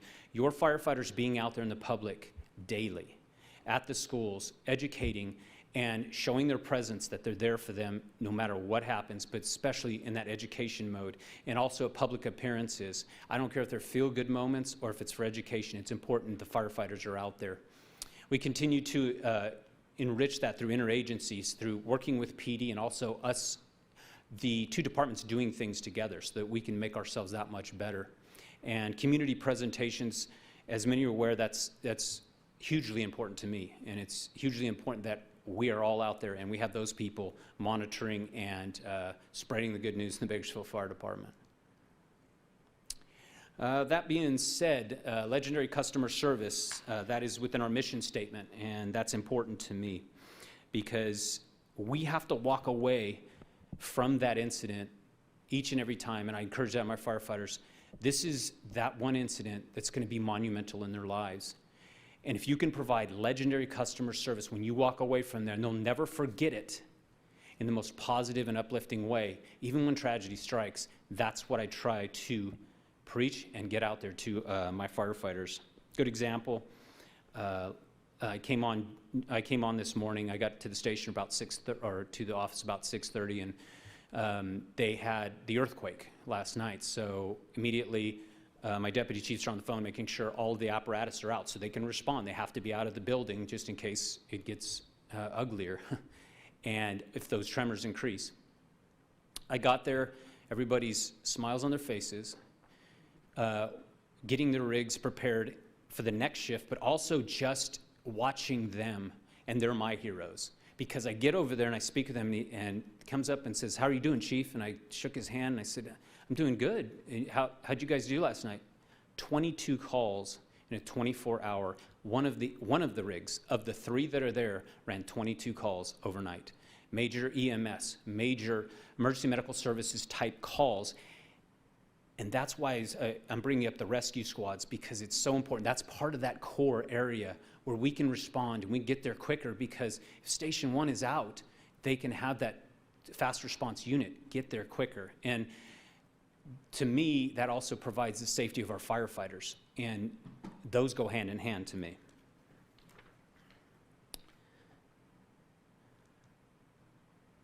With all that, I entertain any questions. Thank you, Chief. Vice Mayor. Thanks, Mayor. Well, first off, Chief, why do the rest of us have to be the ones that remember emergency? Well, I do too, so. No, I do. You know what? You're right. The department's been really lean. You just did a tremendous job with the resources that you had. It was just striking to me when I was looking at the slides regarding, us compared to, other cities and what we do for really a value for the taxpayers of the city of Bakersfield. I think the only city larger was Fresno than us by land mass, and in other cities that are almost double our budget that have a lot smaller footprint and smaller population too. So Yes, sir. again, great job by you and your staff. I'm just going to basically keep it short, Chief. I just want to thank the fire department. I love you guys, and not only the core fire services that you provide to this community, but all your adjunct services, through your various foundations, the Byrne Foundation, other organizations that the fire department is part of. We're so lucky in the community of Bakersfield because we don't have commuter cops, we don't have commuter firefighters. They're integral part of this community, integral part of this city. Thanks again. Thank you. Thank you, Vice Mayor. Councilmember Gonzalez. Thank you, Mayor. I just wanted to echo the points of Vice Mayor Parlier. I appreciate the comparisons as well. It helps provide some good context for the City Council, so thank you, Chief, for doing that and including that in your presentation. And a big thanks to your whole department, all of the great men and women who make up your department and work day in and day out for our community and are on the front lines. And as Vice Mayor said, he kind of stole the words out of my mouth there, but all of the other components and the ways in which you serve the community and your department serves our community day in and day out is just tremendous. And I just want to say thank you, and we appreciate you all, and please extend our appreciation to your entire department. I will, sir, in the next newsletter, definitely. Thank you, Councilmember Gonzalez. Councilmember Sullivan. Yeah, just very briefly. Excellent presentation. I appreciate the enthusiasm and obviously the love for what you do and for your departments. It's very noticeable and appreciated. Good-looking group that you have with you today, and just thank you for your continued good work. Thank you. Thank you, Councilmember Sullivan, and thank you for all your efforts. You certainly are probably the most beloved department. Everybody likes firefighters. Just one point of curiosity, in the emergency responses, emergency medical and rescue responses make up about 59%. Is that commensurate, pretty consistent all the way across fire departments in our state? Mayor, Council, we have a high rate of fires, and we just have a high rate of calls. It's interesting, and I'll go back to my staff who is in the numbers all the time, but most departments are looking at anywhere from 70 to 80% or more, up to 90% of EMS calls. But our EMS calls are so large, but also our other. And we're just so busy because we were talking about, Councilman Gonzalez was talking about Fresno and landmass I'm sorry, Vice Mayor, I took that from you. And stating that they have 21 fire stations while we have 14. So that is what makes it even more interesting is how busy we are that way. Thank you. Madam City Attorney, do we have, City Clerk, do we have any comments from the public? We have received public comments in the city clerk's email. Thank you. Is there anyone here who wishes to comment from the public? Seeing none, thank you again for hanging in here, and thank you for all of your efforts. We really appreciate that.